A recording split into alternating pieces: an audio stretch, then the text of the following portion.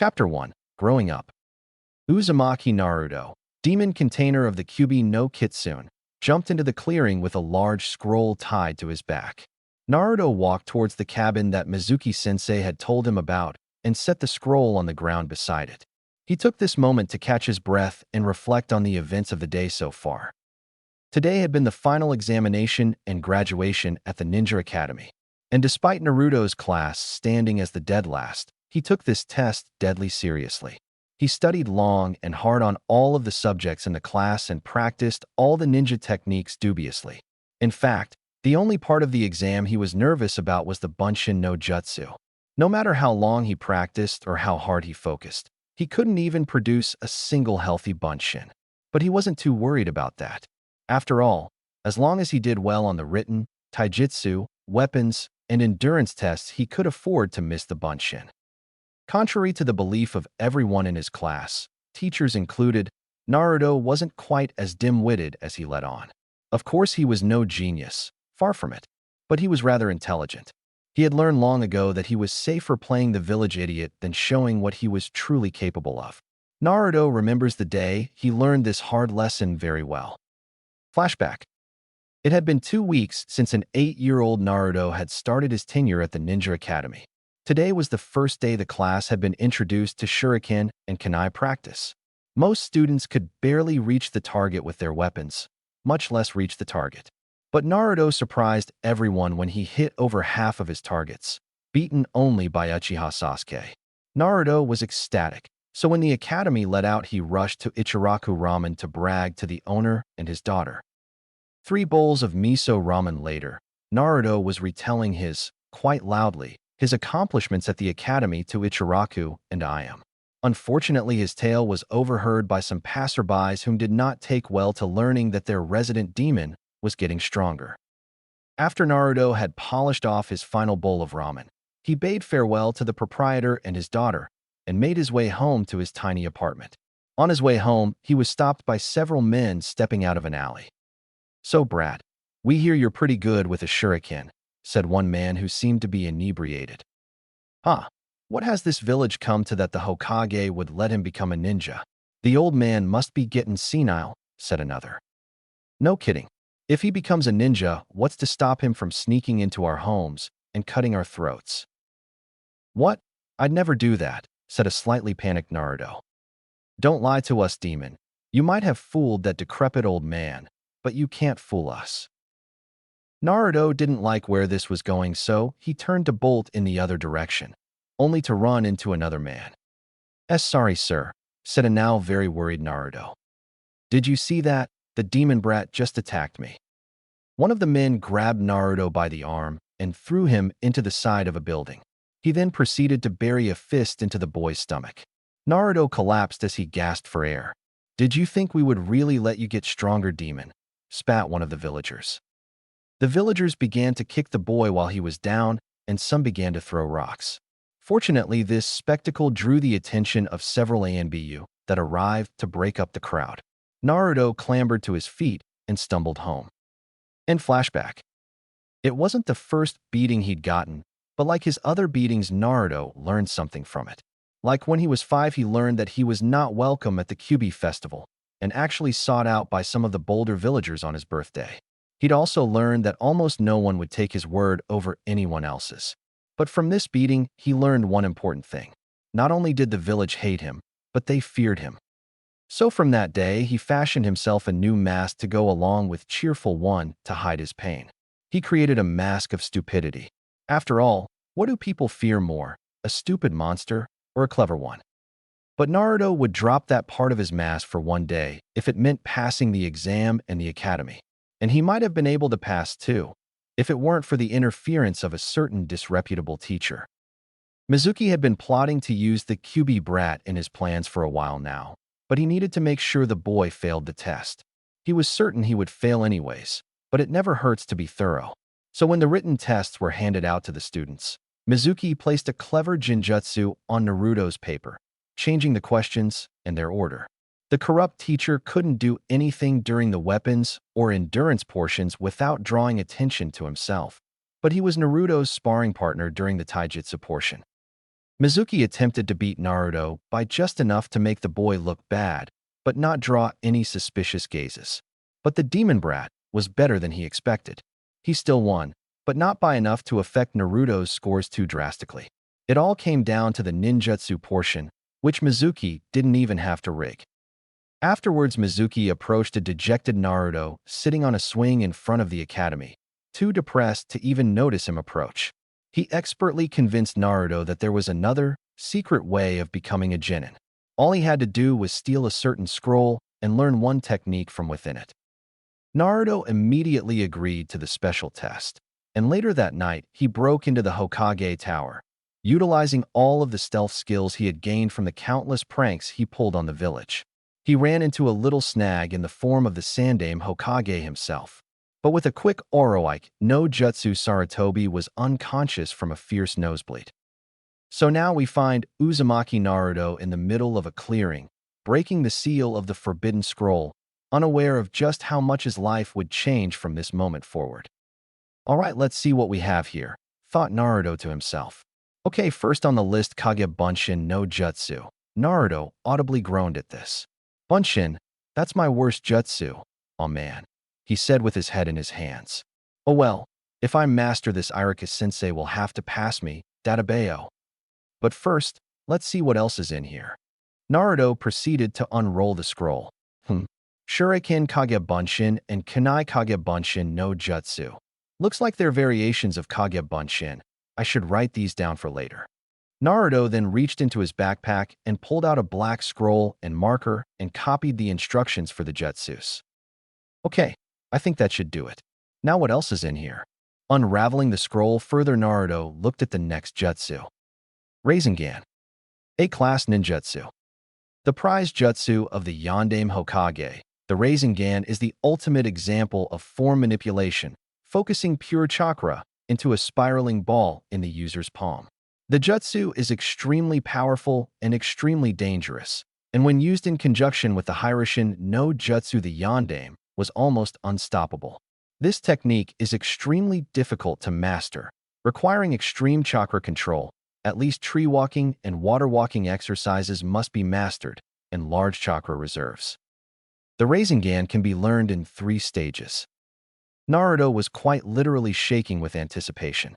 A jutsu created by the Yondaime. Naruto sprang to his feet shouting, "Waitite!"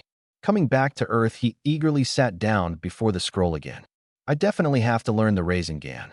But it looks like it's really hard to learn. There's no way I can master it tonight, Naruto thought, slightly disappointed. Oh well, a grin making its way back to his face. I'll just learn it later, he thought, quickly writing down the directions for the jutsu in his spare scroll. After finishing his impromptu homework, he placed the scroll back in his backpack, satisfied with the jutsus copied.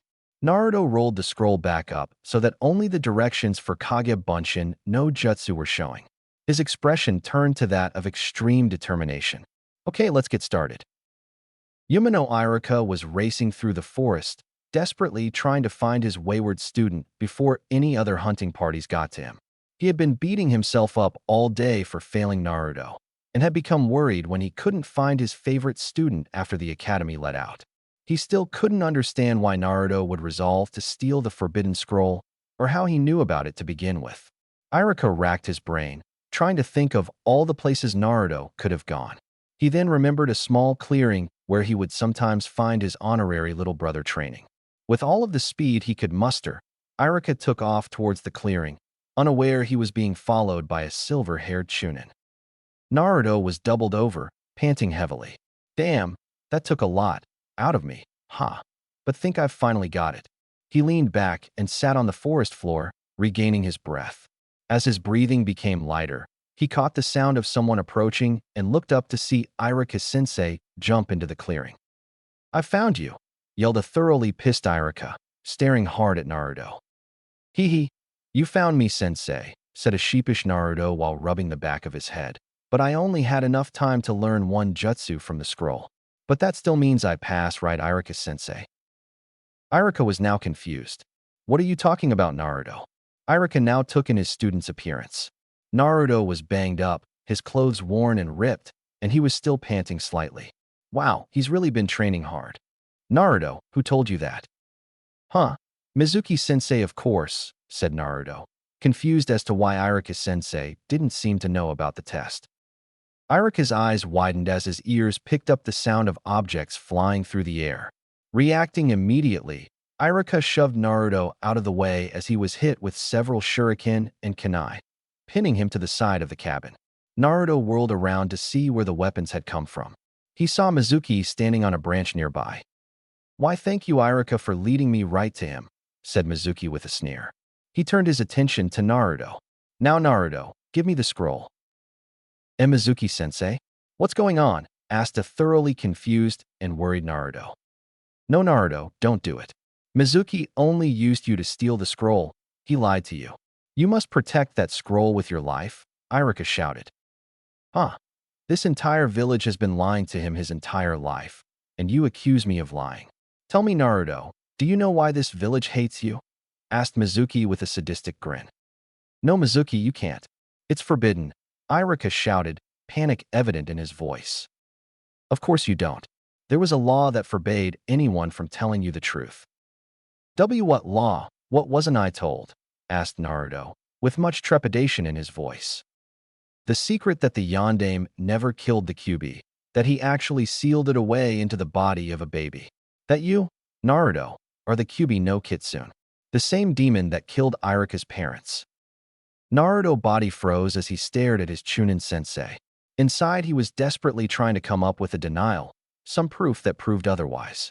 But deep down, he knew it to be true. The villagers' cold stares, the hatred, the beatings, the coinciding dates of his birth and the Kyuubi's defeat. The insults like demon child or Kyuubi brat. It all finally made sense. That's why they hated me. That's why I never had anyone growing up. Why I'll never have anyone. A tear started to make its way down his cheek. I never even had a chance to be happy, did I? I was cursed the day I was born.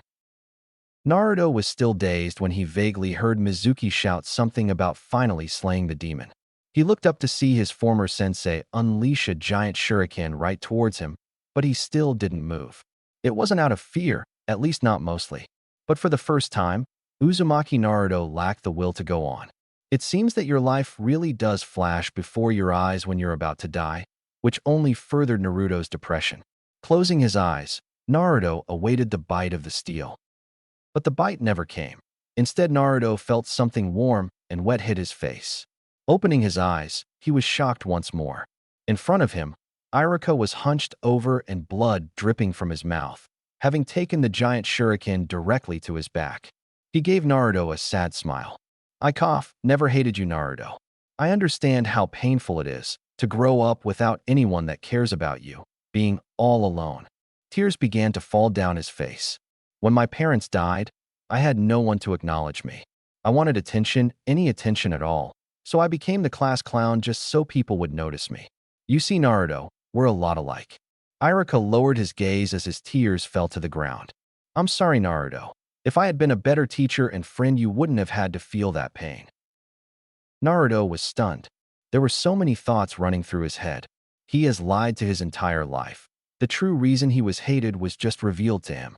Was he a demon? Was he even human? It was just too much to take all at once. So he did the only thing he could think of. He ran. Iruka could only watch as Naruto disappeared into the forest. "Naruto." "You see, Iruka, did you see the look in his eyes? He's going to use the scroll to get revenge on the village for what it has done to him. He's just like me." "You're wrong," Iruka said coldly, wrenching the shuriken out of his back and launching it back at Mizuki. Mizuki simply dodged the weapon. Now, Iruka, don't be impatient. I'll come back to deal with you once I've finished off the Kyuubi brat." And with that, he sped off in search of Naruto. "Damn you," Iruka cursed, moving as fast as his body would allow to intercept the traitor. It was some time later that the two former friends were once again face to face in the forest. Both had made use of a henge in an attempt to fool the other. Iruka had gained a slight advantage and managed to hit Mizuki with a shoulder to his chest. Unfortunately, due to his injuries, he was unable to maintain this advantage for long. This is why we find him slouched, injured and exhausted against a tree, staring down a still relatively fresh Mizuki. "Tell me, Iruka, why do you care for that thing? He's just going to use the scroll to gain power, and destroy the village. That's what demons do. Unknown to both parties, Naruto was currently hiding behind a nearby tree, so was privy to their conversation. You're right, Mizuki. That is what a demon would do. Naruto could feel his heart break. So Iruka-sensei is just like the rest of the village.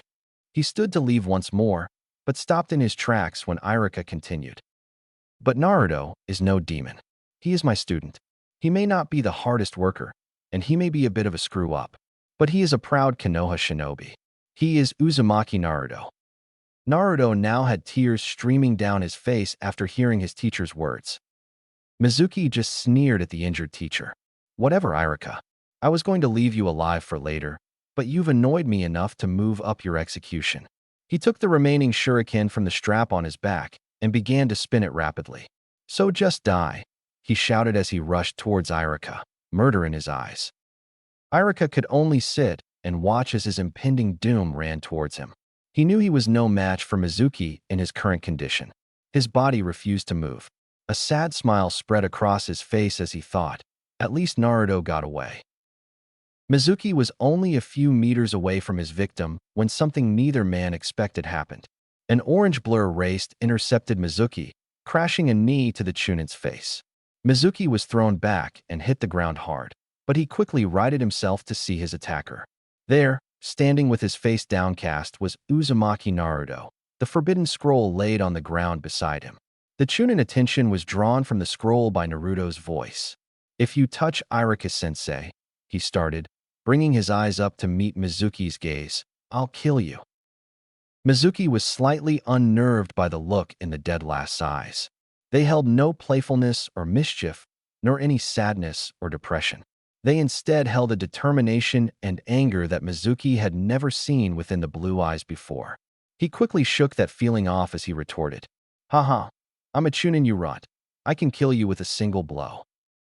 Much to Mizuki's surprise and consternation, Naruto didn't even flinch.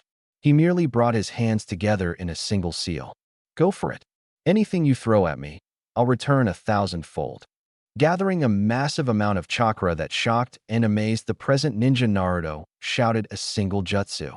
Taju Kage Bunshin no Jutsu. There was a massive release of smoke as the jutsu took effect. When it cleared, the two Chunin in the clearing were further stunned, though one had a look of pride while the other held one of fear. The clearing was now filled with hundreds of Naruto clones, filling the trees and forest floor with a sickening orange. Mizuki couldn't move out of sheer shock. What's wrong, Mizuki team? I thought you would kill me with one shot, said the clones. Fine, if you're not coming, then I'll make the first move.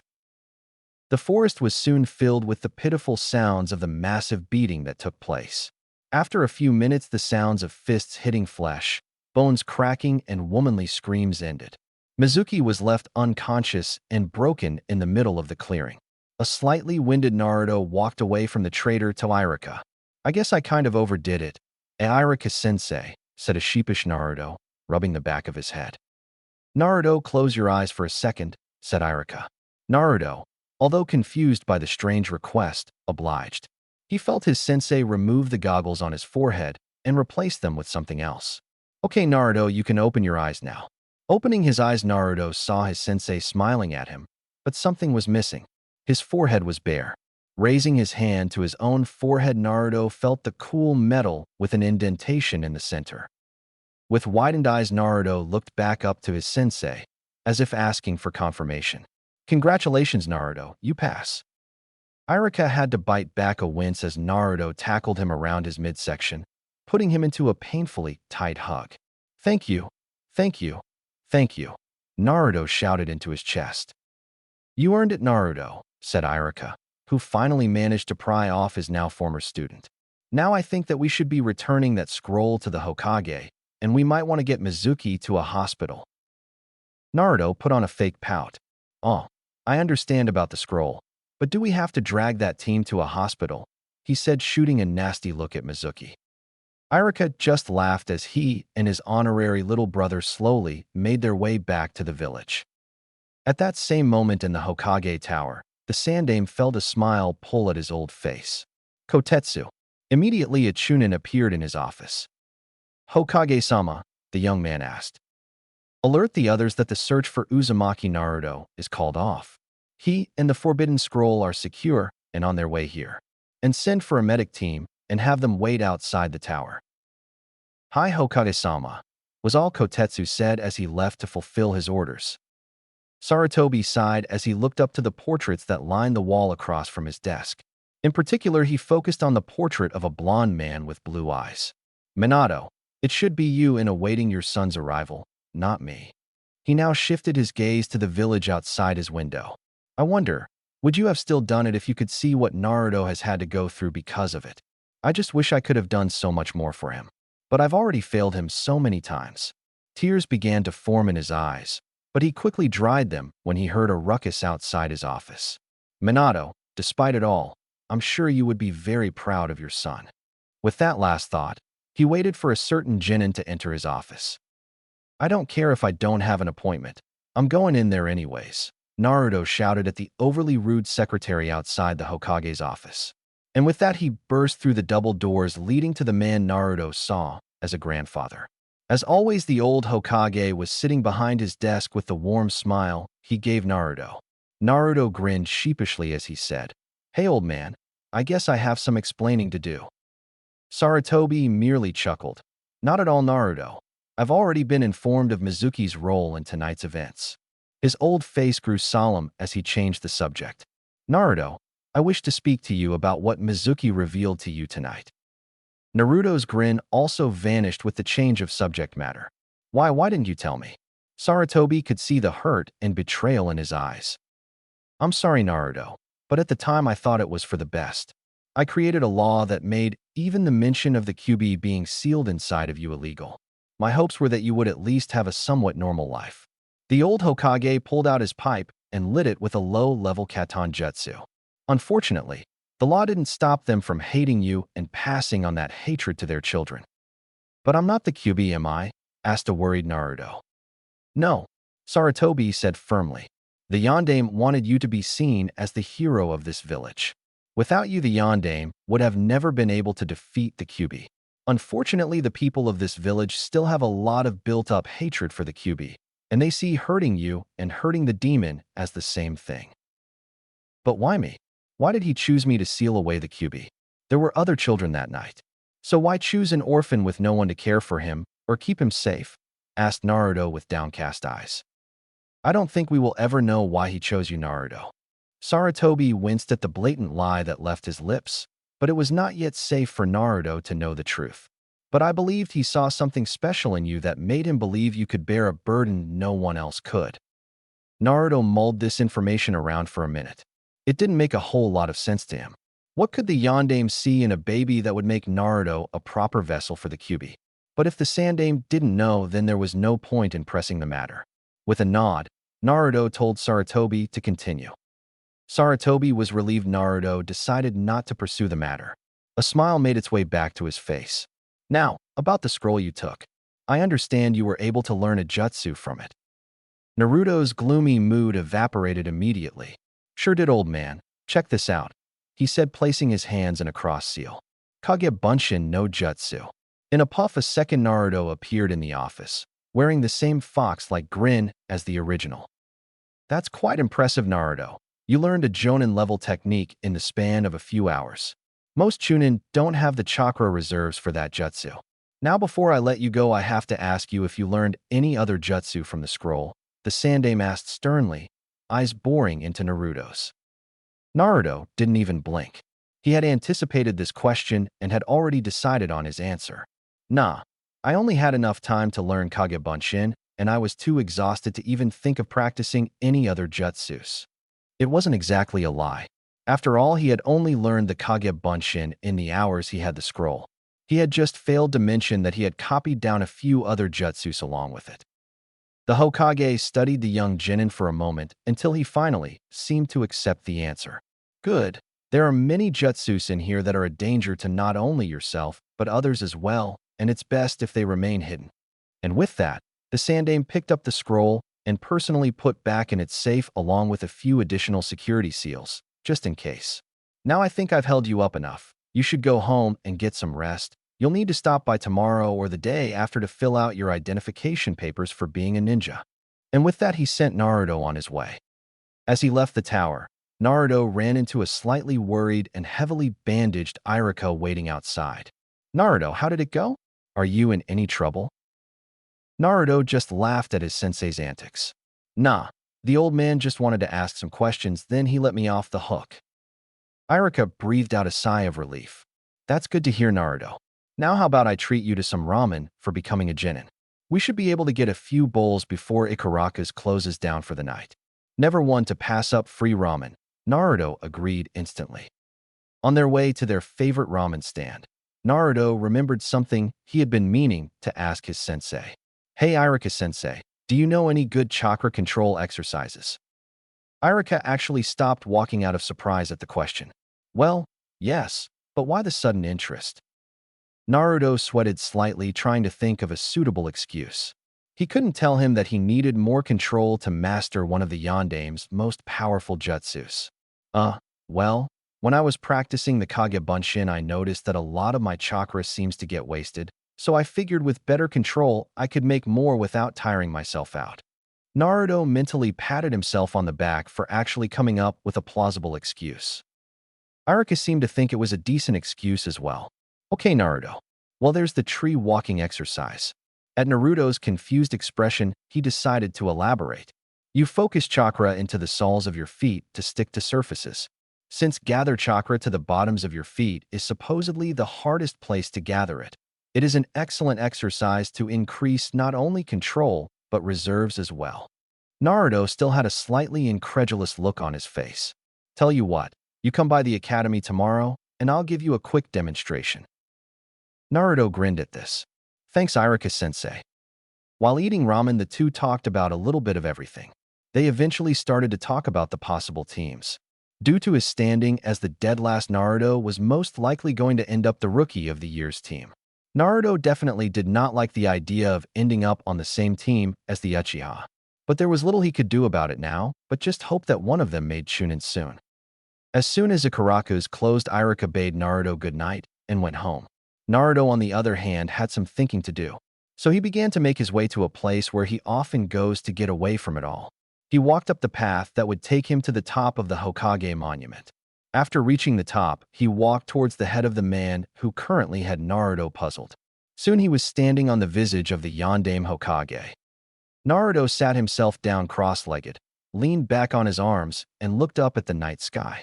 As he sat there, he began to think of the Yandame's actions on that night all those years ago. The night Kyuubi attacked, he had done something that few could ever dream of doing. He defeated a demon.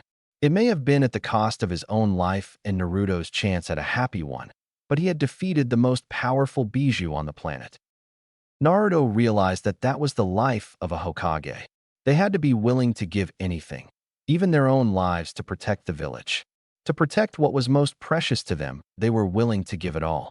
Naruto then began to reflect on his own reasons for being Hokage. He didn't want the job to protect the village.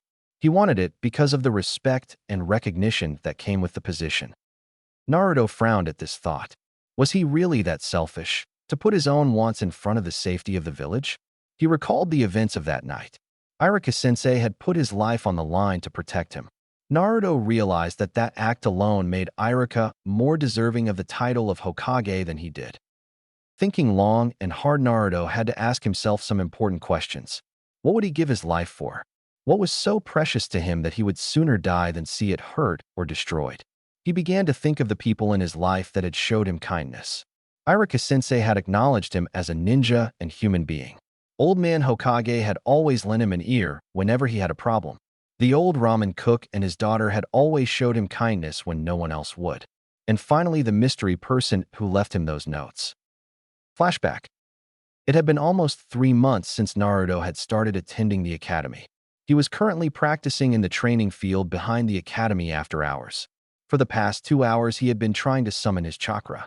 The reason he was having so much trouble was due to the fact that when the instructors had begun the lecture on how to summon one's chakra, one of them saw fit to remove Naruto from the class. He claimed he was causing a disruption to the other children's learning when in reality, he was merely asking a question. So now Naruto was left to figure it out by himself based on the tidbits of information he could get off the other students. So far, he was having no luck. He was just about to give up and go home for the day when he heard a soft thud from behind him. Turning around, he saw a kunai with a piece of paper attached to it. Naruto looked around him for any sign of the person who had thrown it, but found no one. Shrugging to himself, he reached down and picked up the kunai and note. Inside the note were instructions explaining what chakra was and how to summon it. The script was written in very elegant handwriting that led him to believe it was written by a girl. But just what girl he never found out. Flashback ends. Over the years, Naruto had received several of those notes. Sometimes they helped with training, like basic taijutsu stances or weapon-throwing techniques. Other times they just offered words of encouragement. He had even received the goggles he wore so frequently as a birthday present from the mystery person. Whoever they were, Naruto considered them precious to him. He would give anything to protect these people and what they stood for. They saved him from loneliness, and he would go to the ends of the earth to make sure they stayed safe, including protecting the entire village. With his mind made up, Naruto stood and walked to the edge of the monument. Looking down at the face of the man who had been Konoha's greatest Hokage, Naruto spoke. "I don't know why you chose me, or even if you had a reason for choosing me, but I swear to make you proud." Naruto pulled out a kunai and brought it to his palm, slashing it open so blood would flow. "From this day forward, I vow to become Hokage, not for acknowledgement or recognition, but to protect those who are precious to me and to protect the village that was so precious to you." And with this vow, he made his way back into the village, to his apartment. Deep down, he could feel that this night would be a changing point in his life, and he couldn't help but smile at the prospect of what tomorrow could bring. Chapter 2. The day after. Naruto awoke with a groan, silently cursing whoever it was that invented alarm clocks. He glanced at the soon-to-be doomed clock to see the time was only 6 o'clock in the morning. Groaning again, Naruto had to remind himself as to why he was waking up this early. He remembered he wanted to catch Iruka-sensei early today at the academy to learn the tree walking. Iruka normally arrived early at the academy to prepare the day for his students. Naruto wanted to have as much time as possible today to learn the control exercise. Quickly dispatching the alarm clock in the most destructive way possible, Naruto pulled himself out of bed and jumped into the shower. A few seconds and a girlish scream later, Naruto remembered he needs to check the water temperature before entering the shower. But there's no faster way to wake up than being doused in ice-cold water. Finishing up in the bathroom, Naruto re-entered his bedroom to get dressed. Taking a look at his orange jumpsuit, he let out a sigh.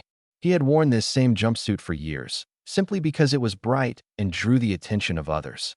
But it definitely wasn't proper attire for a shinobi. "I like orange just fine, but it's not exactly easy to hide if you're wearing clothes that practically glow. If I'm going to start taking this job seriously, I'll need to dress the part.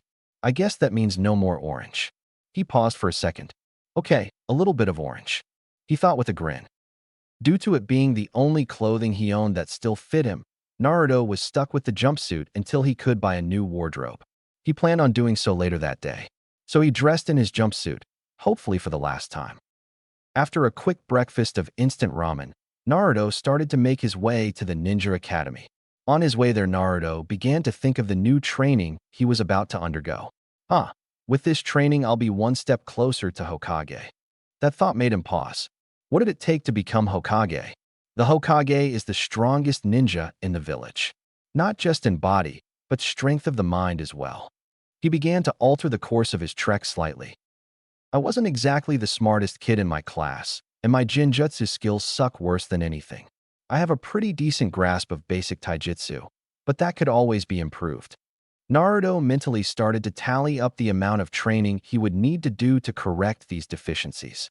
"Man, this is going to take a hell of a lot of work," he thought, but his eyes took on a look of fierce determination.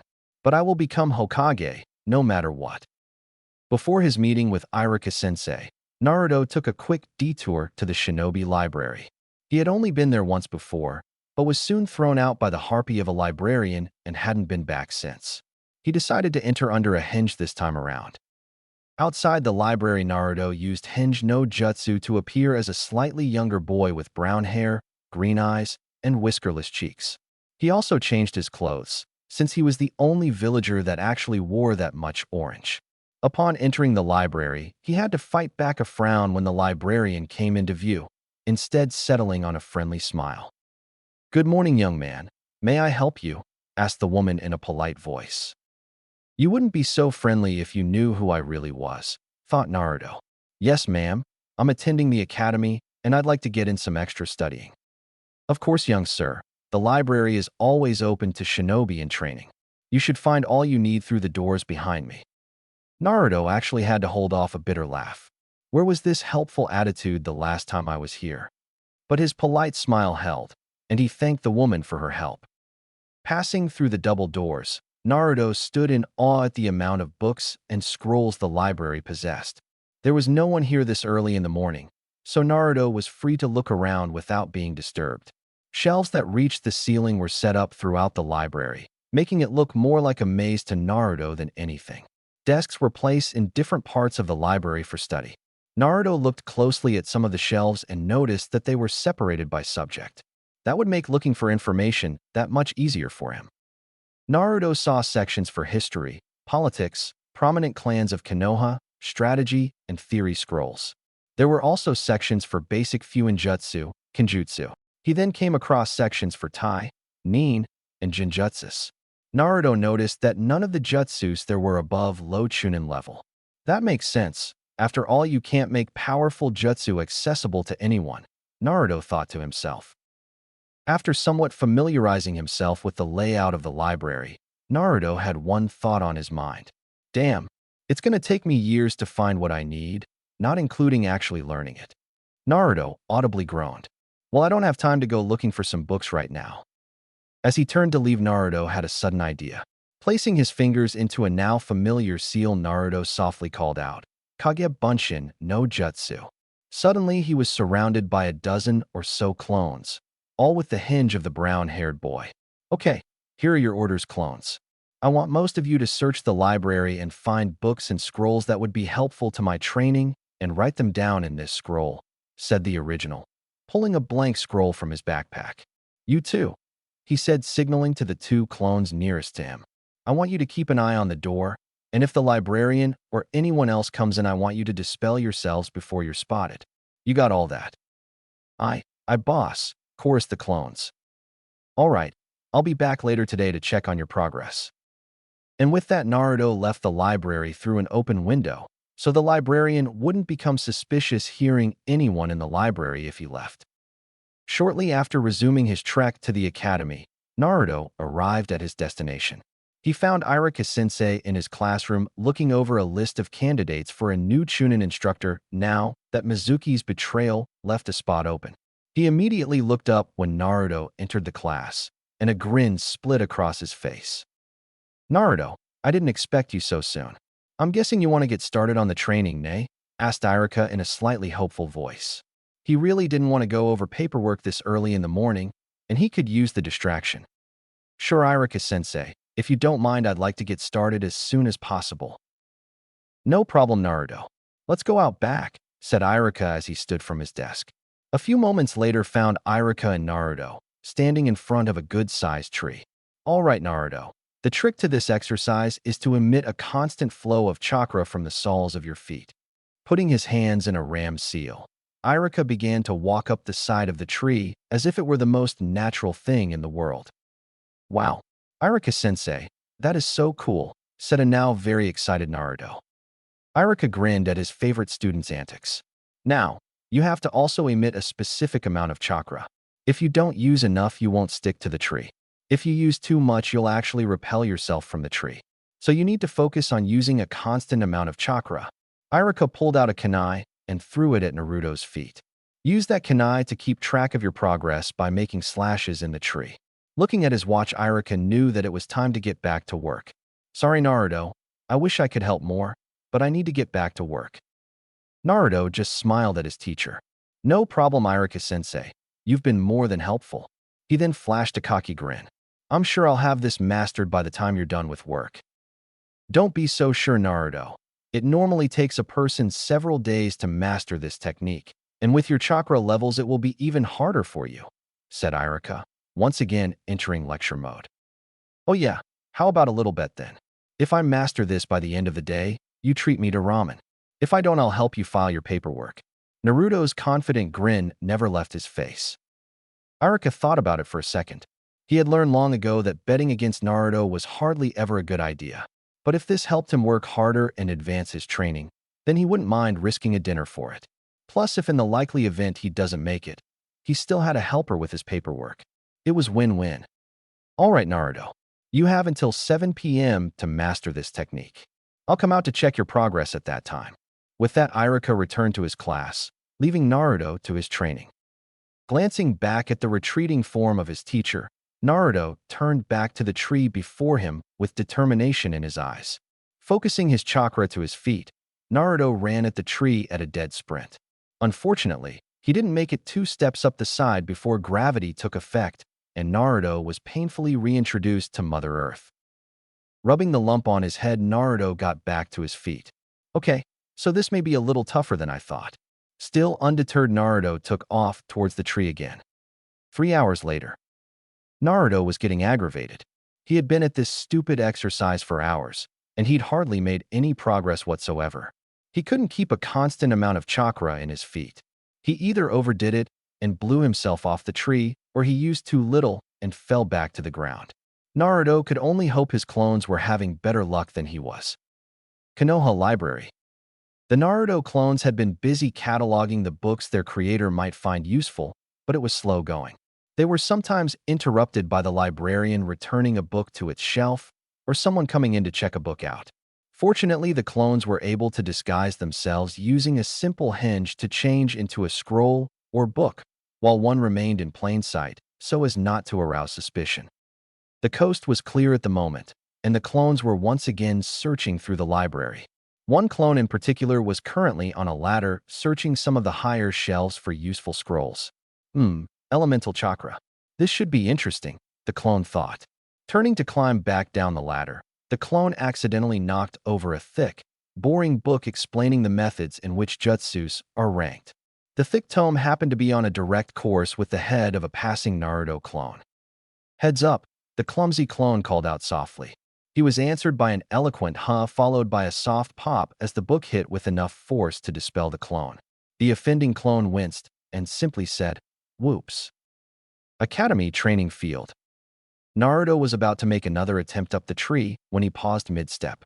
A memory of the incident at the library flashed in his head. Stupid clones, if they're not careful there won't be any left when I go back to the library? How could he have possibly known what had happened all the way over at the library from here? It's like I remember everything the clone does up to the point it was dispelled. The possibilities of this new development passed through Naruto's head, but he needed to test it to make sure.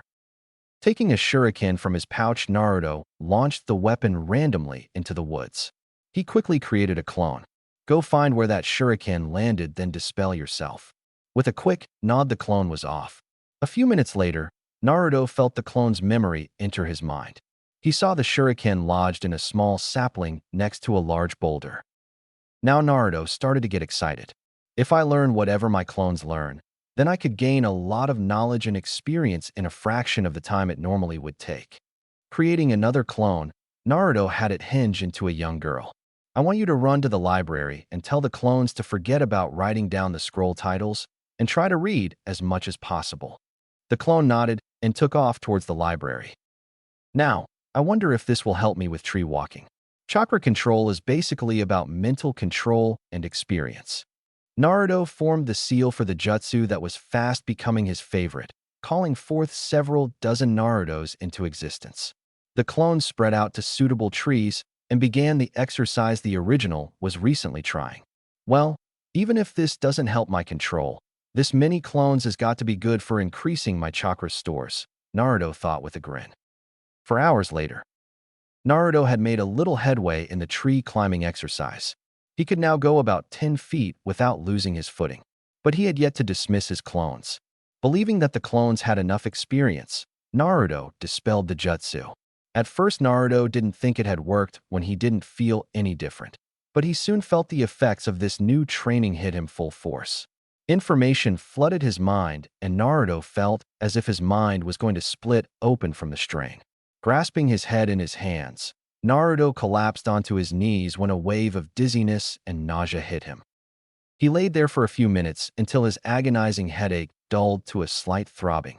Making his way to his feet while panting heavily, Naruto slowly regained his bearings.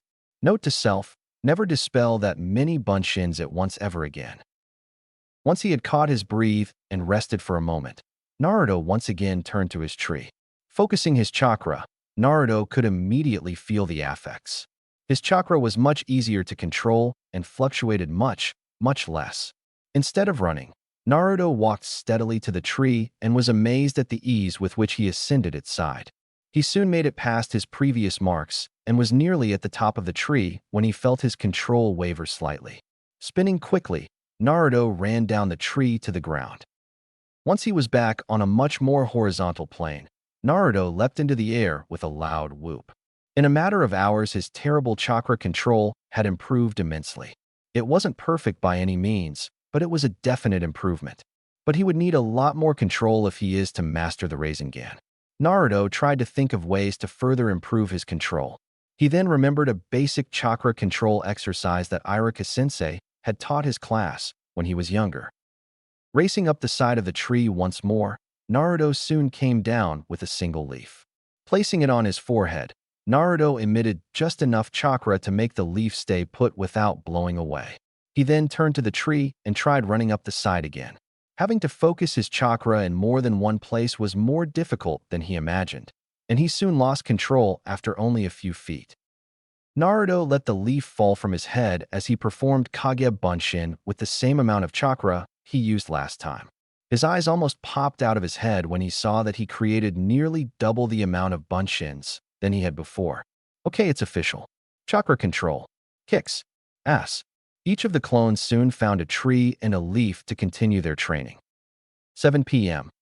Iruka had just finished with all of his paperwork and was making his way to the training field he had left Naruto in.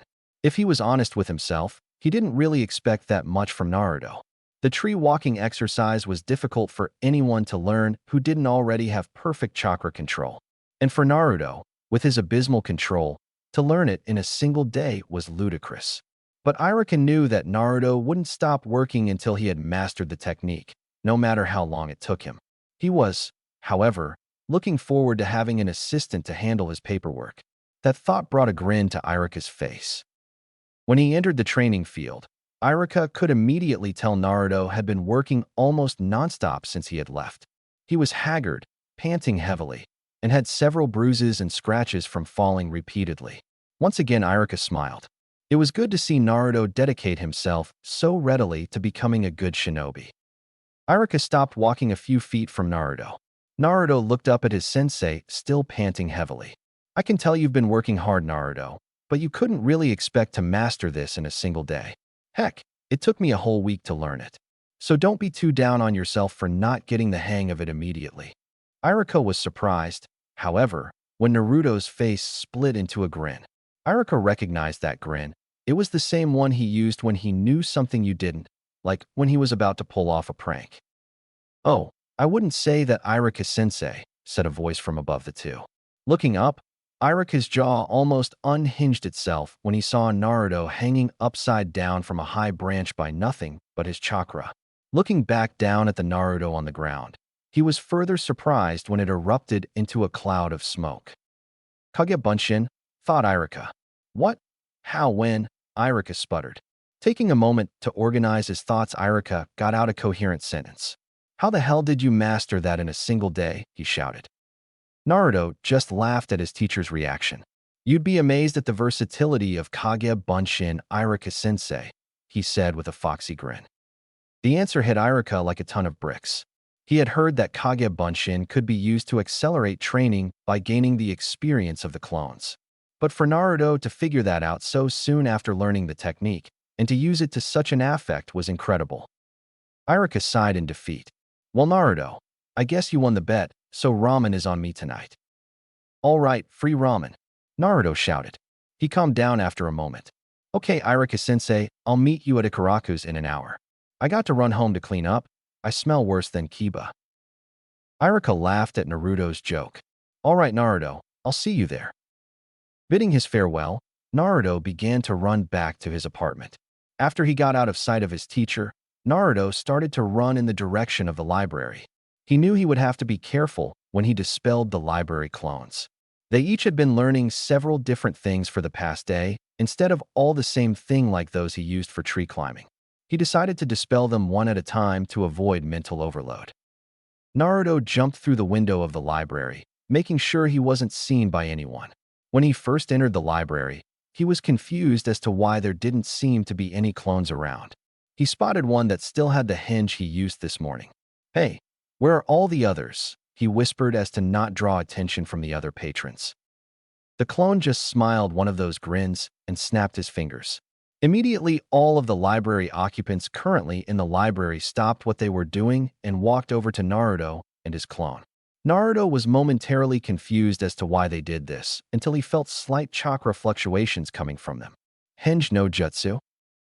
Yep, boss. We figured it was too much of a hassle to keep hiding when someone came in, so we each hinged into someone else and re-entered the library so we didn't have to stop working. Naruto was shocked.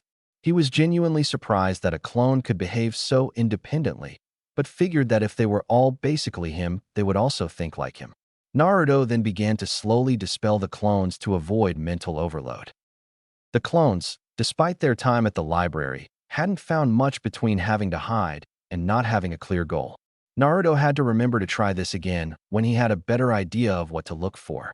Fortunately, the time hadn't been wasted as the clones had been busy finding interesting and useful subjects for him to look more into later on. Naruto looked at the pile of scrolls and books the clones had found. One clone had found a few scrolls on Jinjutsus. Naruto realized that because Jinjutsus were such a subtle field of shinobi techniques and required precise control, he would probably never be very proficient with them. But it definitely wouldn't hurt to read up on them to better know how to spot and dispel a Jinjutsu. After all, it wouldn't do for a Hokage to be fooled by a simple Jinjutsu. The clone that read up on Taijutsu found one very interesting book. It was called Fanning the Flames of Youth by Mato Guy. It described in detail several training methods to increase one's strength, stamina, and speed. The methods in the book seemed to be a bit on the extreme side, and that was putting it lightly. Whoever this Mato Guy was, he was either crazy or insanely strong, probably both. There were several scrolls dealing with ninjutsu. Like Naruto, the clones found this subject to be the most intriguing. There were few actual jutsus. However, most of the scrolls described the basic aspects of ninjutsu. One scroll was about elemental chakra and elemental jutsus. From what the clones had read, Naruto knew that shinobi normally have a natural affinity for a certain element. The scroll vaguely described a way to discover your affinity with the use of special chakra cards.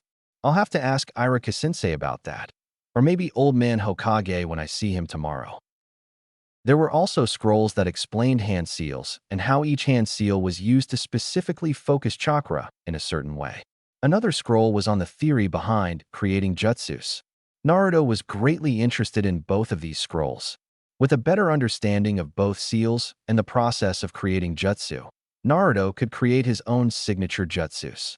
A Hokage's got to have some of his own jutsus, right? Naruto recreated his clones and reapplied the henges they used to enter the library. Over the next half hour, the clones left the library with the collected scrolls at random intervals as to avoid suspicion. Back at his apartment, Naruto remembered he wanted to shop for clothes today. There was no way for him to find clothes now when he was supposed to meet Iruka-sensei for ramen in a few minutes. Naruto then smacked himself in the head and formed his favorite jutsu. He created 5 Kage Bunshin and had one use a hinge to change to the same boy he was at the library. Handing the Bunshin a large chunk of his savings, the clone went off on his own for a little shopping spree. Naruto had his remaining clones start to read the scrolls he brought home. He then left his apartment to claim his winnings from today's bet. An hour and a half later found Naruto leaving Ikaraku's and a very depressed Iruka, who was still staring at his now empty wallet with tears in his eyes. On his way home, Naruto saw a boy with black-haired boy with a brooding expression walking his way from across the street. Uchiha, thought Naruto with a scowl. Sasuke noticed this and merely sneered at the blonde. What are you looking at, Dobe? Shouldn't you be preparing for another year at the academy? Naruto was about to retort when he thought better of it. His forehead protector was currently in his pocket after it accidentally fell in his ramen broth while eating. Sasuke didn't realize Naruto had passed.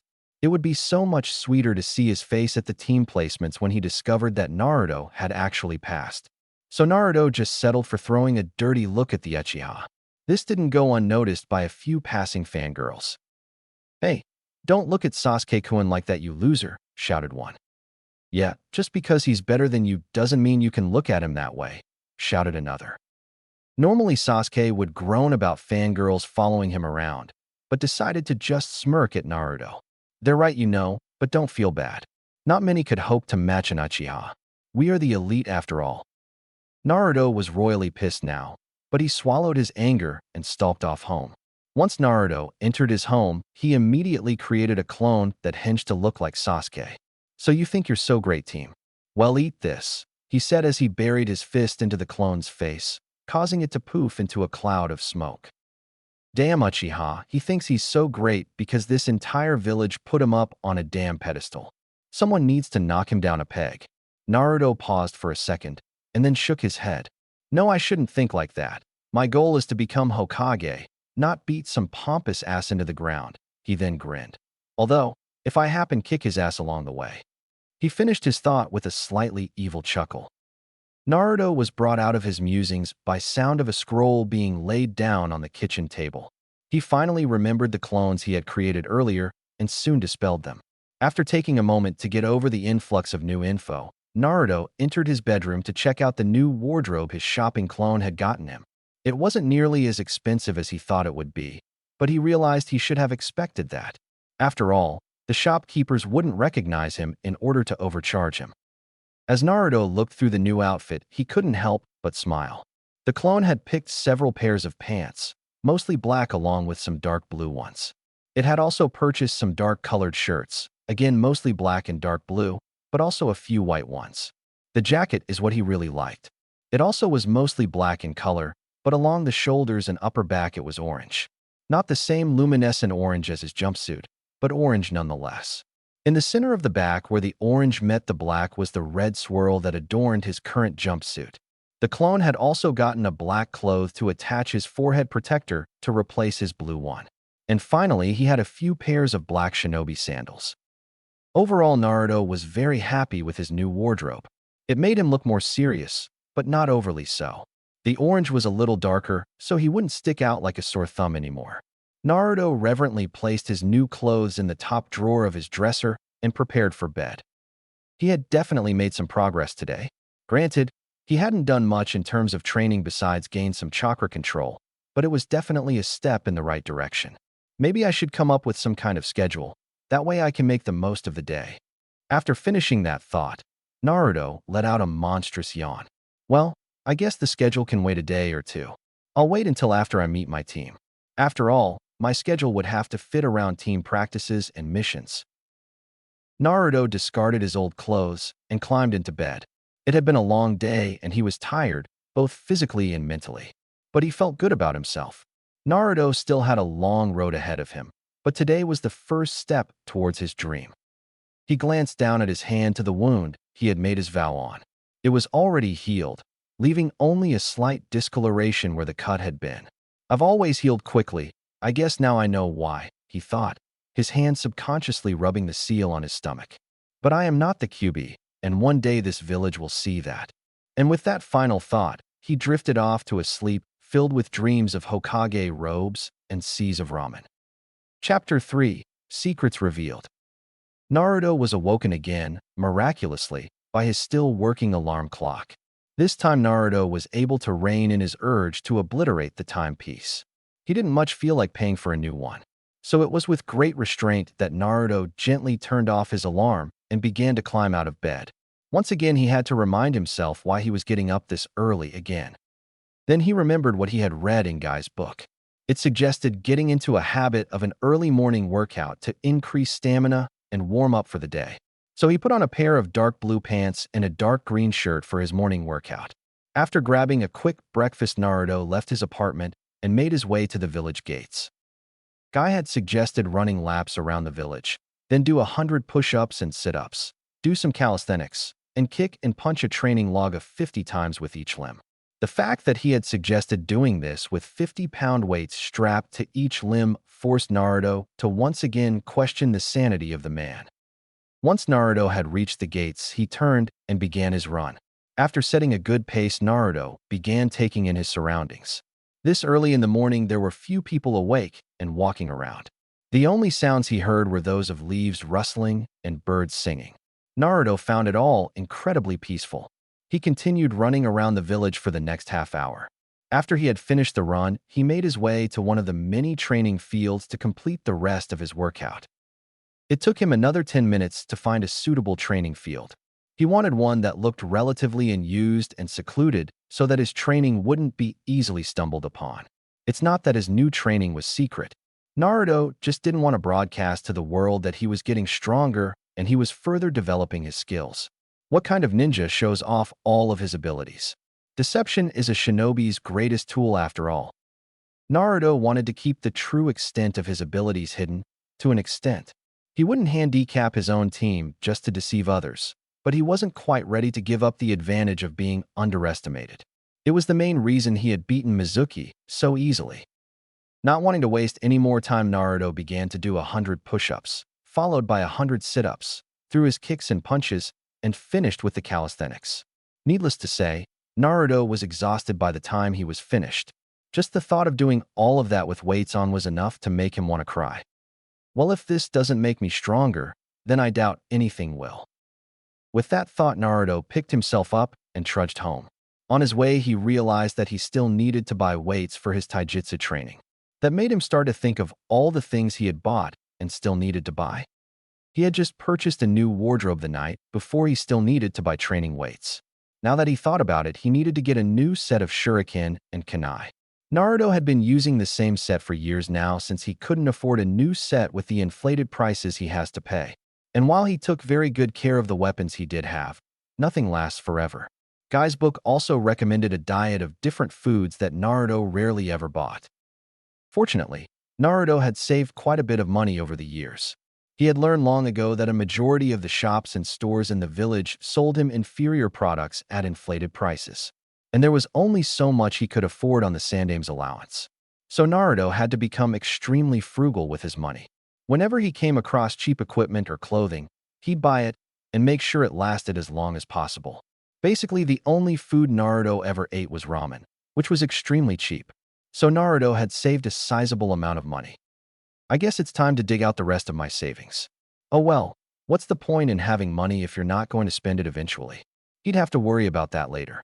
Right now, he needed to get ready to go and fill out his papers at the Hokage Tower. So he merely continued on his way to his apartment. After a quick shower, Naruto clothed himself as he had the night before, in black pants and his black/orange jacket.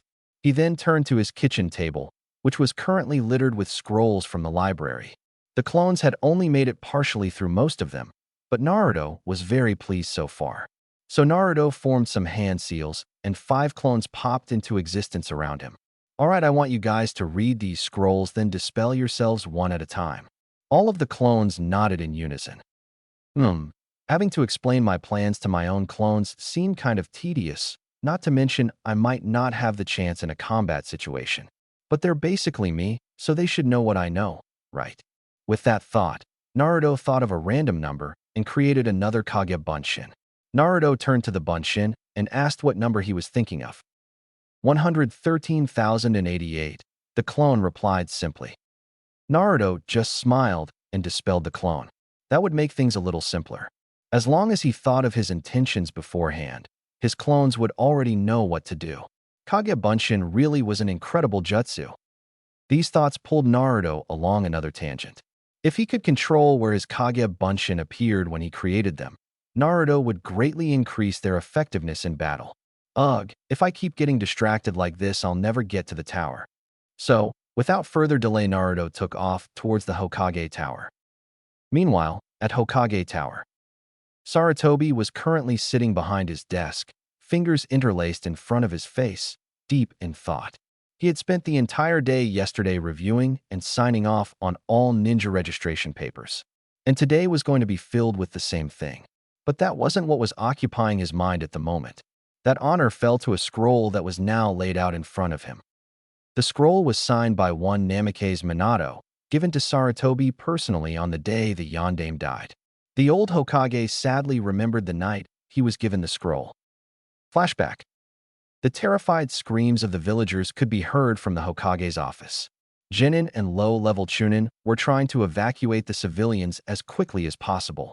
It would only be a matter of time before the force of nature, known as the Kyubi no Kitsune, finally breached the walls surrounding the village. The ninja of the village could do little more than draw its attention for a while. Every weapon, jutsu, or any form of attack was brushed off and ignored as if they were merely annoying insects. The only thing that allowed the ninja to keep fighting a hopeless battle was the belief that their leader would find some way to stop it. They were stalling for this chance as much as they possibly could. Their possible savior was currently in his office at the Hokage Tower, finalizing his preparations to defeat the Kyubi. The Yondaime Hokage was staring intently at the scroll in front of him, making sure everything was in order. If anyone were to see him now, they would be deeply troubled by the sight. Namikaze Minato, the man who became the strongest shinobi to ever come out of Konoha, now looked broken and defeated. In one night he lost, or was about to lose, everything he held most precious to him. His wife of less than a year, Kushina, had just passed away giving birth to their son, Naruto. And in less than an hour, he would have to place a burden no one should have to carry on his own son.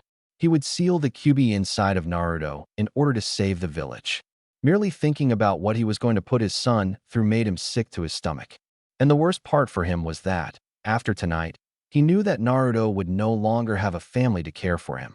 But Minato knew he could not ask another family to make a sacrifice he could not. Looking to the side of his office, he looked at the crib that now held his son. Standing from his chair, Minato walked to his sleeping son. Naruto looked so peaceful, sleeping without a sound. "I'm so sorry, Naruto, for what I'm going to do to you," he thought while tears formed in his eyes. "I just hope that you'll find it in your heart to forgive me someday."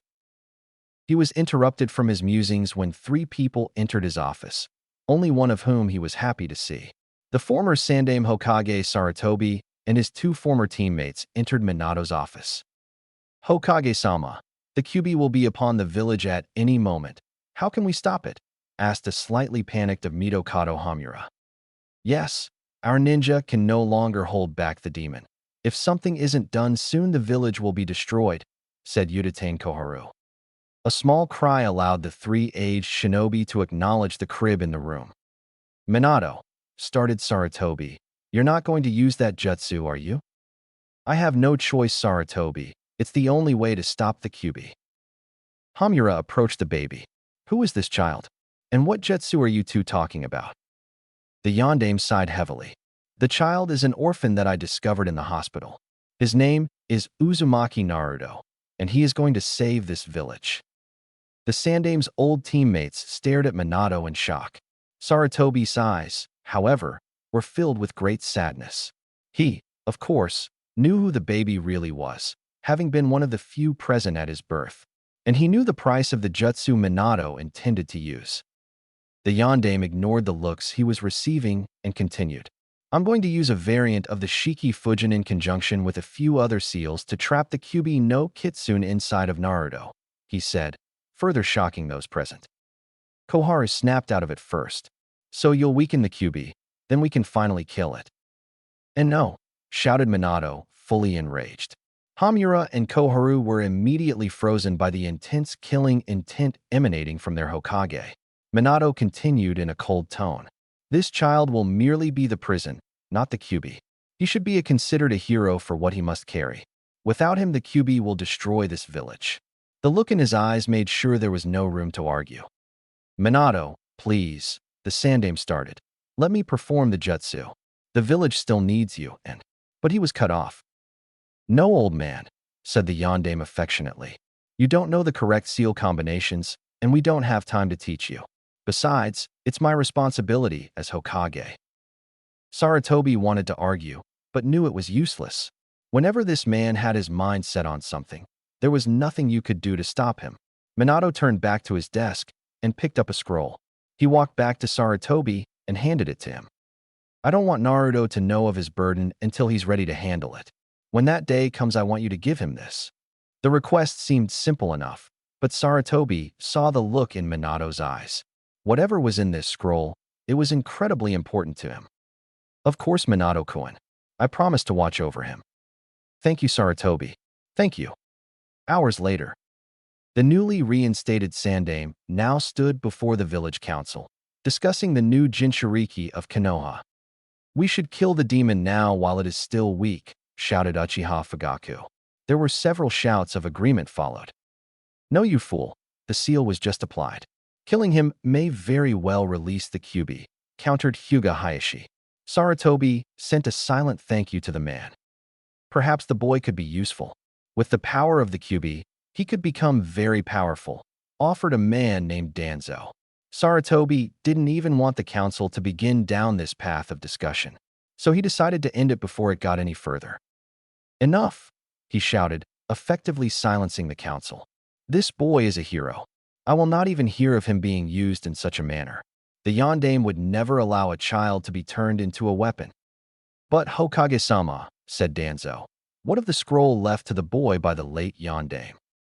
Sarutobi's eyes widened slightly in surprise, but then hardened into a glare as he shifted his gaze to his former teammates. Koharu shifted uncomfortably under his gaze, but Hamura remained unfazed. Now, Sarutobi, don't look at us like that. It is important that we know of if the scroll contains any of the Yondaime's plans concerning young Naruto. Plus, it is important to know of any sensitive information that could be passed to someone who may prove to be unstable. Murmurs of agreement spread throughout the council. Sarutobi growled. This was bad. If Naruto's heritage got out, he'd be in danger, not only from other villages, but from the conniving members of the council. But he couldn't do anything to stop the council from simply reading a scroll. So it was with great reluctance that he handed over the scroll for their inspection. The Sandaime was shocked by what was written in the scroll. Or rather, what wasn't written. The letter was addressed to Naruto in a very formal manner. It explained the sealing of Kyuubi and the part Naruto played in the events. The Yondaime apologized for the burden he placed on Naruto and asked him to understand his decision. It was signed Namikaze Minato, Yondaime Hokage. The scroll made no mention of Naruto's true heritage and was written in a form that seemed completely wrong for a final letter from father to son.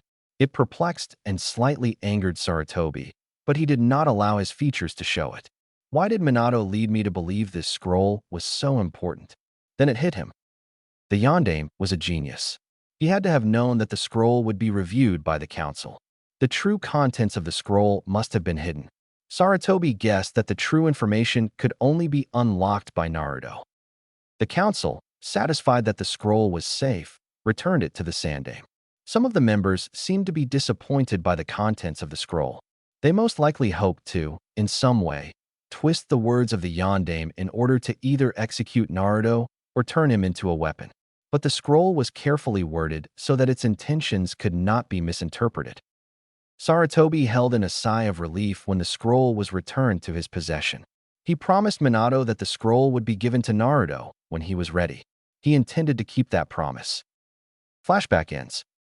Now it was 12 years later, and that very same scroll was now lying on Sarutobi's desk. When Naruto had been made aware of his burden 2 days ago, Sarutobi was afraid of overloading him with too much too soon, especially since he had no idea what the scroll really said. He just hoped that Naruto understood why he had withheld it from him for so long. And he still hadn't been sure whether or not Naruto was completely ready to know everything. He had only just been told of the Kyuubi. Sarutobi just didn't know how this would change Naruto. Would he become resentful of the village and the Sandaime for his life? Or would he simply give up? Fortunately, Sarutobi's answer came in the form of a late-night report courtesy of Iruka. The event had apparently changed Naruto. Now he seemed to be more focused than ever before, even more determined. The Sandaime hoped with all his heart that this was proof of Naruto's growing maturity, and that he was ready for what he had to tell him. Sarutobi sighed. Good or bad, this will most definitely be an interesting day. Back with Naruto. Naruto was surprised by how much attention his new outfit was drawing. Several of the villagers were throwing him curious glances. It was, of course, short-lived. Once they recognized him, their eyes became cold, and they quickly went back to ignoring him. But there were an occasional few whose eyes still held a bit of interest, even after they recognized him. He didn't have time to reflect upon this, as he felt one of his clones dispel itself after reading one of the shorter scrolls. It was the one on nature manipulation. Naruto was very interested in this scroll. He learned about some of the strengths and weaknesses of the elements. No one element was stronger than all others. Each was strong against a certain element and weak to another. Wind diffuses lightning. Lightning destroys earth. Earth absorbs water. Water quenches fire, and fire feeds on the wind. They were all balanced. Again, Naruto reminded himself to ask the Hokage for one of those chakra cards. He might not be able to start working on his element right away, but it would definitely be beneficial for him to know which element he was aligned with. If anything, he could keep his eyes open for any jutsus for that particular element. Again, Naruto had to push these thoughts out of his head for now. There was enough on his plate as it was. If he keeps coming up with new things to train and he'd be pulled in so many directions, he wouldn't accomplish anything. I just need to take things one at a time. Well, I guess with Kage Bunshin I could do too, he thought with a fox-like grin. Once he reached the tower, Naruto was made his way to the roof, where a photographer was taking ID pictures. Naruto remembered how he had considered doing something extreme for his photo, like painting himself up. But that was the old Naruto, the one who was more focused on getting attention than actually becoming a respectable ninja. So, when his turn came, he just settled for a victory pose, and with a big grin on his face. Sarutobi looked at the photo before him. It wasn't the most serious pose Naruto could have taken, but it just wouldn't have been Naruto if he had. He had been pleasantly surprised by Naruto's change in attire. It was more fitting of a shinobi. Then he looked up to see said genin in a chair across from him. Everything looks to be in order, Naruto. You and the other genin will meet at the academy tomorrow at 8 a.m. There you will be assigned to your teams and a jounin instructor. All right, Aji-san. As long as you don't put me on some team's team, like Sasuke. Naruto, you know that the teams are made according to your performance and skills shown in the academy. The student with the lowest scores will be placed on the same team as the one with the highest, said Sarutobi in a very sage-like manner. Naruto sighed dejectedly. Fine, but if starts in with any of that I'm superior to you just because of my name crap again, I can't be held responsible for my actions. Sarutobi chuckled lightly. Duly noted, Naruto. Now there is something else I'd like to discuss with you. He didn't get any further when the door to the room opened. I've got you now, old man. Now I will be Hokage. Naruto looked over to see an 8-year-old boy wearing a long blue scarf and a helmet. He pulled out a shuriken and began to rush the Hokage. The kid didn't get very far before he tripped over his own scarf, falling flat on his face. If Naruto hadn't been so utterly confused, he would have laughed his ass off. But as it was, he could only stare blankly at the small boy. He cast a glance at the Hokage to see if he was as confused as he was. Sarutobi merely sighed in exasperation, pinching the bridge of his nose. Naruto thought he heard him mutter, "This is the 8th time this week." 8th? So this isn't the first time, Naruto thought to himself. He shrugged it off and looked back to the boy, who was now making his way back to his feet. He looked dazed for a moment, then confused as to what just happened. He then looked over at Naruto and pointed an accusing finger at him. You're the one that tripped me when I came into the room, didn't you? Naruto's eyebrow twitched. I didn't trip you, you little brat. It's not my fault you actually tripped over your own scarf. Yeah, right. You just wanted to make me look bad, shouted the boy. Naruto was getting tired of this. He stood from his seat and grabbed the kid by the scruff of his shirt. Listen, you brat. Don't go blaming others just because you're a klutz. Before Naruto could continue with his rant, the door to the room again opened. This time a man wearing a bandana and dark sunglasses with normal ninja garb came into the room. He took one look at Naruto and looked like he was going to have a heart attack. Put down that boy this instant, you brat. Don't you know he is the honorable grandson of Sandaime-sama, he yelled. Naruto was surprised. He looked at the boy in his grip, then to the Hokage, trying to see a resemblance. Needless to say, he found none. The boy took his reaction as a fearful hesitation and smirked. What's wrong? Not gonna hit me, Now that you know I'm the Hokage's grandson. TSCH, thought not. Sarutobi winced. Anyone who knew Naruto knew to never insinuate he was a coward. That was just asking for trouble. Oh well, I guess this is a lesson Konohamaru will have to learn the hard way. And learn it he did. I don't care if he was your grandmother. And with that said, Naruto brought his fist down upon the boy's head, painfully reacquainting him with the floor. Konohamaru looked up at Naruto in fear and a bit of awe. He's different from the others, thought Konohamaru. Sarutobi cleared his throat to get the attention of those in the room. Once everyone returned their gaze to the old Hokage, he spoke. Now Konohamaru, as much as I enjoy these little visits, I would greatly appreciate not being interrupted during meetings. Besides, aren't you supposed to be studying with your tutor? He asked, casting a glance at the other man. I hope my grandson isn't too much for you to handle, Ebisu. Ebisu started to sweat lightly. No, Hokage-sama. Your grandson just got away from me for a moment. Sarutobi merely waved him off. Very well, just try to lessen the frequency of these incidents. After receiving a nod and bow from Ebisu, Sarutobi turned back to Naruto. Now Naruto, I believe we were having a conversation. Perhaps we should continue it in my office. Naruto simply nodded, still a little too confused to speak, and followed the Hokage out of the room. Konohamaru watched them leave. He's having a private meeting with Aji-san? He must be really strong. If I can get him to train me, then I'll be Hokage in no time. Konohamaru stood up and left the room, leaving a still dumbfounded Ebisu behind him. Naruto sat across from the Hokage, waiting for this conversation to begin. When they had first entered the room, Sarutobi sealed the room and then proceeded to pull out a scroll and set it on the desk in front of him. What confused Naruto was Sarutobi's reaction to the scroll's presence. He seemed nervous and a bit apprehensive. What's with Aji-san? Is he worried about what's in that scroll, or is he worried about how I'll react to it? Sarutobi noticed the worried look that was beginning to show on Naruto's face and decided not to delay any longer.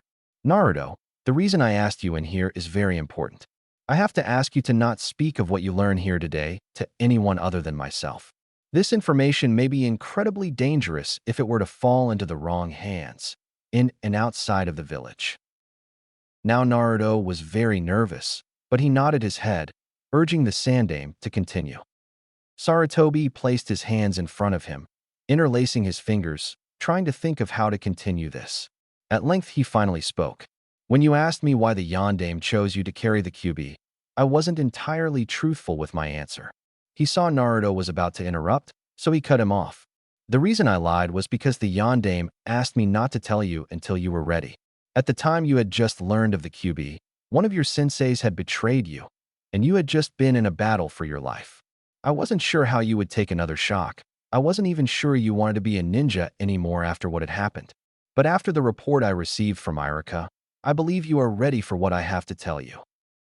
At first Naruto was angry that the Sandaime had lied to him, but when he heard it was because of an order from the Yondaime, he was more curious than anything. What could be so important that the Yondaime himself would have it kept from him until he was ready to keep it secret? So he simply nodded to the Hokage, encouraging him to continue. Before we begin, I want you to read this scroll, said Sarutobi, handing Naruto the scroll. Naruto thought it was a strange request, but did as he was asked. He began to read the scroll, but didn't get far when something very strange happened. Ink seemed to bleed into the scroll. Naruto lifted the scroll to see if he had somehow set it down in some spilled ink, but there was nothing there. He looked back at the scroll and saw that the ink was forming into a shape. It was a seal of some kind.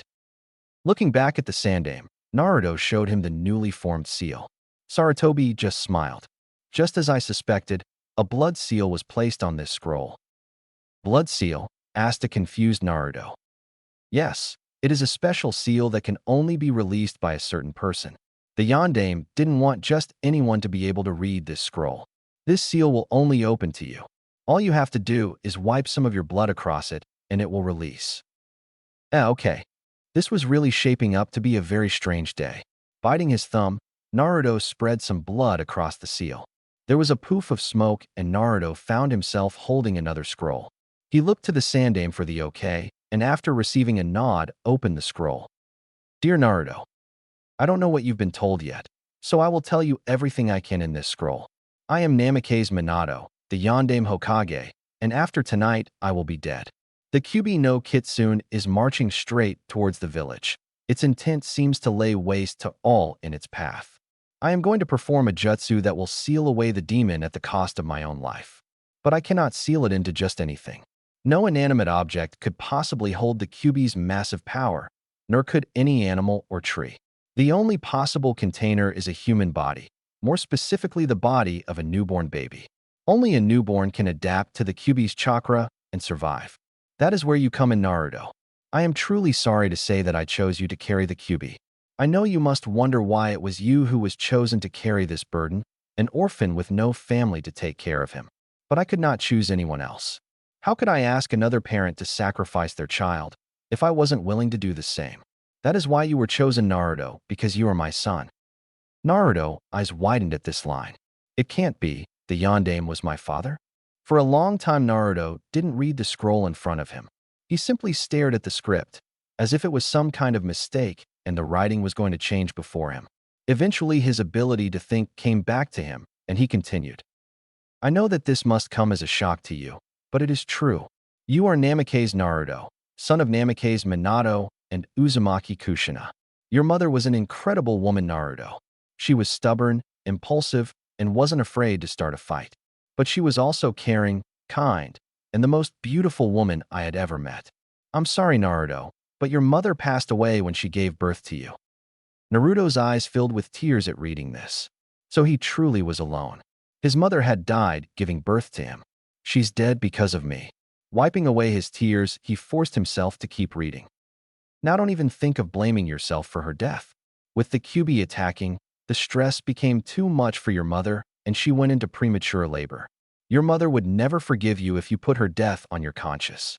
Ever since she found out she was pregnant with you, you have been the center of her world. She would want you to be happy and be strong when she's gone. You might be wondering why no one seems to know about your famous dad or the fact that you carry my wife's maiden name. There's a simple answer for that. No one does know. Or a very, very few do know. Only a select few even knew I was married, and even fewer knew of her pregnancy. In fact, only Sarutobi knows that you are my son. We were going to announce our marriage and your birth right after you were born, but with the Kyuubi's attack, we never got that chance. I kept my marriage to Kushina and her ensuing pregnancy a secret for her and your protection. I've made many powerful enemies during my time as a ninja, and they would not hesitate to hurt the ones I love to get to me. You are both the most precious people I have in the world, and in one night, I'm going to lose the both of you. I'm so sorry, Naruto, for forcing this burden on you. I asked that you be seen as a hero, but humans have always feared what they do not understand. I know that I don't deserve your forgiveness, but I had no other choice. And I knew that if anyone could handle it, it's you. I know that your life up till now must have been filled with great sadness and loneliness. Just know that even though we are not there, your mother and I will always love you, no matter what. Goodbye, my son. With all the love I possess. Namikaze Minato. Naruto failed to stem the tears that started to flow from his eyes. He had so many emotions running through him. Sadness, confusion, anger. His own father had sealed the most powerful demon in the world in him. But these feelings were slowly being subverted as he absorbed what he had just learned. Understanding, completeness, and above all, happiness began to fill him. Ever since he was little, he was always taunted. Taunted because he wasn't the best ninja, because he had no friends. But the taunts that hurt the most were those that had to do with his parents. People would say that his parents abandoned him because not even they wanted to be around him. And Naruto couldn't refute them. For all he knew, his parents probably did abandon him. He had no evidence to prove otherwise. But now he did. This scroll proved irrefutably that his parents had loved him and had not abandoned him. Naruto was so caught up in his emotions that he didn't notice the sandaime rise from his seat or the seal at the bottom of the scroll. He jumped slightly when he felt a hand on his shoulder. He looked up to see Sarutobi, giving him a sad smile. Naruto returned it with his own small, teary smile. For a long moment, neither of them spoke. Finally, Sarutobi decided to break the silence. How are you feeling, Naruto? Naruto wiped the lingering tears from his eyes and answered. I don't know, Aji-san. This is a lot to take in. I understand, Naruto. Take as long as you need. Aji-san, do you think that maybe you could tell me about them sometime? When you're not busy, of course. Saratobi smiled warmly at Naruto. Of course, Naruto, anytime you want. Thanks, Aji-san, Naruto said, a true smile spreading across his face. Think nothing of it, Naruto, said Saratobi as he walked back around his desk. Now, since you know of your family, it's time to discuss your inheritance. This got Naruto's attention quickly. Before you get too excited, you won't be able to access it until you're 16 or when you become a chunin, whichever comes first. Naruto deflated slightly at hearing this, but shook it off and continued to listen. Firstly, your father had saved a substantial sum of money during his career as a shinobi, which was placed in an account for you to access when the time comes. Unfortunately, your family's home was destroyed in the Kyuubi's attack, but the land still remains. There are private training grounds located on said property, which you are free to use so long as you have written permission from me to use it on your person. This way no one should be too suspicious of you if they catch you training there. But it's doubtful that you'll be disturbed. At Naruto's questioning look, Saratobi elaborated on his estate's location. His land was located a few miles outside of the village. It wasn't a huge plot of land, but there was still plenty of room. A large clearing comprised most of the estate, the center of which was where the Yondame's house once stood, the ruins of which had been cleared away soon after its destruction. The clearing was surrounded by dense forest. Any path that would have led to the land had overgrown since then. A small stream ran through the back of the property. It was lined by large rocks and boulders. The training field was located between the stream and where the house once stood. Any training equipment that was there had most likely become unusable in the absence of upkeep, but Saratobi said he'd gladly have any equipment replaced. From the Sandame's description, Naruto thought the place sounded wonderful and perfect for his needs. The training field he had used this morning probably wouldn't be vacant every day, and he didn't want to always have to look for an empty one. His family's training field might have been a little out of the way, but it was definitely what he needed. I just wish I had gotten to grow up there, he thought sadly. Well, now that that's taken care of, is there anything else you'd like to discuss? I don't think so. Oh, wait. You see, I've been kind of doing some extra training, and I was wondering if you could help me out with some things, said Naruto hopefully. Of course, Naruto. I'll help with what I can. Naruto sighed in relief. Okay, well, I was reading up on some jutsus when I came across nature manipulation. I was wondering if you had one of those chakra cards so I can figure out what nature type I am. Saratobi sat and thought for a moment. Naruto, I don't think it would be wise to begin studying nature manipulation just yet. It takes years to master one's element, and that's with diligent training. Don't worry, Aji-san. I'm not about to just jump into that kind of training just yet. I just thought it could be useful to know what my affinity is. That way I know to keep my eyes open for those types of jutsus. Saratobi was surprised at Naruto's reasoning. It did make sense. Knowing your elemental affinity was certainly a handy piece of information. But training in your element could be dangerous, especially fire and lightning. He would just have to explain the dangers of improper training. Very well, Naruto. Reaching into his desk, Saratobi extracted a thin sheet of paper. All you have to do is channel your chakra into the card, and it will reveal what affinity you have. If you are an earth type, it will turn to dust, water, and it will get wet. Lightning, and the paper will crumble. Fire, it will burn. And if your affinity is wind, it will split in half. Nodding his understanding, Naruto accepted the card from the old man. Taking a moment to focus his chakra, he began to channel it into the card. The effects were immediate. Smiling broadly, Naruto put the chakra card on the desk, now split in half.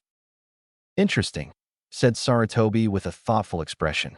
Wind is very well suited for offensive jutsus due to its slicing ability. But wind affinity is very rare in Konoha, although I do know of someone who could teach you. Really? Who is it? Asked an eager Naruto. My son Asuma is also a wind type, although I would advise that you not seek him out until you are ready to begin your training. Now, is there anything else I could help you with? Yeah, do you know where I can get some weights for strength and speed training? Saratobi raised an eyebrow at this. Naruto certainly was full of surprises today. There's a small weapons shop on the other side of the village that's run by a friend of mine. You should be able to pick up a set of weights there. Here are the directions. Thanks, Aji-san. Well, I should get going now. After all, how am I supposed to take your job if I'm just standing around talking to you? With that, Naruto picked up the scroll from his father and rolled it back up. Once it was rolled up, the seal reformed, so it couldn't be opened by anyone but Naruto. Naruto raised an eyebrow, but shrugged it off. He stood and started to leave the room. When he reached the door, Naruto turned back towards the Sandame. Really, Sarutobi-sama. Thank you for everything. He then opened the door and left. Sarutobi was stunned for a moment. He had never heard Naruto address him in a respectful manner. Shaking himself out of his shock, Sarutobi smiled. Minato, Kushina, you would be so proud of the boy your son is and the man he will become. Chapter 4. New Friends, New Teammates. Naruto awoke feeling groggy, but not nearly as much as the day before.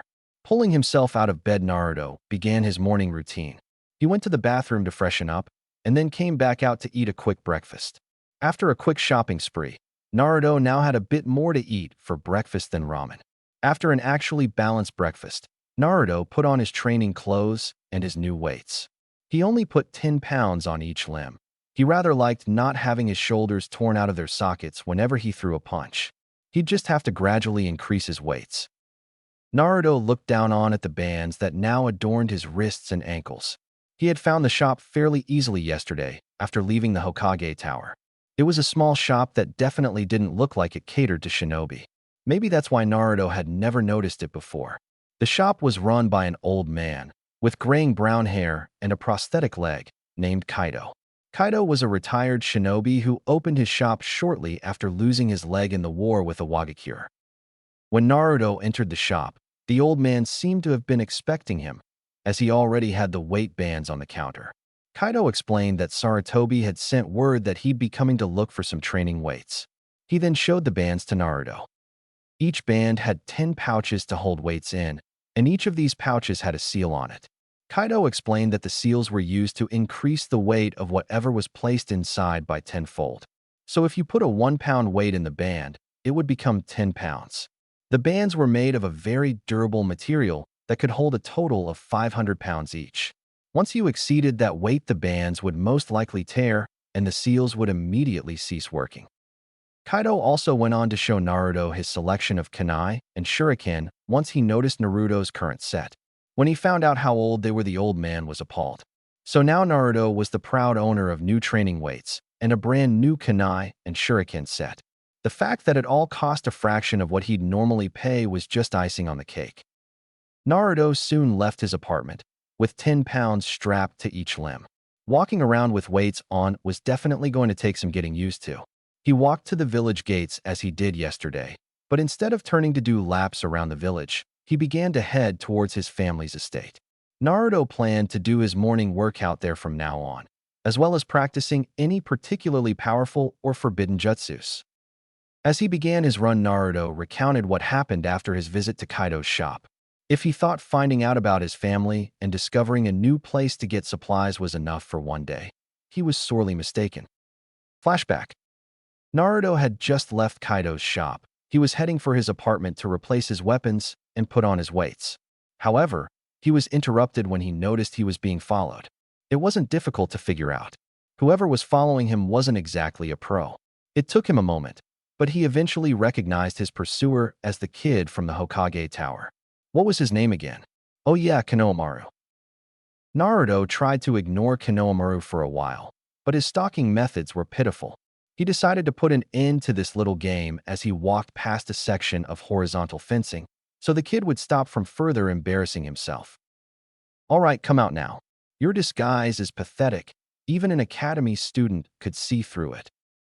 Soon the horizontal planking lowered to reveal a sheepish-looking Konohamaru. Hee hee. I guess I should have known I couldn't fool an awesome ninja like you. Naruto raised an eyebrow at this. Okay, so why are you following me? Konohamaru grinned broadly as he answered. I want you to train me. Naruto's jaw dropped. What? Why do you want me to train you? Don't you already have a teacher? The boy's face dropped a little. Yeah, but he's always going on about he's my best chance at becoming Hokage. His face brightened when he looked up at Naruto. But I know you could teach me way more than he ever could. I heard that you were able to get past Aji-san, so you've got to be really strong. Naruto started to sweat a little. How do you explain to a kid that you only beat his grandpa because of a perverted jutsu? Nah, I just caught the old man by surprise. Any other time, and I would have been toast, Naruto hastily explained. He really didn't feel like having this little kid hounding him wherever he went. Unfortunately, Konohamaru wouldn't be deterred so easily. But I heard a good shinobi knows when to attack and exploit an opponent's weakness. So you must be even better than I thought. Naruto's sweat dropped. Stupid brat, making stupid good points. He shook his head, then looked down at Konohamaru. But why do you want extra training anyway? Konohamaru's face took on a look of determination. I want to become strongest ninja in the village, so that one day I'll become Hokage. This statement struck a chord in Naruto. So he wants to be Hokage too, huh?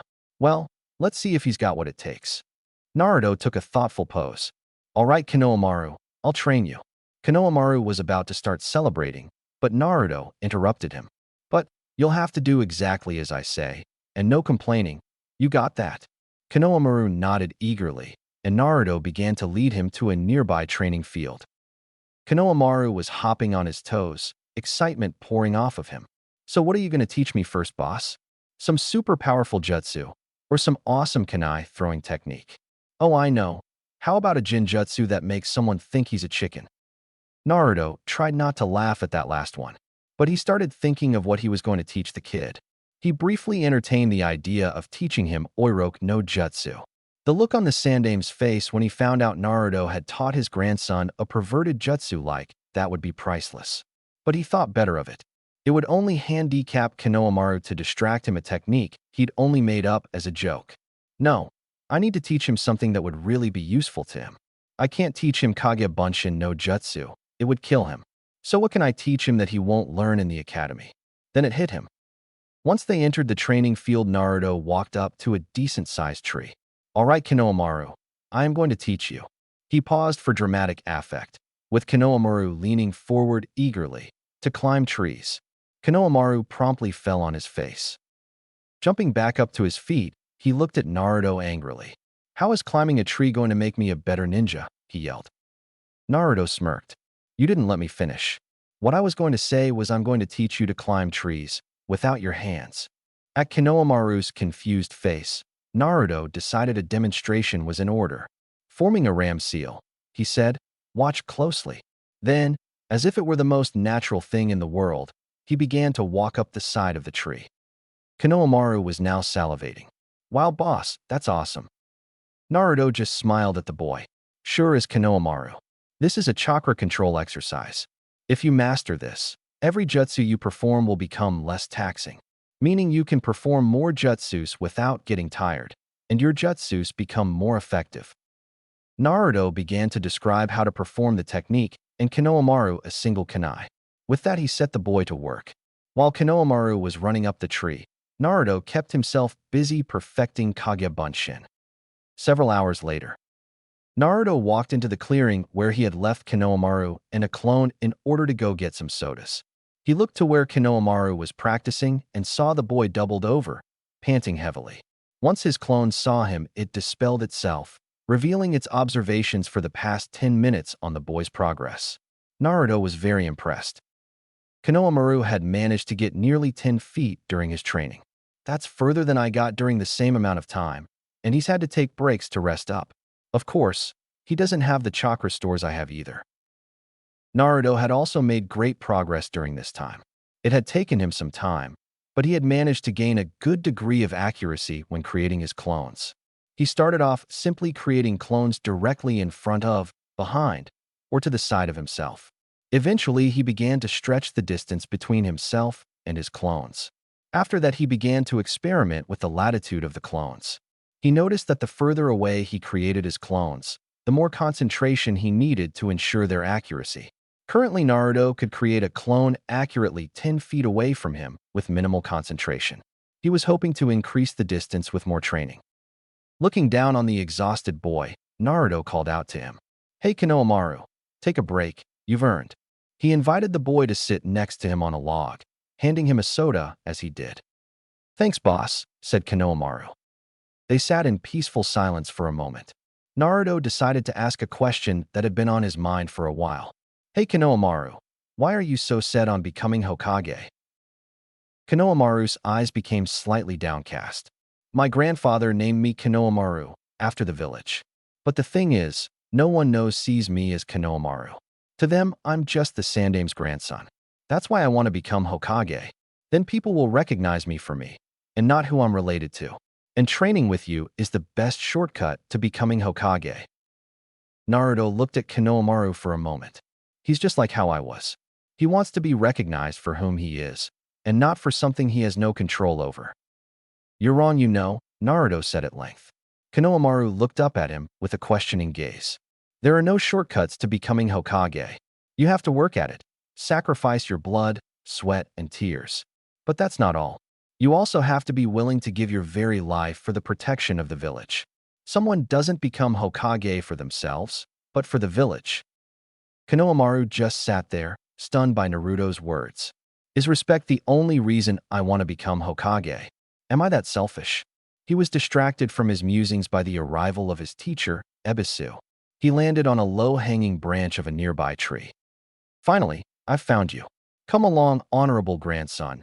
Your time would be much better spent training under me than this trash, he said, looking down his nose at Naruto. Naruto glared at the man, but didn't say anything. Konohamaru, however, was not so passive. Shut up, I'm not going anywhere with you. And don't talk to Naruto and Iisen like that. With that, Konohamaru charged the tree Ebisu was on. Ebisu merely sighed to himself. He knew Konohamaru didn't have the strength or agility to jump to the height he was. So imagine his surprise when Konohamaru started to run up the side of the tree. The boy didn't quite make it to the branch Ebisu was on before losing control, but it was impressive nonetheless. Ebisu was so shocked, he didn't notice the clone that appeared behind him. With a well-delivered punch, Ebisu now lay unconscious on the ground with Naruto grinning widely nearby. Konohamaru looked at the blonde genin in awe. Naruto turned to his young friend. Remember, Konohamaru, the road to Hokage is long and difficult. You have to train harder than anyone to obtain the skills for becoming Hokage. And once you've done that, you still have to face me, Naruto said with a fox-like grin. Konohamaru was silent for a moment before he looked up at Naruto, a look of determination in his eyes. All right, Naruto, from now on I'm no longer your student, but your rival. And one day we'll face each other to see who becomes the Hokage. Naruto smiled widely at the boy. I'll look forward to that day, Konohamaru. I really will. The boys shook hands and went to Ichiraku's for dinner. Flashback ends. Naruto was pulled from his reminiscing when he finally reached his destination. Taking a moment to catch his breath from the run, Naruto looked up to observe his new surroundings. It was just as Sarutobi described it, and then some. The clearing was quiet and peaceful, the grass kept short by grazing forest animals. He could hear the running water of the stream nearby along with the sounds of the forest and its inhabitants. Naruto took it all in and felt his body and mind begin to relax. He might have never been here, but to him it felt more like home than his own apartment. Naruto shook himself out his stupor and proceeded with his workout. Using weights during his workout was incredibly taxing on Naruto's body. By the time he was finished, Naruto had trouble standing, let alone moving. My body feels sore in places I didn't know could feel sore. This is definitely going to take some getting used to. Naruto groaned as he made his way to his feet. His body might protest it, but he did have other things he had to do today. So Naruto left the clearing and began to jog back to the village. Once Naruto made it to his apartment, he stripped off his sweat-soaked clothes and his weights and jumped into the shower. The hot water did wonders for his aching muscles. After he was finished with his shower, he dressed in his now regular wardrobe and replaced his weights. Making sure he had everything, Naruto left to make his way to the academy. He halted just inside his doorway. The clones he had created yesterday had finished with the scrolls and books from the library, so there was really no reason to keep them around. So Naruto created a new group of clones to take the scrolls back to the library. And while Naruto received his team assignments, he was going to have his clones search for anything else that could be useful in the library. Naruto was determined to make use of every second of the day. So with the clones made and on their way to the library, Naruto left for the academy.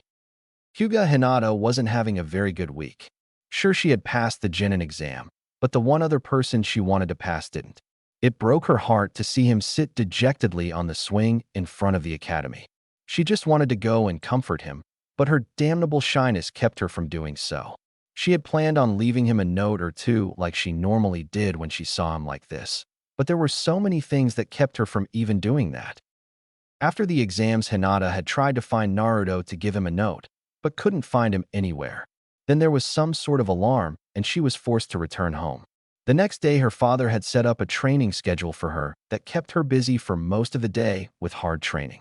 When she was finished, she couldn't find Naruto once again. She thought she saw him going into the Hokage tower yesterday, but couldn't find out where he went after that. Hinata was becoming increasingly anxious, but didn't feel comfortable leaving a note at his apartment. She wanted to make sure Naruto found the note and couldn't risk someone else finding it. So Hinata made her way into the academy one last time and sat in her usual seat in the back row, depressed. She was certain that she would never see the hyperactive blonde again. Stupid Hinata. Why couldn't you have just talked to him while he was here? Now it's too late. Now I'll never be able to tell him how I feel. Her thought process came to a halt when she saw a patch of very familiar blonde hair walk through the classroom door. Naruto walked into the classroom and looked around for a place to sit. His legs were still very sore from his workout, so he automatically crossed any seats in the upper rows off the list. Unfortunately, that only left one of two seats, both of which were located next to a brooding Uchiha. Figures. Naruto swallowed his pride and moved to the seat along the aisle, leaving a chair between himself and Sasuke. The Uchiha didn't even acknowledge Naruto's presence, but Naruto wasn't complaining. In fact, no one seemed to have noticed that Naruto was there even though he seemingly failed. That is, until Shikamaru saw him while he was walking to his own seat. "Hey Naruto, what are you doing here?" "This is only for people who actually passed the exam," said Shikamaru in a bored tone. Instead of audibly replying, Naruto simply tapped his forehead protector with his finger. Shikamaru just sighed and mumbled something that sounded like troublesome. Naruto smiled at this, and even decided to take a page from the Lazy Nara's book. He laid his head on the desk in front of him and closed his eyes to rest up from his workout. He hadn't been napping more than a minute or two when he was rudely awakened by the loud screeches of two bright-haired banshees. Sitting up in his seat, Naruto looked over at the doorway to see the said banshees shove their way into the room. Focusing on the pink-haired girl, Naruto felt his heart leap into his chest. Or at least, that's what he thought he should feel. The truth was, he didn't know what he felt for the Haruno girl anymore. He truly did see his life flash before his eyes when he faced Mizuki that night. And for the life of him, Naruto couldn't remember a single moment that Sakura had shown him any kindness. Naruto was trying to figure out what it was that drew him to her in the first place. After a moment of thinking, it hit him. Attention. Naruto was always starved for attention. The main reason he pulled pranks was to get reactions out of people, to get them to notice him. And he always got a response out of Sakura. Granted, it was never a positive response, but a response nonetheless. I didn't like her because of her, but because of the attention she gave me. Maybe there just isn't a girl out there for someone like me, he thought, looking down sadly. He then shook his head sharply. No, I refuse to think like that. I don't know where she is, but there is a girl for me. And I don't care how long it takes. I will find her someday. Naruto thought he heard a soft sneeze from the back of the room, but when he turned around, all he saw was a head of indigo hair ducked down behind a desk. Weird, Naruto thought. He was pulled from his thoughts by a red and pink figure standing next to him. Looking up, Naruto could see Sakura staring hard at him. Move, Naruto. I'm sitting next to Sasuke-kun. Naruto raised an eyebrow. Sakura-chan, you do realize that there's an empty seat right here, don't you? Naruto said, pointing to the chair beside him. Sakura had the decency to blush, but shook it off quickly. Shut up, Naruto, what would you know? You shouldn't even be here. You failed the exam, remember? Well, I took an extra credit test, and Iruka-sensei passed me, said Naruto, thankful he had thought up a plausible story. Whatever, Naruto no baka. Just get out of my way so I can sit next to Sasuke-kun. Without waiting for him to reply, Sakura simply shoved her way past Naruto. Naruto shrugged it off, used to such treatment, and simply leaned back to rest his eyes. Iruka-sensei entered shortly after to give his farewell speech to the genin. Naruto was vaguely paying attention. He just wanted to know what team he was on. He straightened up in his seat when teams began to be called out. Team 7 will consist of Uzumaki Nato. Naruto perked up at hearing his name. Haruno Sakura. Sakura's team. Maybe she'll lighten up now that we're on the same team. Looking over at his teammate, he saw she had a look that promised extreme pain directed at him. Then again, I have been wrong before. Uchiha Sasuke. There was an audible groan and a head hitting a desk, but it was soon drowned out by the thrilled squeal of a fangirl. Is there a problem, Naruto? Asked Iruka, looking amusingly at his favorite student. If I say yes, will you put me on a different team? Asked Naruto, still face down. No, Iruka responded flatly. Then no problems here, Iruka-sensei. Iruka shook his head at Naruto's antics. Moving on, your Jounin-sensei will be Hitaki Kakashi. Team 8 will consist of Aburame Shino, Hyuga Hinata, and Inazuka Kiba. Your Jounin-sensei will be Yuhi Kurenai. Team 9 is still in circulation from last year.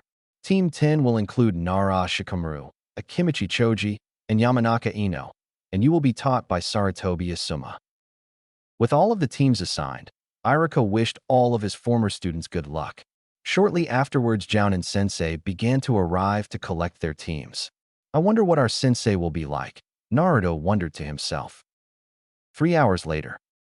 Where the hell is he? Asked Naruto, while repeatedly slamming his head into his desk. Sakura and Sasuke were wondering the same thing, although they were expressing their annoyance in much less violent means. Meaning Sakura was busy fawning over Sasuke, who was just sitting there brooding. Knock it off, Naruto. Can't you see that you're annoying, Sasuke-kun? This only added to Naruto's sour mood. Oh well, at least I dropped some clones off at the library, so this time isn't being completely wasted. Naruto stood up from his seat to find some way to relieve his boredom. He then spotted the chalkboard eraser. I know it's lame, but I gotta do something. Picking up the eraser, he walked to the doorway and wedged the eraser between the frame and the door. Stupid dobe, he's a Jounin, an elite ninja. He's not gonna fall for some stupid prank like that, said Sasuke with a sneer. Yeah, Naruto, why don't you use your head for once? Harped the fangirl. Naruto was about to retort, but stopped when he heard approaching footsteps. Well, it's about time, thought Naruto. He walked to his seat without saying a word and watched the door intently. Confused by his behavior, his teammates looked to the door as well. After a moment, the door slid open and a silver head of hair popped through the crack. Yo, he started, but was cut off when the eraser landed directly on his head. The room was completely silent, the assembled genin stunned at the fact that it actually worked. Naruto fought valiantly to keep a straight face, but the looks on his teammates' faces was just too much. First a smile cracked across his face, and then a snort escaped his lips. Soon he fell out of his chair, laughing his ass off. Ha ha ha, I can't believe you actually fell for that. This guy's supposed to be a Jounin and can't avoid a simple prank, Sasuke thought to himself. Sakura, ever the bookworm, immediately began to apologize for Naruto's antics. I'm sorry, sensei, Naruto's an idiot, and thought it would be funny. Kakashi didn't show any indication that he was listening to what she said. He merely patted the chalk dust out of his hair and looked at the three genin. My first impression of you is, I don't like you very much. Meet me up on the roof in 5 minutes. With that, Kakashi disappeared in a puff of smoke. After taking a moment to grumble about stupid late senseis with no sense of humor, Naruto stood up and made his way to the roof. His two teammates followed shortly after. Once they made it to the roof, they each took a seat across from their lazy sensei, who was currently reading from an orange book. Kakashi snapped his book closed and looked at his genin. Well, now that we're all here, why don't you tell me something about yourselves? Like what, Kakashi-sensei? Asked Sakura. You know, likes, dislikes, hobbies, dreams for the future, those kinds of things, Kakashi responded lazily. Why don't you go first, Kakashi-sensei, just to show us? All right, I'm Hitaki Kakashi. I don't feel like telling you about my likes or dislikes. Dreams for the future. Well, I have lots of hobbies. The three genin all had the same thought. All he told us was his name. Okay, now it's your turns. How about you, Pinky? He said, pointing to Sakura. Sakura bristled at the nickname, but gave him his answer. I'm Haruno Sakura. She looked at Sasuke and let out a squeal. I dislike Naruto Baka and Ino Pig. My hobbies and dream for the future. She looked at Sasuke and let out another squeal. Oh goody, a fangirl, just what I need, thought Kakashi as his shoulders sagged slightly. Right, now you, Mr. Sunshine, he said, pointing to Sasuke. Sasuke didn't react to his nickname, instead just crossing his fingers in front of his face. My name is Uchiha Sasuke, he said, making sure he put an emphasis on the Uchiha. I don't like many things, I dislike a lot of things. I don't have time for hobbies. I don't have a dream. It's more of an ambition to kill a certain man, he finished darkly. Sakura just stared at him dreamily. He's so cool. I figured as much. Hopefully I can break him out of that state of mind, thought Kakashi. You're up, Blondie. His gaze finally resting on Naruto. I'm Uzumaki Naruto. I like ramen and training. I dislike people who treat others badly and those who judge people without knowing them. My hobbies are training and trying different kinds of ramen. And my dream for the future is to become Hokage so I can protect everyone precious to me. Kakashi took a moment to study his possible subordinates. From her test scores, Sakura's obviously the smartest of the group, but physically and chakra capacity-wise she's by far the weakest. If she doesn't start taking training seriously, she'll never make it as a shinobi. Sasuke has a lot of potential, especially after he activates his Sharingan. But his focus on revenge could be a problem. I'm sure I can break him out of that mindset. Even if they don't pass the test tomorrow, I'll probably take him as an apprentice, if only to pay back Obito. And finally, Naruto. Kakashi had never held any animosity towards the boy for what he carried. He had far too much faith in his former sensei to question his ability to seal the demon. But that doesn't mean that he ever took any special interest in him either. Naruto was dead last in his class, and only just managed to graduate by learning Kage Bunshin no Jutsu. All he seems to have going for him is his large chakra reserve, although he does seem to have the right state of mind. Okay, now that that's out of the way, tomorrow we start our duties, and we'll begin with survival training. But Kakashi-sensei, we've already done survival training, stated a confused Sakura.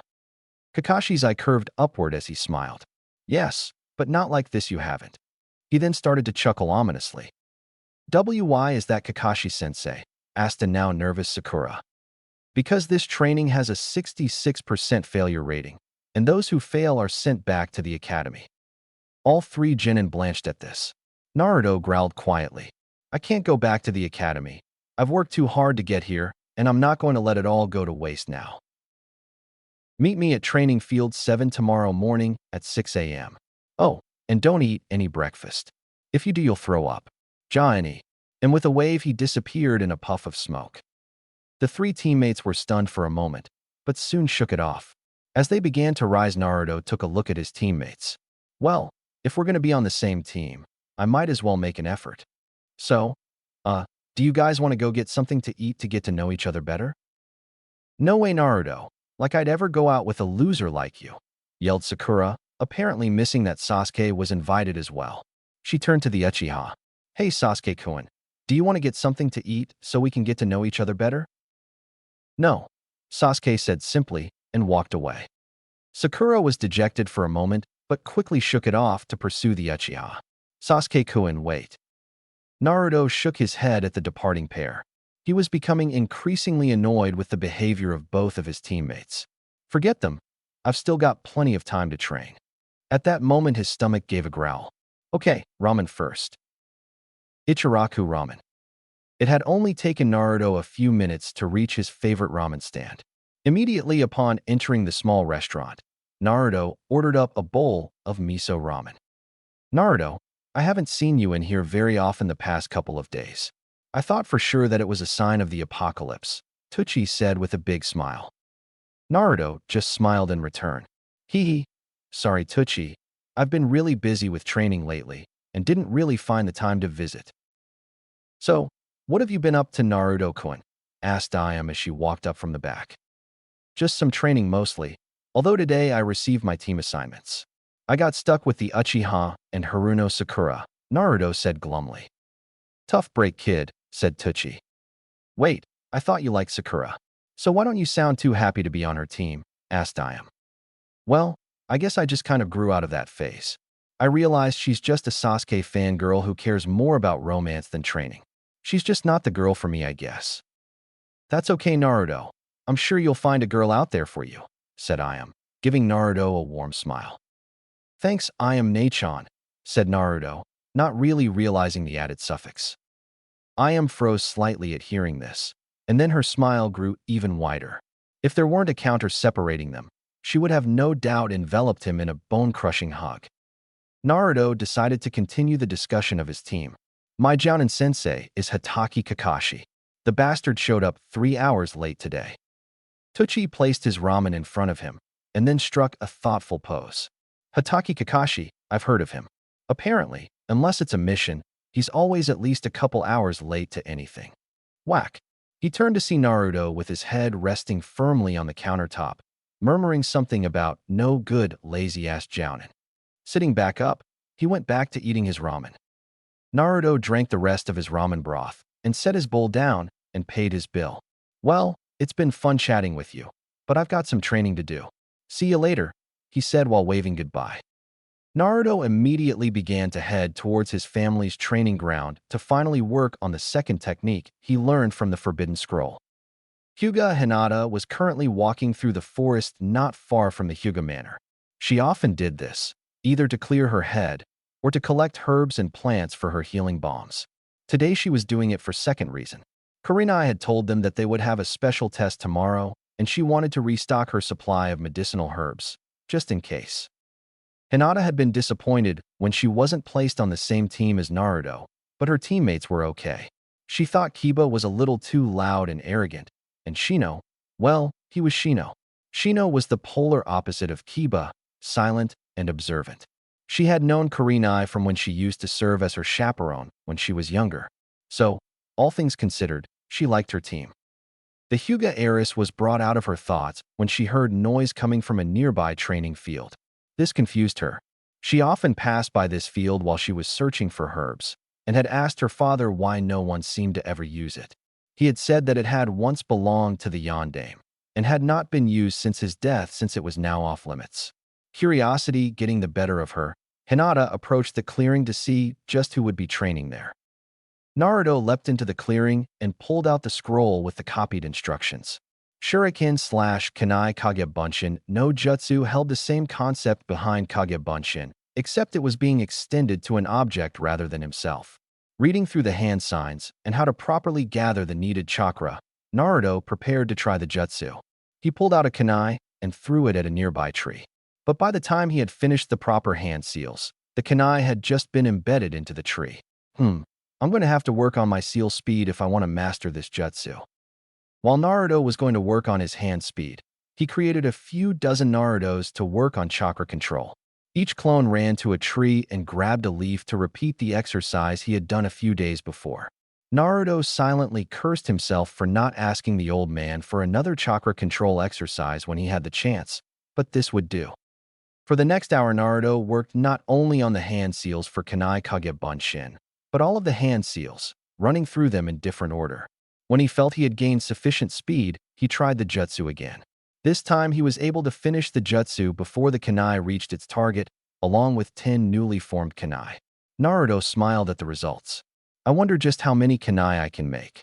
For another hour, Naruto steadily increased the amount of kunais he could make with each throw.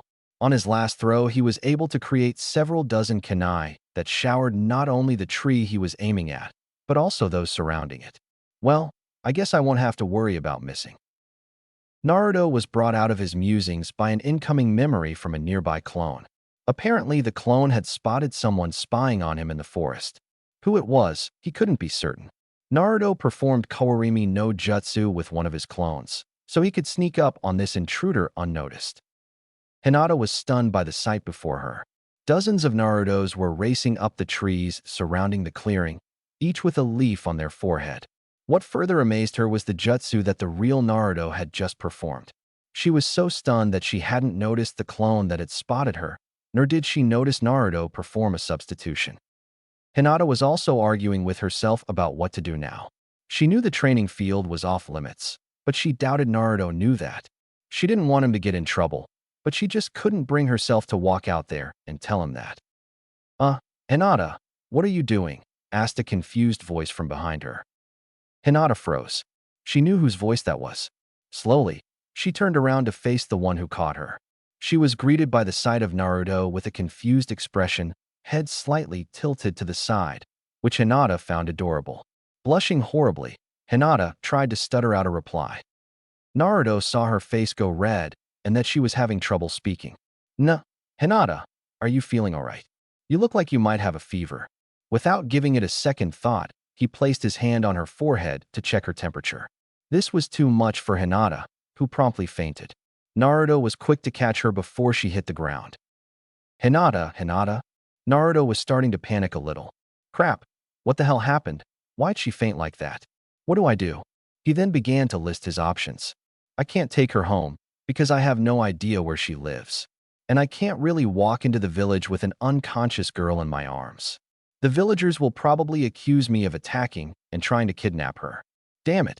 I guess there isn't really anything to do but wait till she wakes up. Naruto walked back into the clearing carrying Hinata bridal style. He gently sat her down against a tree near the stream on the property. As he set her down, though, something unexpected happened. She snuggled up against him and wrapped her arms around his waist. NHMMHM, she mumbled into his chest, but he couldn't make it out. Now he was in trouble. In a panic, Naruto quickly performed Kawarimi with a nearby clone. The clone looked up at his creator with a look of one who was just thrown to the lions. Throwing an apologetic look to the clone, Naruto went back to training until she woke up. 10 minutes later, Naruto received the memory of the clone with Hinata. It had dispelled itself when she began to come to. Collecting his kunai, Naruto made his way back to the girl as she came to. Hinata woke up groggily, confused as to why she was resting up against a tree in some strange clearing. Before she could further question her situation, a voice grabbed her attention. "Hey Hinata, how are you feeling? You gave me quite a scare back there." Instantly, Hinata was wide awake, remembering the events that had happened moments before. She looked up at Naruto with wide eyes. Her eyes have a shade of lavender in them, Naruto thought, but quickly shook his head. Where did that come from? "I am sorry, Naruto-kun. I didn't mean to bother you," Hinata said in a quiet voice. No, I was just worried about you. That's all," he said with a comforting smile. Silence fell between the two for a moment, before Naruto decided to break it. "So, what were you doing out in the forest, Hinata? This isn't exactly a spot a lot of people come to." Hinata blushed and started to poke her fingers. "Oh no, and my home is only a few miles away from here. I often walk around the forest to collect herbs and pea plants for healing bombs. Then I heard you training and decided to see who was here." She was surprised by just how much she was able to get out in Naruto's presence. "Oh, I guess that makes sense," said Naruto with a thoughtful expression. "Oh no, Naruto-kun, what are you doing here? I heard that this tea training field wasn't allowed to be used anymore. Why you could get in trouble?" Naruto just grinned as he pulled a piece of paper from his side pack. "Don't worry, Hinata. Hokage Aji-san gave me permission to train here." Silence fell between them again before Hinata thought of something to ask. "Naruto-kun, what are those?" she asked, pointing to where his bunshins were still training. "Huh? Oh, those are my Kage bunshins," he said with a grin. Kage bunshin, said in confusion and awe. She had heard of Kage bunshin no jutsu in her studies and from other ninja, but it was supposed to be a dangerous jounin technique. Unable to hold her curiosity, she asked, "How do you know Kage bunshin no jutsu?" Naruto rubbed the back of his head sheepishly. "Well, that's kind of an interesting story. It all started after the Genin exam." Naruto proceeded to recount the events of that night, careful to censor any parts about the Kyuubi. "Then me and Iruka-sensei went out for ramen at Ichiraku's." Hinata was stunned. Not only had Naruto learned a jounin-level technique in the span of a few hours, he had also defeated the Chunin traitor Mizuki to save Iruka's life. "Naruto-kun, that's amazing," she said with a little more force than was normal for her. Naruto blushed slightly. "Hee, thanks Hinata. But the really cool part about Kage Bunshin is that I learn whatever the clones learn. That's why I have those clones working on chakra control. Once I dispel them, I'll be better able to control my chakra. Although I wish I knew a better control exercise besides tree walking. Hinata saw an opportunity present itself with this statement. Oh no, Naruto-kun. The Hyuga have to learn chakra control exercises at a fairly young age. If you'd like, I could teach you one. She held her breath for his response. Really? Hinata, that would be awesome, he yelled excitedly. How about tomorrow after? Wait, do you have to take a test with your team tomorrow like mine? Yes, and my teammates and I have to do a training exercise so our sensei can gauge our abilities. What's your team like, Hinata? Naruto asked, going off on a tangent. Ayano, my team is nice, she said nervously, not used to having so much attention given to her. Keikibakuin can be very loud and overconfident, but seems very determined. Eshino-kun, on the other hand, is very quiet. He only spoke W when he was asked something, and even then it was very brief. Keikarinai-sensei is very kind, but strict as well. She used to chaperone for me when I was younger. You got lucky then. I got stuck on the same team as Sasuke team. The whole time I was with him, he didn't say anything that wasn't an insult. It's like he thinks me and Sakura are beneath him. Hinata perked up slightly at the missing suffix on Sakura's name. And Sakura is starting to get on my nerves too. She spent the entire time there fawning over Sasuke, like he was Kami himself. Then there's Kakashi-sensei. That bastard showed up 3 hours late to meet his own Genin team.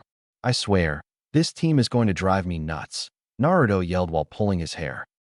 Hinata couldn't stifle the giggle that escaped her lips at Naruto's rant. Her hand flew to her mouth, and she blushed heavily. Naruto heard her and smiled sheepishly at her. Sorry, Hinata. I'm sure you don't want to hear me complain about my teammates. Hinata gave her own small smile in response. Okay, back to tomorrow. After the team tests, how about we meet back here at 2 p.m.? Then you can tell me how it went with your team and teach me that exercise. That sound good to you? Hi, Naruto-kun, said Hinata, who was beaming on the inside at the chance to spend more time with Naruto. Naruto looked up at the sun and realized the afternoon was passing away. Well, Hinata, I gotta go finish my training, and I'm sure you have better things to do than watch me train. Hinata nodded shyly, but truthfully, she would have gladly spent the entire day watching him train. After exchanging farewells, Hinata left for home, and Naruto stayed in the training field. He decided to do some more workouts, so he began doing laps around the training field. After the second lap, Naruto realized that he was already used to the extra weight he had put on this morning. Looks like I have to up my weights tomorrow, he thought glumly. By the time 7 p.m. rolled around, Naruto was sweating profusely. During his workout, he had dispelled his clones that were working on control. Once again, his control improved, but it wasn't the drastic difference that it had been 2 days ago. I hope Hinata's exercise is a good one.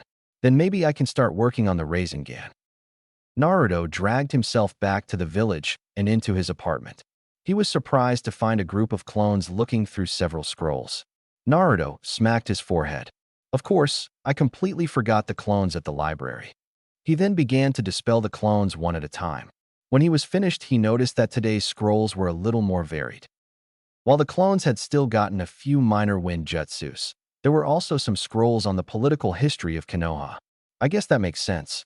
After all, I can't be a good Hokage if I don't know something about politics. There was also a scroll on the major clans of Konoha, which included the Uchiha, Hyuga, and several other names he recognized from his class. There were also some books on strategy and even some instructions on how to play shogi. This should come in handy. A physically weaker opponent can beat a stronger one with a well-planned strategy. Looking around some more, he found a few scrolls on basic first aid and medical jutsus.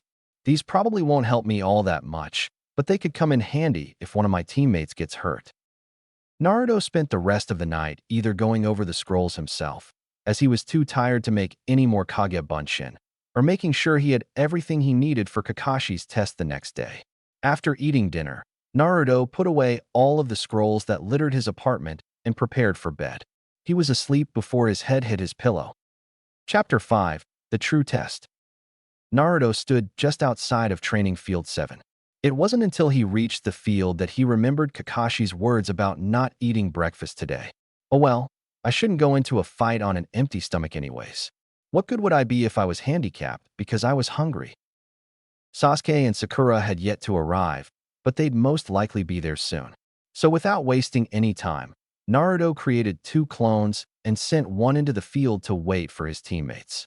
If what Tsuchi said was true, then Naruto had plenty of time before Kakashi arrived, and he'd be damned if he didn't use that extra time to train. Naruto watched as his second clone took his position in a nearby tree, giving him a clear view of the first clone. If by the off chance Kakashi actually showed up on time, the hidden clone would disperse, and the real Naruto would return to replace the clone in the field. With the clones in position, Naruto made his way to a nearby vacant training field. He decided to do a light workout this morning, as well as foregoing increasing his weights today. It wouldn't do for him to exhaust himself before Kakashi's test. After a half-hour of warm-ups, Naruto took a seat near a tree and pulled out a few scrolls he'd brought from his apartment. Naruto didn't want to waste the energy of leaving clones at his apartment, so he brought a few with him. He figured he'd start with the Futon Jutsus. The first 2 scrolls were simple techniques that were meant as introductory jutsus. Picking up the first scroll, Naruto set to work. This first jutsu, Saikurange no Jutsu, taught him how to channel his chakra into the air around him. He had to learn to cause the air around him to spin like a cyclone, albeit a very weak cyclone. The second jutsu, Kazekin, taught him to not only move the air, but direct it as well. When he learned this technique, he could emit wind from his palms, but again it was far too weak to use in a combat situation. Normally, Naruto would have liked to start out with something a bit more powerful, but he didn't want to tire himself yet. So he might as well start with the basics while he waited for Kakashi. Back at Field 7, Naruto's clone had been waiting about 20 minutes when his teammates arrived. Both seemed to still be mostly asleep, though Sasuke carried himself a little better. Sakura, on the other hand, looked as though she had just woken up. I wonder if they skipped breakfast, Naruto thought to himself. Naruto bid a good morning to both Sasuke and Sakura. They responded with a grunt and a glare, respectively. The next hour was spent in relative silence. Sakura was too tired to bug Sasuke. Sasuke had taken his usual pose with his fingers interlaced in front of his face while he sat against a tree, brooding, though Naruto suspected that he had dozed off after the first 15 minutes. The clone was under direct orders to not antagonize his teammates. It couldn't risk getting dispelled early because Sakura decided to vent some frustration on it. Sakura decided to break the silence by asking Sasuke some innocuous questions, which he just ignored or grunted a reply. Of course, Sakura was undeterred in her questions. For the most part, they ignored Naruto's clone. After a half hour of getting no reply, Sakura turned to her other teammate. For the first time, she actually took the time to notice his new appearance. "Hey Naruto, what's with the new outfit?" The clone blinked. Did she just notice? I felt like it was time to change. Why? It took you this long to change out of that horrid jumpsuit. Seriously, what kind of ninja wears that many bright colors? Sakura asked rhetorically. This statement caused the clone's eyebrow to twitch, and it couldn't stop the words that flew out of its mouth. Oh, and I suppose having pink hair and wearing bright red is more fitting for a shinobi. If you're going to criticize someone for their attire, maybe you should take a look at what you're wearing first. Looking up at the pink-haired girl, the clone remembered his orders and began to regret his words. Sakura was seething. What did you say, Naruto Baka? She raised her fist and started to stalk menacingly towards the blonde. Crap, thought the clone. He raised his hands defensively and tried to placate the enraged Kunoichi. Nothing seemed to work, and the clone was certain that its existence was about to come to an end. Fortunately, luck seemed to be on Naruto's side that day. In a poof, Kakashi arrived in the training field to see Sakura about to pound Naruto's skull in. "Yo," he said simply. Sakura's rage at the blonde evaporated and was turned on her late sensei. "You're late," she yelled. Sasuke was brought out of his little nap by the shout and was now standing next to his teammates, giving Kakashi a hard glare. Naruto wore an annoyed expression, though he was noticeably less angry at his sensei than his other teammates. "Sorry about that. You see, there was a black cat that crossed my path, and I had to convince it to retrace its steps," Kakashi said, as if it were the most common thing in the world. His 3 students were stunned. Each looked at Kakashi with a blank look, not quite processing what he just said. Eventually, the Naruto clone broke the silence. It collapsed on the ground, laughing hysterically. This broke Sakura out of earshot. Liar, she screamed at the top of her lungs. Kakashi decided to ignore the genin's reactions. Instead, he reached into his vest and pulled out an alarm clock. Naruto stopped laughing immediately and looked at his teacher with a confused look.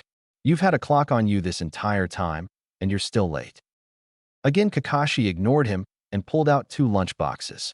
Seeing the confused looks on his genin's faces, he decided to elaborate. The goal of today's exercise is to retrieve these 2 bells from my person, he said, dangling 2 silver bells from his fingers. Those of you who don't get a bell before noon will be tied to a post while your teammates eat lunch. 2 loud growls could be heard coming from Sakura and Sasuke's stomachs. Naruto looked at his teammates with a pitying look. I guess they didn't eat breakfast after all. Sakura then seemed to notice something. Oh no, Sensei, there are only 2 bells. Kakashi's eye curved upward as he smiled. That's right, which means one of you won't get a bell. And whoever doesn't get a bell will be sent back to the academy. Now he really had the genin's attention. If you want to get a bell, you'll have to come at me with the intent to kill. Looking closely at the faces of the genins, he saw determination in the eyes of all 3, as well as a hint of fear in Sakura's. Now, without further ado, all 3 genin began to tense. Begin. With that, the 3 young ninja jumped into the forest surrounding them. Let the fun begin, thought Kakashi. The real Naruto had arrived at the edge of the training field shortly before the beginning of the test. He had been able to master the 2 simple techniques from his scrolls during the time waiting on Kakashi. He'd spent the last couple of minutes reading up on a more powerful technique, Futon de Tapa. It was a Chunin-level technique that allowed him to emit a powerful blast of wind. When his clone had dispelled itself, he made his way back to the training ground and waited for his chance to switch with his clone. Once it started, he saw his clone rush into the woods. The moment the clone was out of sight, Naruto dispelled him and was immediately aware of Kakashi's test, although he was confused by the rules. I thought that Iruka-sensei said all genin teams were comprised of 3 genin. So what's with the threat of booting one of us from the team? Naruto looked into the clearing to see Kakashi just standing there. Now, how am I going to get one of those bells? Thought Naruto as he tried to devise a plan. Kakashi stood in the middle of the clearing, waiting to see which genin would make the first move. It seems that each of them knows how to hide effectively, although Naruto seemed to disappear when he reached the forest. He was pulled from his thoughts when he saw said genin standing about 30 feet away from him. You know, compared to the other 2, you're a little strange. Naruto just smiled at the comment. Yeah, but it's so much more fun than being ordinary. Now prepare to lose one of those bells. We'll see, said Kakashi, sounding bored. He reached into the pouch on his back and pulled out an orange-covered book. Upon seeing the book, Naruto became extremely annoyed. Why the hell are you reading a book? To see what happens next, of course. I take it you're not going to take me seriously, are you? Asked Naruto rhetorically. No, I don't think I'll have to, Kakashi said, his eyes still on the book in front of him. Deciding to teach his teacher a lesson, Naruto rushed him. Lesson number 1, Taijutsu, Naruto heard Kakashi say. Naruto started off by throwing a flying roundhouse kick at Kakashi's head, which he easily avoided. Spinning around, Naruto threw a flurry of punches and kicks at the Jounin, which were also easily blocked or dodged. Kyuso, he's toying with me. Naruto cocked back his fist and let loose a haymaker, only to find himself facing air. Never let your opponent get behind you, said Kakashi's voice from behind Naruto. Glancing over his shoulder, he saw his sensei with his hands in a tiger seal. Naruto, get out of there, he's gonna destroy you, shouted Sakura's voice. Too late. Senin Goroshi, Kakashi yelled, as he stuck his fingers into a very painful place on Naruto's body. Sakura and Sasuke both sweat dropped as Naruto was sent flying through the air, holding his ass with both hands. Their expressions turned to ones of shock as Naruto disappeared in a puff of smoke. Kakashi's visible eye widened. Kage Bunshin. Sensing an approaching presence, Kakashi spun around to see Naruto flying at him with his fist cocked back. The Jounin expertly caught the limb, spinning around and launching Naruto back where he came from. But Naruto wasn't done yet.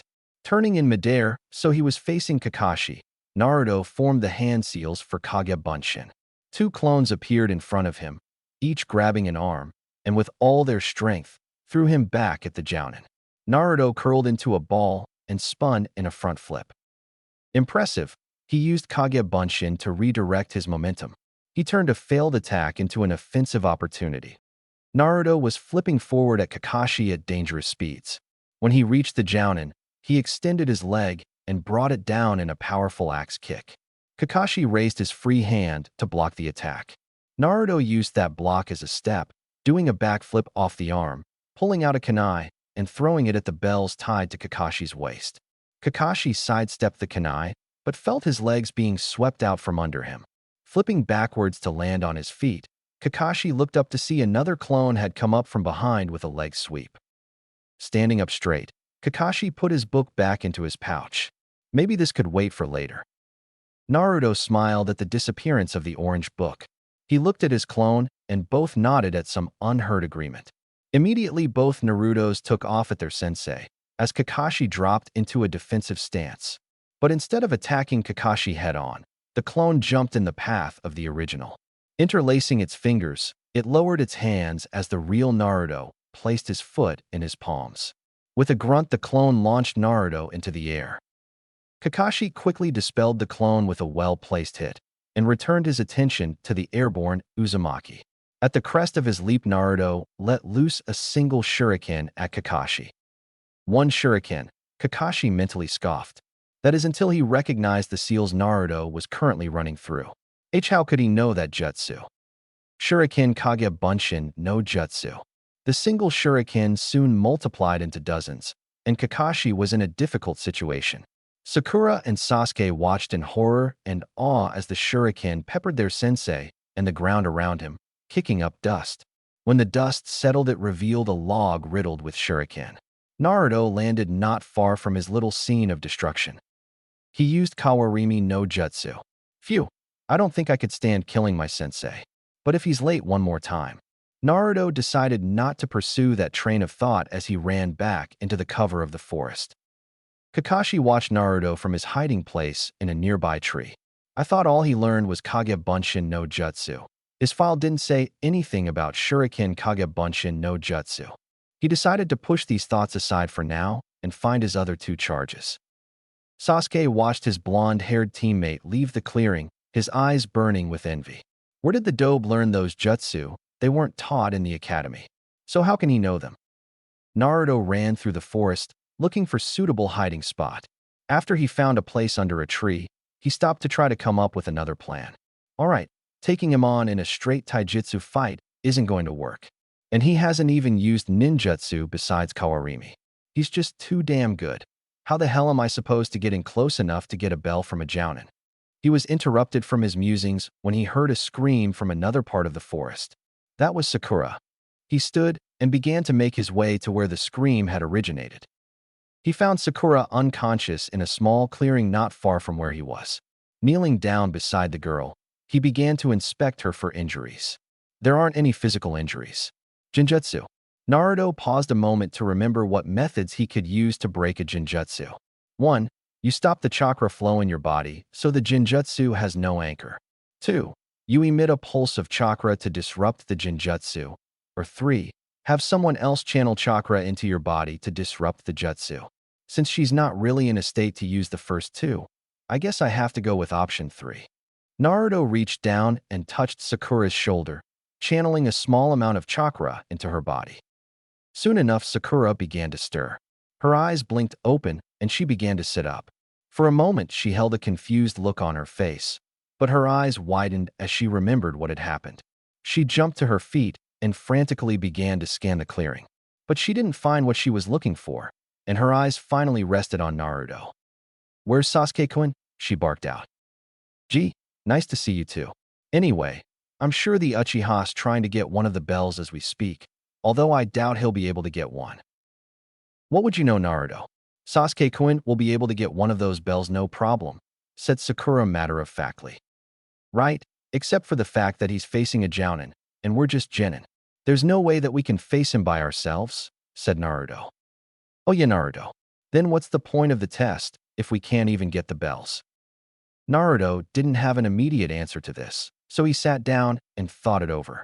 Either Kakashi has a ridiculous set of standards, or there's more to this test than he let on. But what could it be?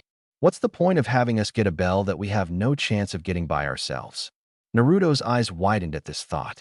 By ourselves.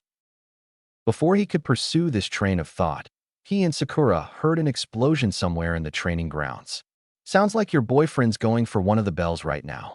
Come on, let's go check it out. Sakura simply nodded, eager to see Sasuke in action. It didn't take long for the pair to reach their destination, although they were a little surprised by what they found. Sasuke was buried up to his neck in the ground, so only his head shone. Sakura let out a horrified shriek and passed out. Naruto looked at his pink-haired teammate and just shook his head. Way to go, Uchiha.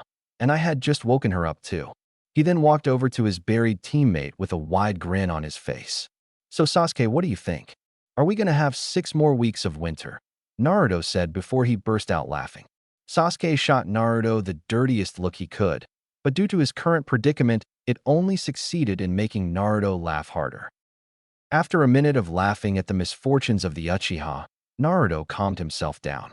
Looks like you could use some help, Sasuke, said Naruto in an oddly serious voice. I don't need help from a dobe like you, Sasuke spat out. Really? Said Naruto in mock surprise. Then I suppose being buried up to your neck in dirt was all part of your genius plan to get one of the bells.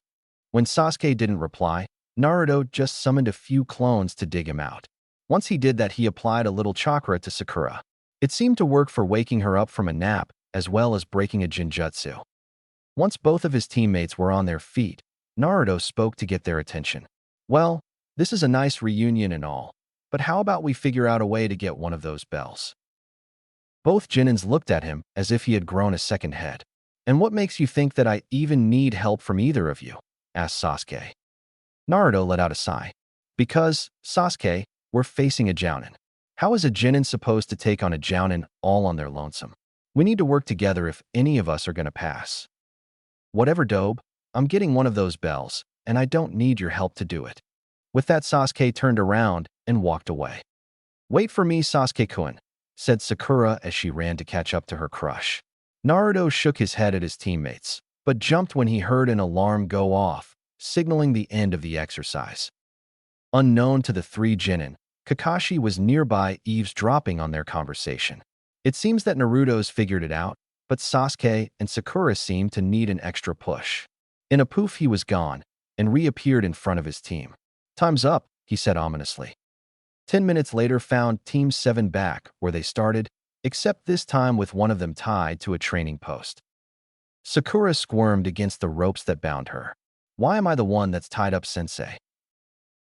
Because Sakura, out of all 3 of you, you were the only one who didn't attempt to retrieve a bell. Sakura hung her head dejectedly. But I have good news. Naruto is the only one going back to the academy. Naruto's head snapped up to look at his sensei. He glanced to his fellow Genin to see a smug look on Sasuke's face and one of pity on Sakura's. Clenching his fists, Naruto was about to go off on a rant, but Kakashi's next words stopped him. So congratulations, Naruto. Naruto's look of rage was instantly replaced by intense confusion.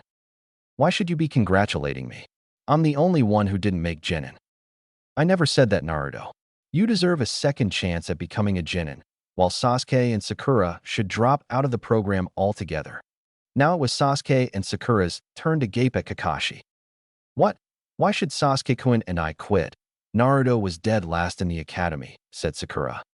Because Sakura, Naruto is the only one here who realized the true purpose of the test. You too, on the other hand, don't deserve to be ninja. Sasuke was furious. How dare he stop me from reaching my goal? Without thinking clearly, he rushed Kakashi with a kunai in hand. Faster than any of the Genin could follow, Sasuke was thrown to the ground with Kakashi sitting on his back. Hey, you can't sit on Sasuke-kun like that, Sakura shrieked.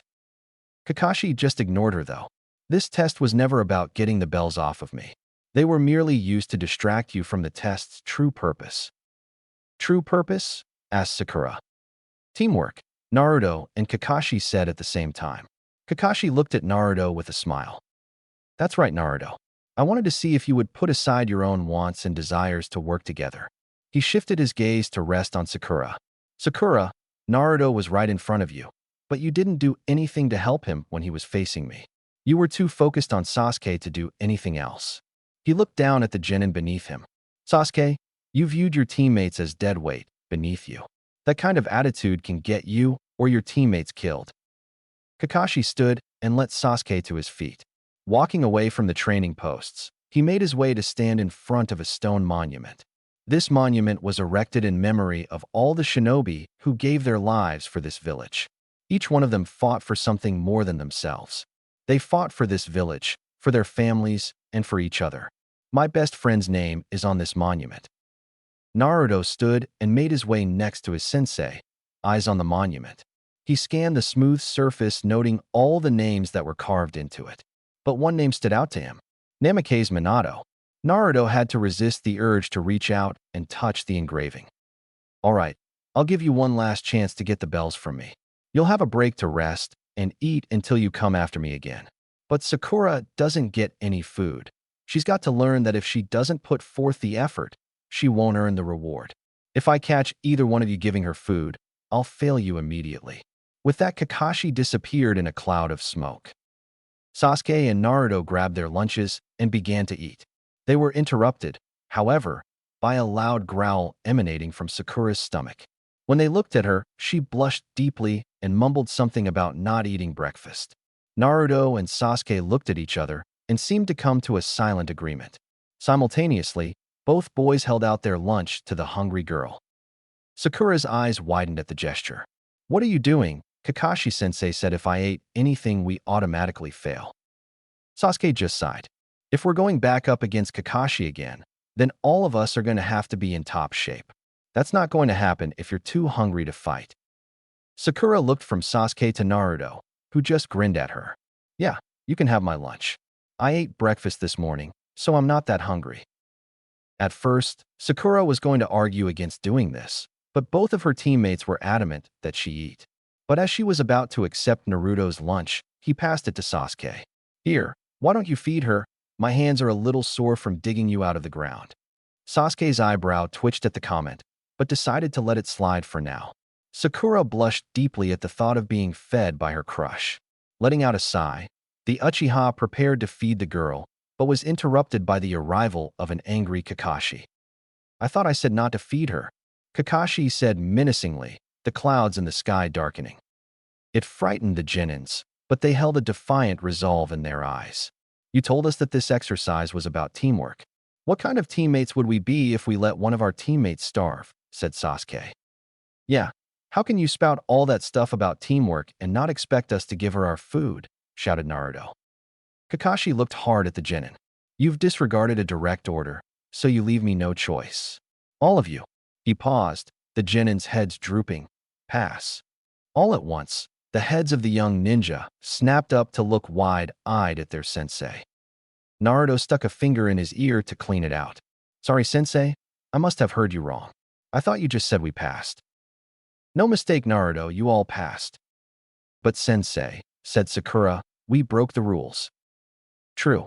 In the shinobi world, those who break the rules are trash, but those who abandon their comrades are lower than trash." Kakashi smiled at his new team. "We begin taking missions and training tomorrow," he said, just before disappearing in a cloud of smoke, leaving a bewildered Team 7 in his wake. 30 minutes later. And then Kakashi-sensei shows up and tells us we passed. "The bastard nearly gave me a heart attack," said Naruto as he finished telling the proprietors of Ichiraka Ramen about his day. Tucci stood behind his counter, rubbing his chin in a thoughtful manner. "That's a good story, Naruto, but I'm not sure I buy you figuring out the test." "Are you sure Sasuke didn't figure it out?" the old man said in a teasing voice. Naruto began to see red. He was about to hop over the counter to throttle the chef, but was cut off by Ayam, who smacked her father in the back of the head. "Tusan, quit teasing Naruto-kun." She turned to their best customer. "Congratulations, Naruto-kun, but where are your teammates? Shouldn't they be here celebrating with you?" Naruto just shook his head. "Nah, Sasuke wouldn't be caught dead socializing, and Sakura just follows him like a lost puppy. Anyways, I've got better things to do than hang around those two." "Like what?" asked Ayam. "Well, I'm going to do some training with." He began to say, but stopped mid-sentence. He brought up his watch to look at the time. Damn, I'm gonna be late. Slapping some money on the counter, Naruto turned and ran away from the ramen stand. I gotta run. See you later, he called out over his shoulder. Wonder what's got him so excited, asked Tucci to no one in particular, though since Ayam was the only one there, she answered. I don't know. Maybe he's got a date. Don't think so. If he did, he'd have brought her here, said Tucci matter-of-factly. He wouldn't bring a girl to a little ramen stand for his first date, Ayam retorted. Oh yes, he would. I've got it in writing, Tucci said while pulling a piece of paper out from beneath the counter and handing it to Ayam. After taking a moment to read it, she found it to be a contract stating Naruto, for his first date with any girl, would bring said girl to Ichiraku Ramen. She looked up at her father disbelievingly. How on earth did you get him to sign this? How else? With free ramen, said Tucci with a grin. Soon the streets surrounding Ichiraku Ramen were filled with the angry yells of a young woman, screaming about crooked old men taking advantage of ramen-addicted customers. Hinata stood near the stream that ran through Naruto's training field. She had arrived nearly half an hour early for their meeting and had regretted doing so after only 5 minutes. Since then, she had become more and more distraught. What if he doesn't show up? What if he forgot about me? Maybe he changed his mind and doesn't want to train with someone as weak as me. These thoughts and similar ones had been running through her mind for about 20 minutes. Fortunately, her fears were unfounded, as she heard someone come crashing through forest. Naruto jumped into the clearing, panting heavily. After taking a moment to catch his breath, Naruto stood and greeted Hinata. Hey Hinata, sorry if I'm late. My team's test took a little longer than I expected. By the way, how did your team do on your test? We did fine. Kurenai-sensei H had us track her D down while she was H hiding in the F forest. It took us an H hour, but we were finally able to find her H hiding under a Jijin Jutsu. That was it? Asked Naruto in a quiet, unbelieving voice. Hinata was about to reply, but was cut off. That was it. That bastard put us through all of that crap when we could have just had a test like that, Naruto yelled. Hinata flinched at the volume of his voice. Naruto calmed immediately after seeing her reaction. Sorry, Hinata, I'm not mad at you, but that team Kakashi-sensei. Ayano, why are you mad at your sensei? Once again, Naruto regaled someone with the events of his day. After he finished, Hinata was left wide-eyed by his story. Silence fell between the two for a while, but was soon broken by Naruto. So, what's this chakra control technique that you're going to teach me, Hinata? Hinata snapped out of her daze and blushed prettily. I'm going to show you the water W walking technique, Naruto-kun. She walked to the water's edge and formed a ram seal. Naruto watched in awe as Hinata walked out onto the water's surface. Whoa, said Naruto staring at Hinata. She blushed heavily under Naruto's gaze, but kept up her focus lest she fall into the water. Hinata, that is so cool. How do you do that? He asked excitedly, practically bouncing on his toes. Hinata took a moment to walk back to shore before replying. Why you have to emit a constant stream of chakra into the water to create a stable surface to walk on. Naruto pondered her explanation for a bit and then nodded his head. Focusing his chakra, Naruto took a step onto the water, and through the water, onto a slippery, smooth stone. Loosing his footing, Naruto fell straight into the stream, soaking him from head to toe. Naruto sputtered as he climbed back to his feet. Naruto-kun, are you all right? Asked a concerned Hinata. Naruto just smiled sheepishly as he rubbed the back of his. I guess I'm gonna need a lot of practice, Hinata. Walking out of the water, Naruto took off his jacket and headband and laid them both on the ground. He'd have taken more clothes off, but didn't think it would be appropriate in front of a lady. Hinata still blushed when he removed those articles of clothing. Walking back to the water, Naruto made another attempt. Refocusing his chakra, he took a more tentative step onto the surface. He sank once again, but there seemed to be some resistance to the fall. This could take a while. An hour later, Naruto was still working on the technique, but he was definitely making progress. He was able to keep himself from sinking, but had yet to make his way to the water's surface. But this wasn't what Naruto was really interested in. No, what really caught his attention was Hinata's patience and willingness to help him. He'd never really had anyone take the time or effort to really teach him anything. Sure, Iruka had helped here and there, but he always had some other matters to attend to or other students to train. Hinata just stayed by the shore, offering small bits of advice and showing him an example of the jutsu. "No, Hinata, can I ask you something?" asked Naruto while still in the water. Hinata just looked up at Naruto with a slightly confused expression. Hi. Why are you helping me so much?" He regretted his choice of words when her head fell. "Not that I don't appreciate it, because I really, really do. But not a lot of people really want to spend a lot of time with me," he ended in a quiet voice. Hinata looked up with a surprised expression at his tone. Because that's what friends do. They help each other. Friends. Naruto said more to himself than Hinata. He had never had what you'd call a friend. Most parents would drag their children away from him before he could forge those bonds. And by the time his academy days rolled around, most of the kids had picked up on their parents' behavior and mimicked it. Hinata took his lapse in silence as rejection and began to backpedal. That's if you want to be friends, in Naruto-kun. But I'll understand if why you don't want to. Of course I'd like to be your friend, Hinata. But won't your family be a little upset with you hanging around with me? Hinata's eyes fell at the mention of her family. In a voice even quieter than usual, she said, "Actually, my family doesn't much care what I do." Naruto had to strain to hear her words, but hear them he did. Huh, why wouldn't they care about you, Hinata? I thought all families cared about each other. Hinata flinched at his words. Naruto-kun's an orphan. Here I am complaining about my family, when he's never had one. She stopped berating herself when she saw the curiosity and slight concern in his eyes. She couldn't help but answer. My family, especially my father, think that I'm weak. They don't think that I'm fit to be the heiress to the clan. My father is always telling me that I'm too weak and kind-hearted. To him, I'm just a failure, she said with tears in her eyes. She looked up to see Naruto with an outraged look on his face, as well as understanding in his eyes.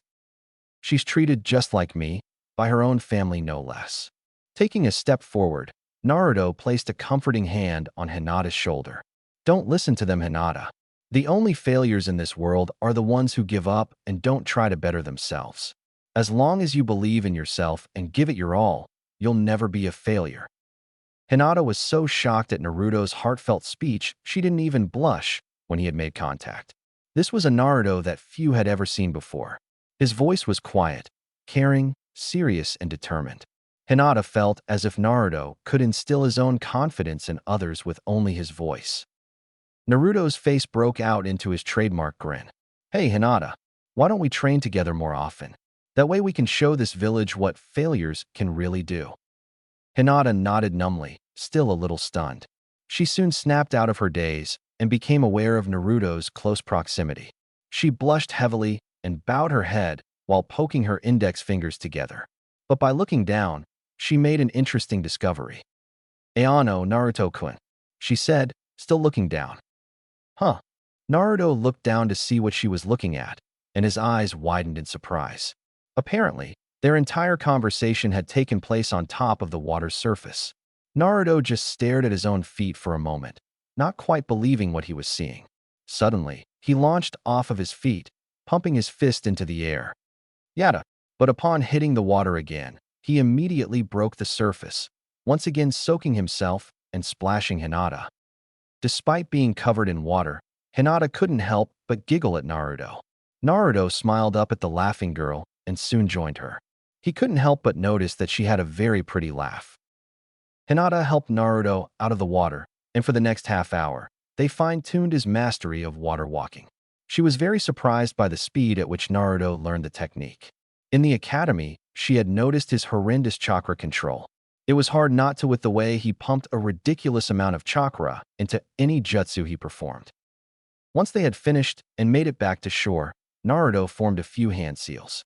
The air around him began to churn, swirling around him like a mini tornado. After about a minute, the wind died down, and Naruto was left mostly dry. Once again, Hinata was left wide-eyed by Naruto's actions. It was actually starting to get a little irritating. Naruto-kun, how much could you have grown in just a few days? Hey Hinata, if you feel like it, you can stop by here anytime. I've never had a sparring partner before, and who knows, Maybe I could teach you a thing or two, Naruto said with his cocky grin. Oh, okay, Naruto-kun. I'd like that, said Hinata while blushing. Unfortunately, she couldn't stay today. Her father was expecting her home to give a report of her team's performance. He'd no doubt find a way to criticize her performance, but she couldn't break a meeting with her father. She was already pushing it by staying with Naruto for so long. So it was great reluctance that she said her goodbye and left Naruto to train by himself.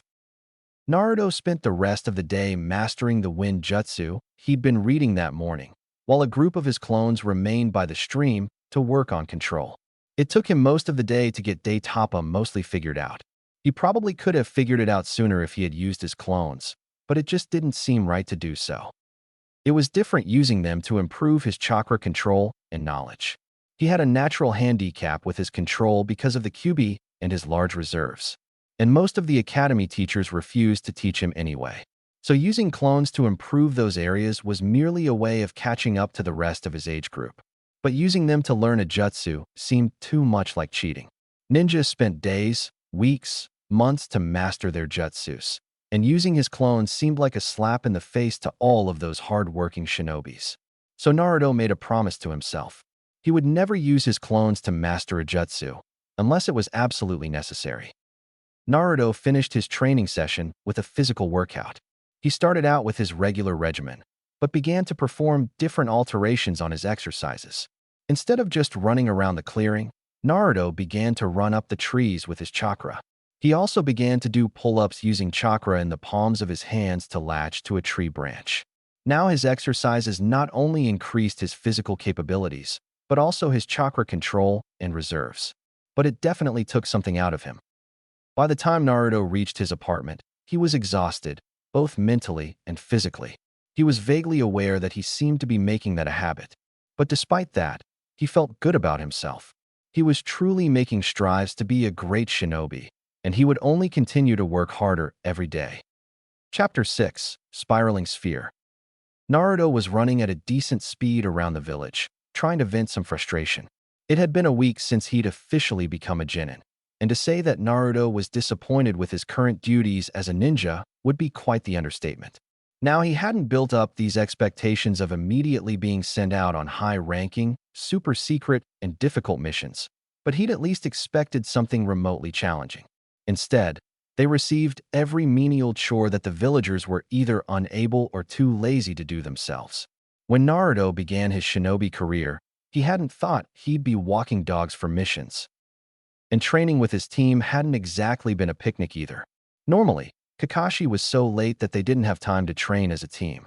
But when they did, it was always some team-building exercise. And those didn't normally go too well. Sasuke still tried to ignore his teammates for the most part. He would try to take any opportunity he could to showcase his skills and flaunt his superiority. It seemed that he wanted to make sure his position as number one wasn't threatened by Kakashi's bell test. Sakura only exacerbated matters by stroking his ego with shouts of admiration and encouragement.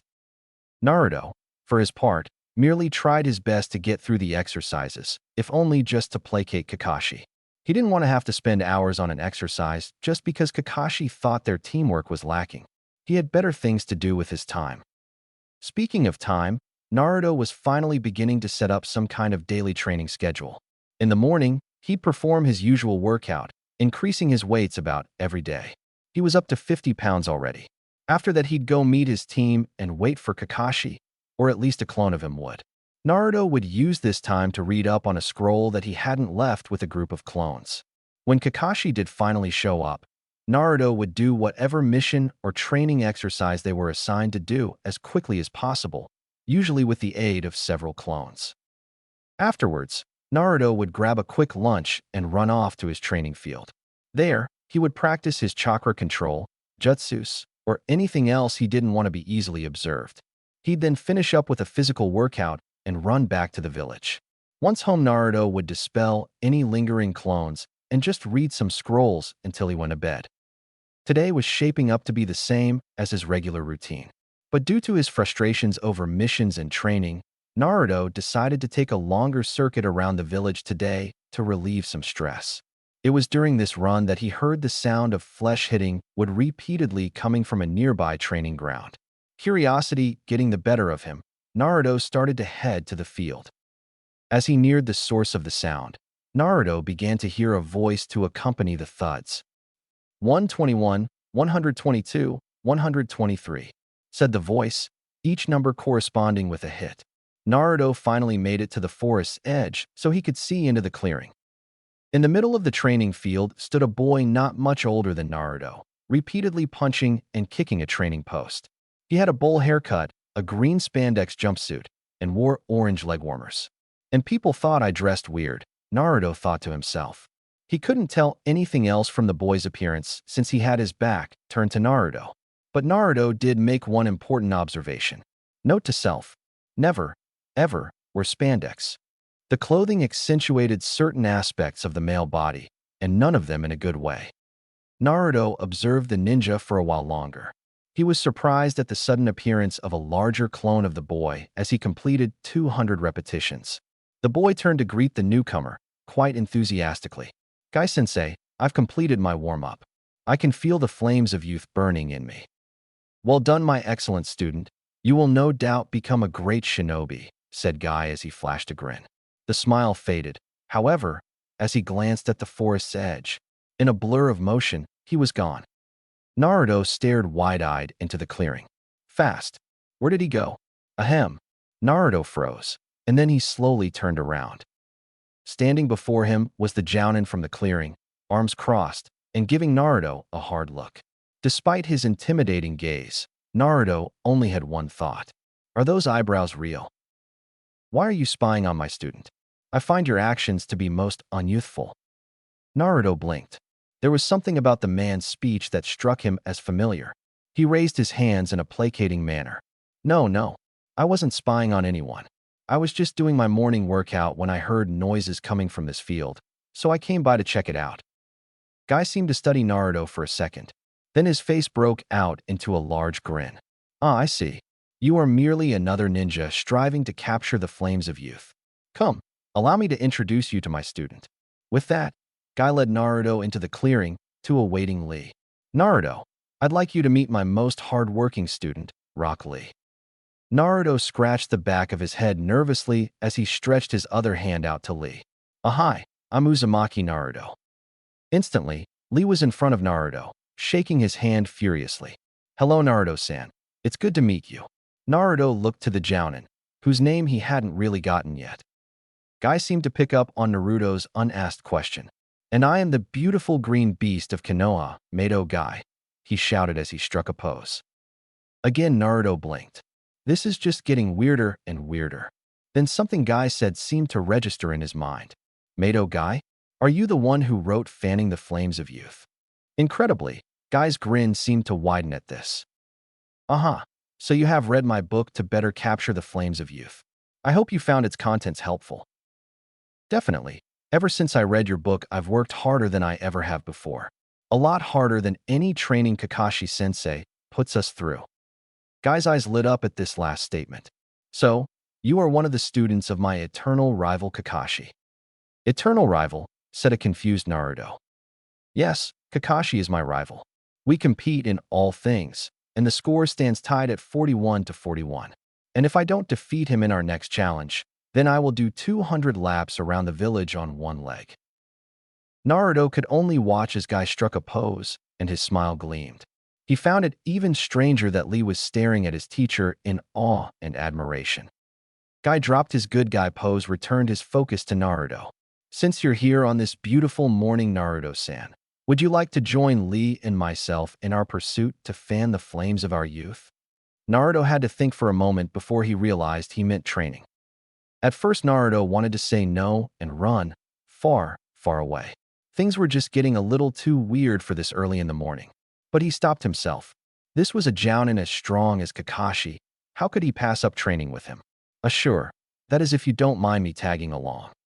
Lee decided to answer. Of course not, Naruto-san. Anyone who wishes to become stronger through hard work and determination is more than welcome to join us, he said, also striking a good guy pose. All right, I'm ready when you are, said Naruto. Who knows, maybe this won't be so bad. 2 hours later. Naruto collapsed onto the ground of Guy and Lee's training field, thinking that he wanted to pull out whatever part of him that thought it was a good idea to train with them and ensure that it suffered a slow, agonizing death. If Naruto thought that his current training regimen was tough, this was downright suicide, especially considering the fact that Lee was carrying about 4 times more weight than he was. Naruto began to wonder if they were even human. The first hour had been nothing but conditioning. It was similar to Naruto's normal workout, except taken to the extreme. By the end of the hour, every muscle in Naruto's body seemed to be on fire. But Lee and Guy were barely breathing hard. Things took a turn for the worse when Lee offered to spar with Naruto. Again, Naruto made a stupid choice. Naruto thought he was at least a little proficient in taijutsu. Apparently, he was very much mistaken. Lee outclassed him in every aspect of taijutsu. He was incredibly fast, strong, and his skill in taijutsu was amazing. But with his training regimen, Naruto figured he shouldn't be surprised. Naruto was only able to improve his odds slightly when he started to incorporate his Kage Bunshin in the spar. By the end of the spar, Naruto and Lee were left panting and bruised, Naruto noticeably more so. Guy walked up to the exhausted genin with a wide grin on his face. "I am impressed, Naruto-san. There are very few who can keep up with Lee and myself during our training. I can clearly see that the flames of youth burn brightly within you. Although your taijutsu seems to be rudimentary, I assume it's the basic form taught at the academy." "Yeah, I haven't had a lot of people willing to teach me a specific style, and I never really had a sparring partner to help with that area," Naruto said in a quiet voice. He then looked up with a hopeful gleam in his eyes. "Do you think you could teach me Lee's style?" he asked Guy. "Huh. Your youthful energy is most impressive, Naruto-san, but not everyone is built to learn the same style. A shinobi style should be unique to not only their body type, but also their personality. It's true that a shinobi can learn a specific style, like the Goken style that Lee and I use, but to truly master it, you must alter it, make it your own. Do you understand, Naruto-san?" Naruto thought to himself for a moment. "Yeah, I guess that makes sense. But what style should I learn?" "Do not fear, Naruto-san, for I, Mato Guy, promise to help you find your style, so that you might one day rival the ever-passionate Lee in taijutsu." "Rival Lee, you're right. He kicked my ass in taijutsu. I don't even want to know what he could have done if he used ninjutsu." As he finished his words, he saw Lee's face fall. "What's wrong?" Guy let out a long sigh. "Naruto-san, I'm afraid Lee is unable to utilize his chakra to perform ninjutsu or jinjutsu." Naruto was shocked. He'd never heard of a ninja being unable to perform nin or jinjutsu. He looked over to Lee. "Is that why you're so good at taijutsu? Because you can't use other jutsus?" Lee nodded, but when he looked up, instead of sadness in his eyes, they held fierce determination. "Yes, it is true that I am unable to use nin or jinjutsu, but I will become a splendid ninja despite it. I will prove my way of the ninja, that with only taijutsu a person can still become a great shinobi." Naruto looked up at Lee in awe. He's had to work twice as hard as everyone else just to get to the same level. His respect for his fellow genin increased by leaps and bounds. Pulling himself to his feet despite his protesting body, Naruto walked to Lee and placed his hand on his shoulder. "Lee, I have no doubt that you will become a great ninja. You have more will and drive than anyone I have ever met before.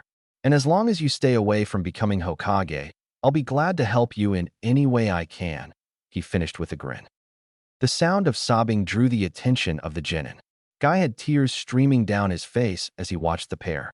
It is so wonderful to see that the flames of youth burn so passionately in the next generation of shinobi. Naruto-san, you are more than welcome to join Lee and myself in our morning workouts from now on. With your help, I'm sure Lee will become a splendid ninja in no time." Thanks," Naruto said uncertainly.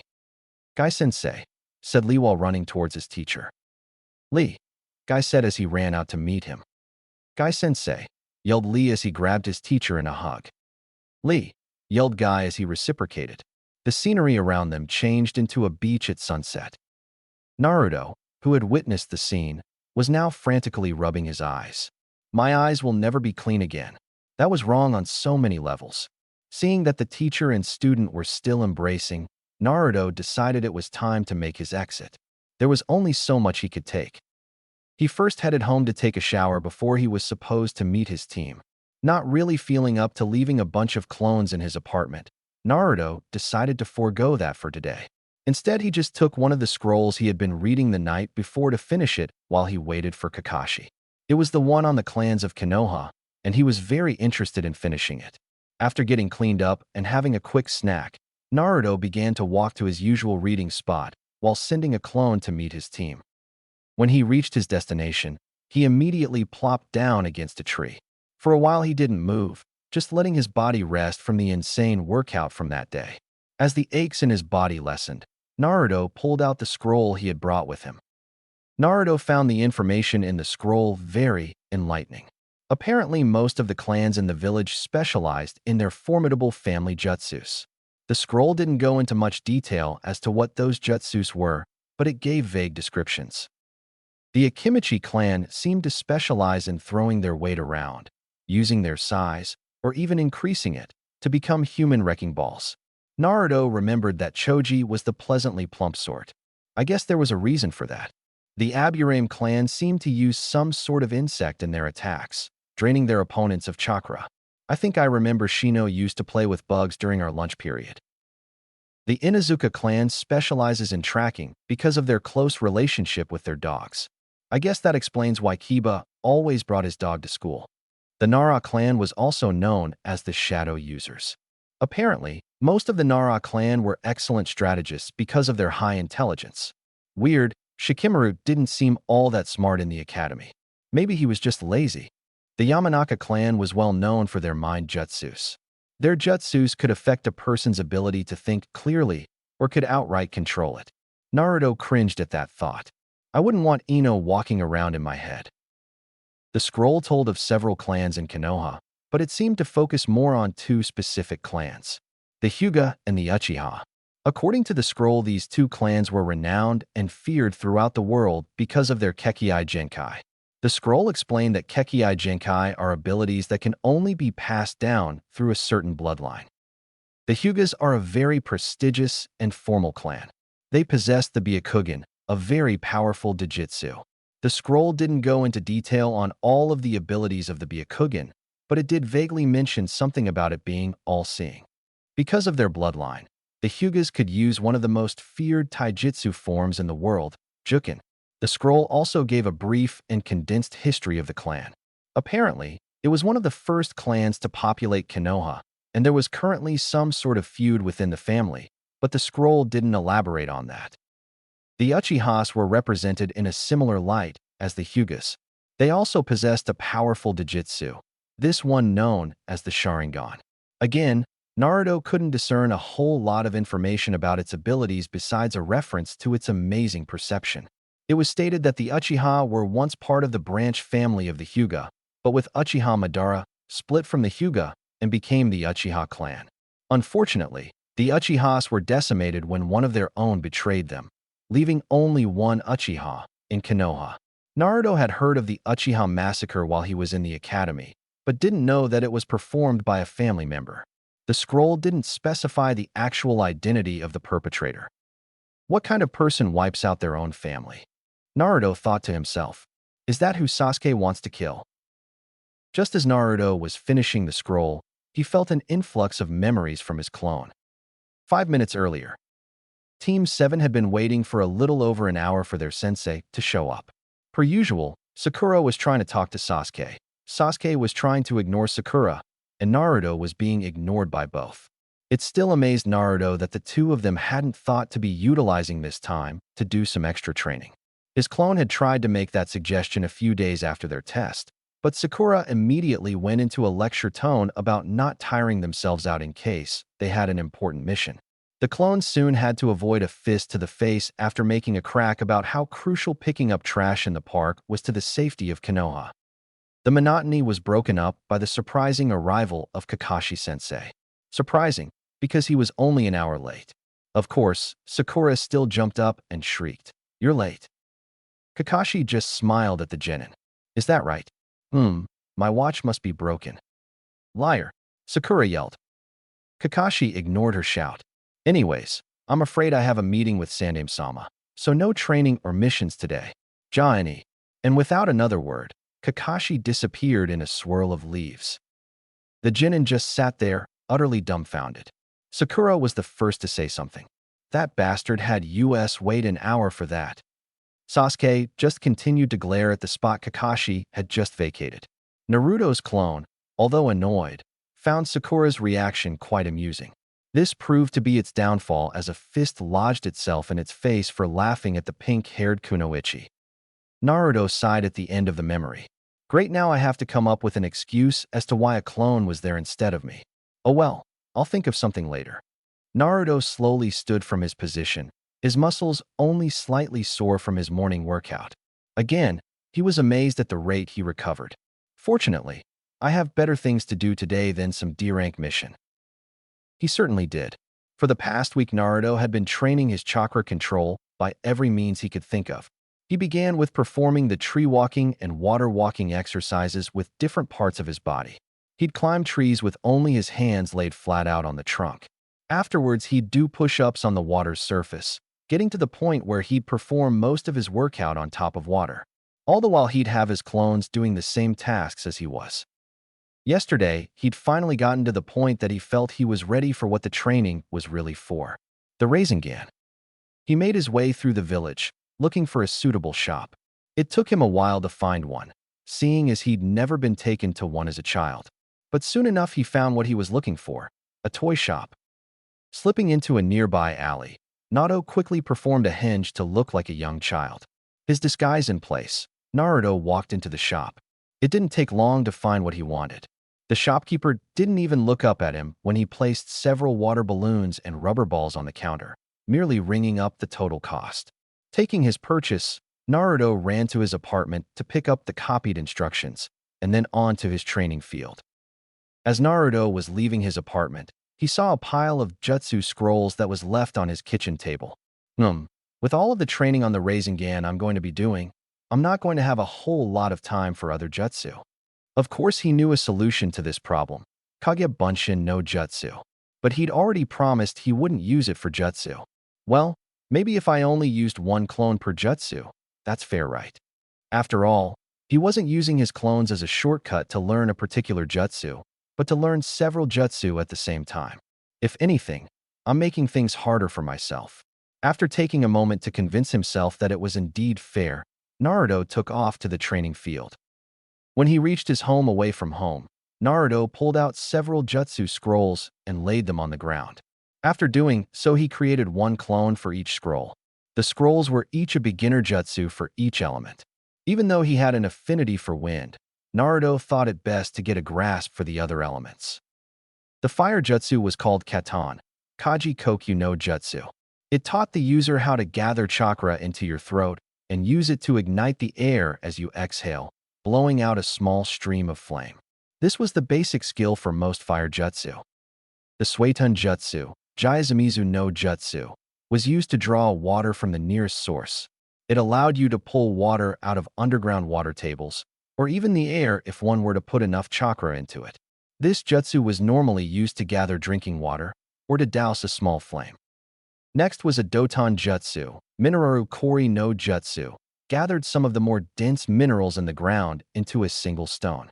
Some of the more powerful earth users are able to harden it nearly to the density of a diamond. Finally, the lightning jutsu, Raitun, Shakingu Tezawari no Jutsu. By charging their fingertips with electricity, the user can emit a shock that does little more than numb the area touched. But it allowed the user to get a feel for gathering this particular element. Once all of the clones had their assigned jutsus, Naruto turned his attention to his own jutsu. Grabbing a water balloon, he headed for the stream to fill it up. Now, with a full balloon in hand, Naruto took a seat with the copied instructions in front of him and began to train. The instructions stated that he had to spin the water in the balloon until it popped. Unfortunately, the instructions were quite vague as to how he was supposed to spin the water. So, 2 hours later, we find Naruto to be slightly frustrated. God damn it, he roared while flinging the water balloon across the field. Why can't I get this? He'd hardly made any progress in his training, and he couldn't understand why. Naruto would spin the water as fast as he could, stretching the balloon to its limits, but it would not pop. The only thing he gained from the training was that spinning his chakra in one direction was easier than spinning it in another. Naruto sat himself on the ground and tried to calm himself. Taking a few deep breaths, he tried to figure out what he was doing wrong. The scroll said I need to spin my chakra with the water to pop the balloon, but it's not working. I spin until the damn thing looks like a frisbee, but it still doesn't pop. That thought made him pause. From what the scroll described, the Rasengan should look spherical, not like a disc. So what am I doing wrong? His attention was suddenly diverted when some rustling came from the direction he had thrown the balloon. Looking that way, he saw a squirrel scurry into the field and started to play with the water balloon. Naruto watched, somehow transfixed, as the small animal pushed the ball this way and that. Suddenly, the balloon popped, splashing the furry creature with water, sending it fleeing into the forest. What the hell just happened? Naruto thought to himself. Walking over to the demised balloon, he began to inspect the ground around it to see if it was popped on a rock or a twig. He found none. So what popped the balloon? Naruto began to replay what he had just seen in his head. The squirrel was just pushing the balloon around in different directions. He thought as the answer dawned on him. So the water in the balloon must have been spinning in different directions too. He picked up a new balloon, filled it, and began to try again. All right, so spinning the water in just one direction isn't the way to go. But how do I spin it in multiple directions? He tried to spin his chakra randomly in different directions, but only succeeded in making the balloon vibrate slightly. For the next half hour, Naruto tried fruitlessly to spin his chakra in multiple directions. He stopped himself when he felt himself become frustrated. Calm down, Naruto, he told himself, just take it slowly. Instead of trying to immediately spinning his chakra in more than one direction, he started by spinning it in just one direction. Slowly, he began to add a second rotation. It took him a moment, but he eventually was able to sustain both rotations within the balloon. Emboldened by his success, Naruto continued to add more spins to the balloon. Naruto began to sweat. It was taking all of his focus to rotate the water in multiple directions. Without the control I've gained, there's no way I'd have gotten even this far. Once he obtained enough rotations, he began to spin his chakra faster and faster until pop! Water soaked his outstretched hand, and Naruto stared at his now empty palm. And as with all of his major accomplishments, Naruto jumped into the air while pumping his fist. Yada, he shouted. Before he moved on to the next stage of his training, Naruto wanted to make sure he had this stage mastered. Grabbing yet another balloon, he tried to recreate his earlier success. It still took him a short while to spin his chakra properly, but it was definitely faster than his first attempt. As he was going to make another attempt, he stopped himself. After thinking to himself for a moment, Naruto switched the balloon to his left hand. It took him a while to calibrate his chakra in his left hand and spin the water correctly, but he eventually got it down. Naruto continued to alternate the balloons between his hands, trying to speed up the time in which he destroyed a balloon. It still required a lot of focus to create the spin each time.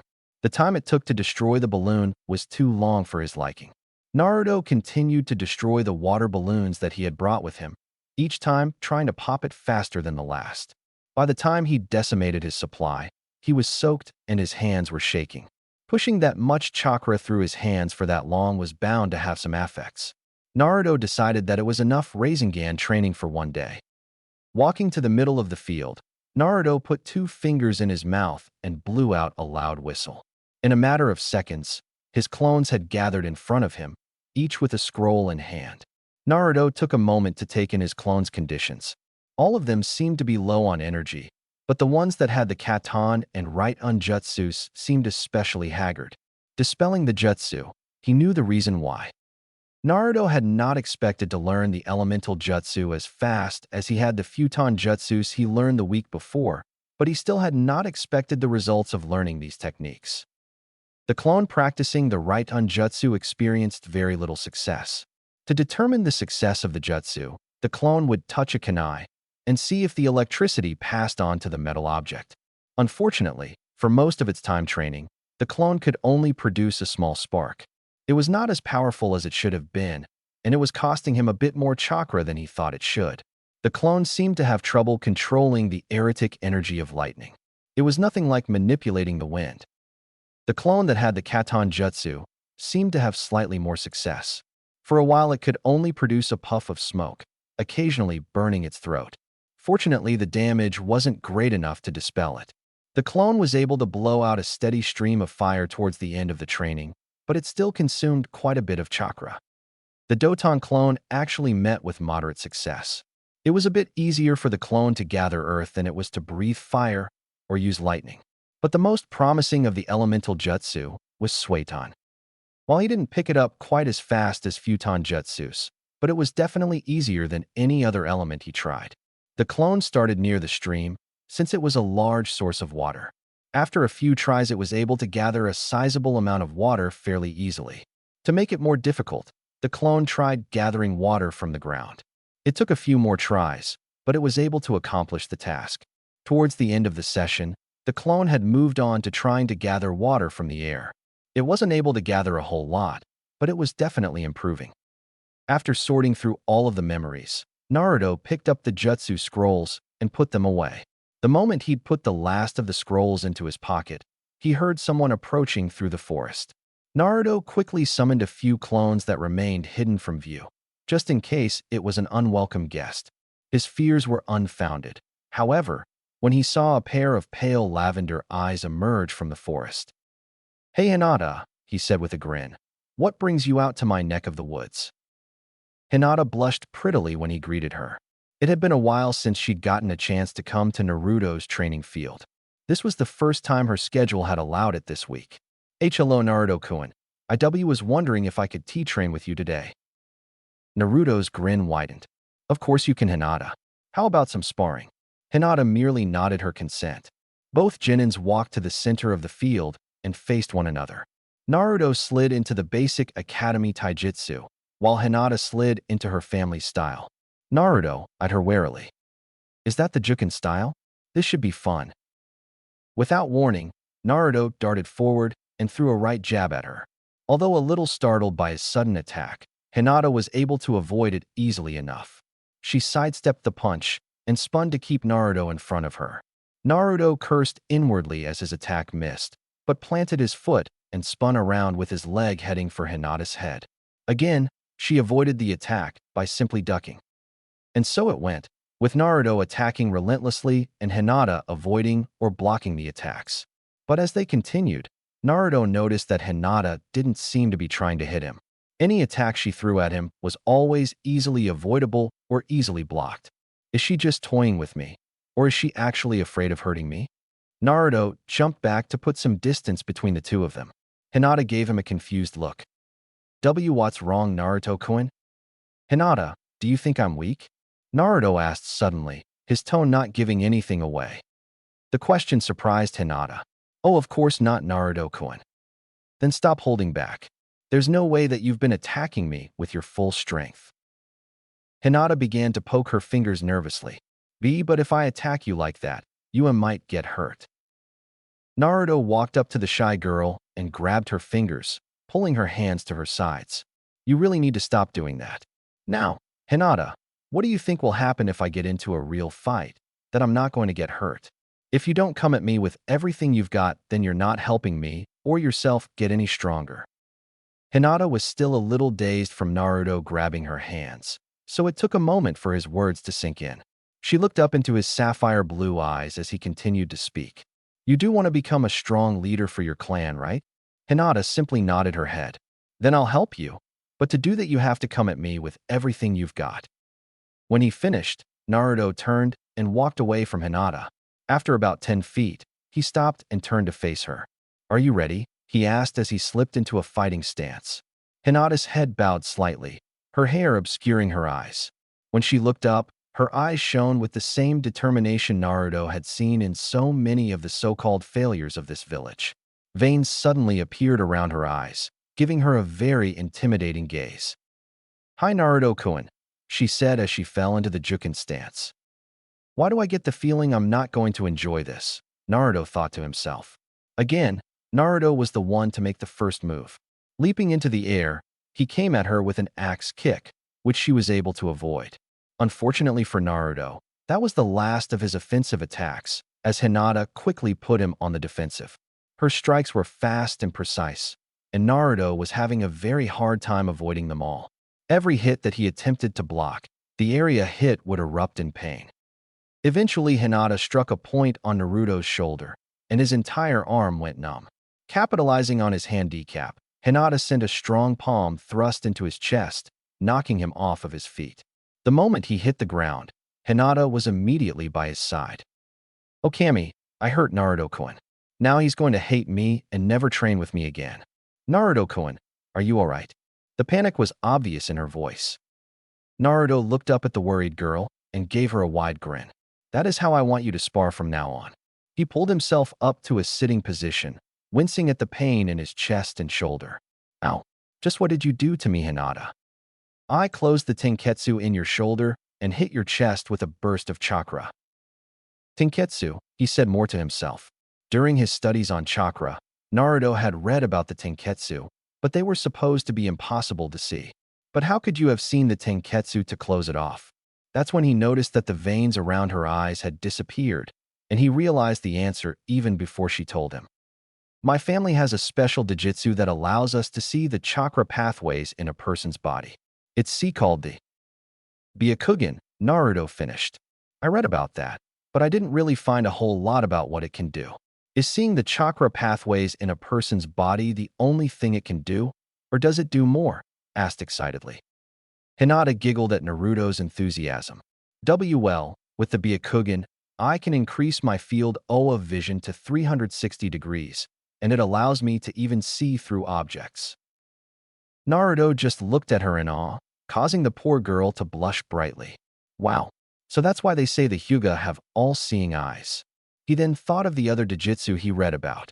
Hinata, do you know anything about the Sharingan?" Hinata was a little surprised by his question, but realized it must have something to do with his teammate. Hi. Since our clans were once rivals, our library holds quite a bit of information on the Uchihas. The Sharingan gives the user incredible perception. Someone with the Sharingan is able to predict movements, see through genjutsus, and even copy ninjutsu and taijutsu. Geez, with eyes like that, no wonder everyone thinks the Uchiha are elite ninja. They're born with everything they need inside their head. What does it look like? From the pictures I've seen, the Sharingan is red with 1 to 3 tomos surrounding the pupil. Tomos. Hi. Apparently, the more tomos the user has, the sharper their vision is. Naruto hung his head dejectedly. How am I supposed to compete with eyes like that? Hinata could feel his disappointment and made to comfort him, but froze when he suddenly looked up. Determination filled his eyes, a look she had seen many times before. "Well, it looks like I'm going to have to train even harder to stand up against the Byakugan and the Sharingan." Hinata just smiled. Of course, Naruto couldn't be deterred by another challenge. They only made him stronger. Naruto made to stand up, but Hinata tried to stop him. "Naruto-kun, you shouldn't move too quickly. You could still be hurt from our spar." Naruto just waved her off and smiled. "Nah, don't worry about me, Hinata. I recover really fast. In fact, this is the second time I've had my ass handed to me in a sparring match today." "Second time?" Hinata asked in confusion. Naruto smiled sheepishly as he scratched the back of his head. "Yeah, I kinda ran into another Jinin named Lee this morning during my workout. He and his sensei were doing their workout, and I agreed to spar with Lee. Turns out the guy's a taijutsu master. I don't think I've ever been so thoroughly outclassed in taijutsu before." "Lee," said Hinata, a hint of recognition in her voice. "Does he wear green spandex and have large eyebrows?" "Yes," Naruto said with a shiver. "You know him?" "And no, not personally, but he's on my cousin Niji's team." "Your cousin, what's he like?" He regretted asking the question when Hinata's face fell, her expression very sad. "Hinata, what's wrong?" "And nothing," she said as she turned away from him. "Hinata." Naruto stood up and placed his hand on her shoulder, turning her to face him. "If there's something wrong, I want to help. After all, that's what friends do, right?" He finished while flashing Hinata a wide smile. Hinata felt heat rush to her face when Naruto smiled at her, and any reluctance to tell him about her family was washed away. "Oh, okay, Naruto-kun. Well, to start, You have to understand in my family. She started as she explained the separate houses of the Hyuga, the subjugation of the branch family, and the cursed seal. When I was 3 years old, a ninja F from Kumogakure attempted to kidnap me during peace negotiations. Naruto saw her shake slightly from the memory. But why would they want to kidnap you? Naruto asked. Because they were after my Byakugan. Since I'm part of the main family, I had no seal to protect it. Hinata's eyes began to water as she continued. I can't remember everything that happened. But I do know that my father killed him. Because of that, Kumo demanded that my father be killed in exchange. They were still after the Byakugan, but the family elders wouldn't let them. It was for this reason that Hisashi, and my father's twin and Nijinizen's father, was. She didn't finish as she shut her eyes to stop the tears. Killed instead, Naruto finished as realization dawned on him. Hinata only nodded as a few tears made their way down her cheeks. Naruto sat next to her and placed his arm around her shoulder. He wasn't really sure how to comfort someone, as no one had ever comforted him, so he just did what came naturally.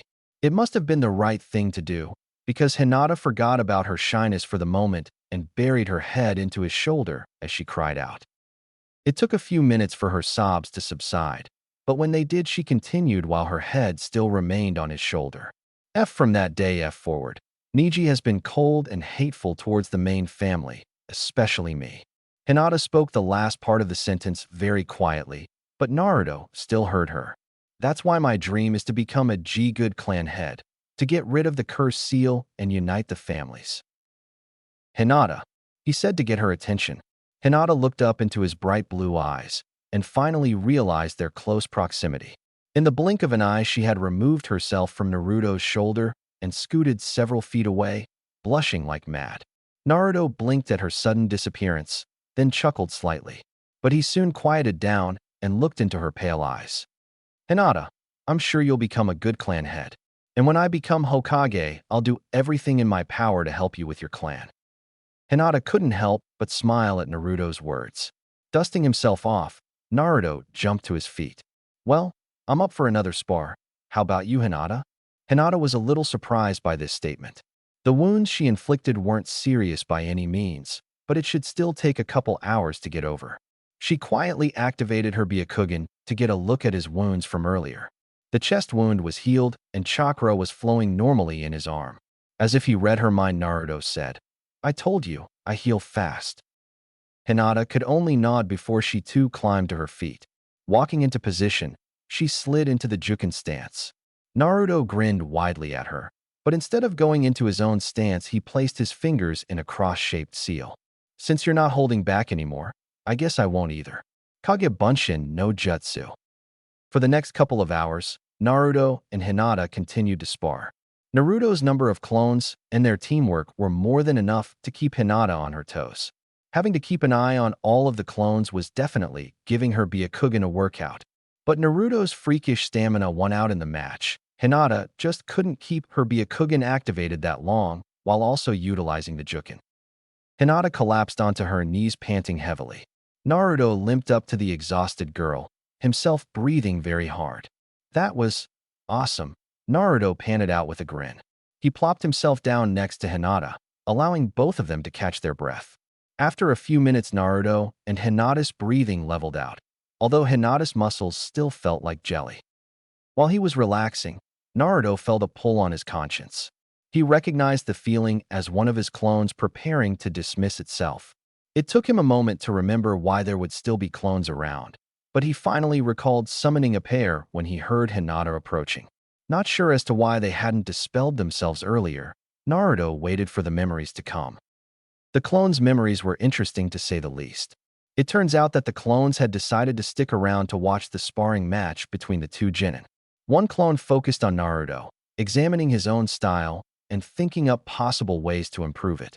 It also watched the clones' interaction with the original and tried to come up with some different tactics for them to use. Overall, it was a surreal experience, to just watch yourself from someone else's perspective. The second clone focused completely on Hinata. It observed her taijutsu style, trying to pick apart certain details. Its strengths, weaknesses, but mostly how well Hinata used it. Technically, her form was flawless. She had an almost perfect blend of offense and defense. Her strikes were fast and precise, almost always hitting her mark. But there was something off about that the clone couldn't quite place. She seemed too stiff, like her movements didn't occur naturally for her. Hinata looked at Naruto as he seemed to drift off for a moment. "And Naruto-kun, are you okay?" Naruto shook himself out of his daze. "Yeah, I'm alright. I just remembered that I left some clones out while we were sparring, and they had an interesting perspective of it." "What do you mean, Naruto-kun?" Naruto began to recap what the clones had seen, even his theories on her style. Hinata's head sagged as he finished. "So I'll never be as good at jukin as the rest of my family." "That's not what I meant. Someone once told me that to truly master a style that you have to make it your own, to match you specifically. If you can figure out how to do that, then I have no doubt that you'd become even better in taijutsu." Hinata mulled what Naruto had just said in her head. Again, she was surprised by Naruto's insight. Do you really think I can do it, Naruto-kun?" Naruto grinned as he replied, "Absolutely, Hinata-chan." Hinata stared wide-eyed at Naruto, too stunned to even blush. It took a moment for Naruto to realize exactly what he said. Did I just call Hinata-chan? Well, it does fit more than it did Sakura. Meanwhile, Hinata seemed to regain control of her mental faculties. Chan, he called me Hinata-chan.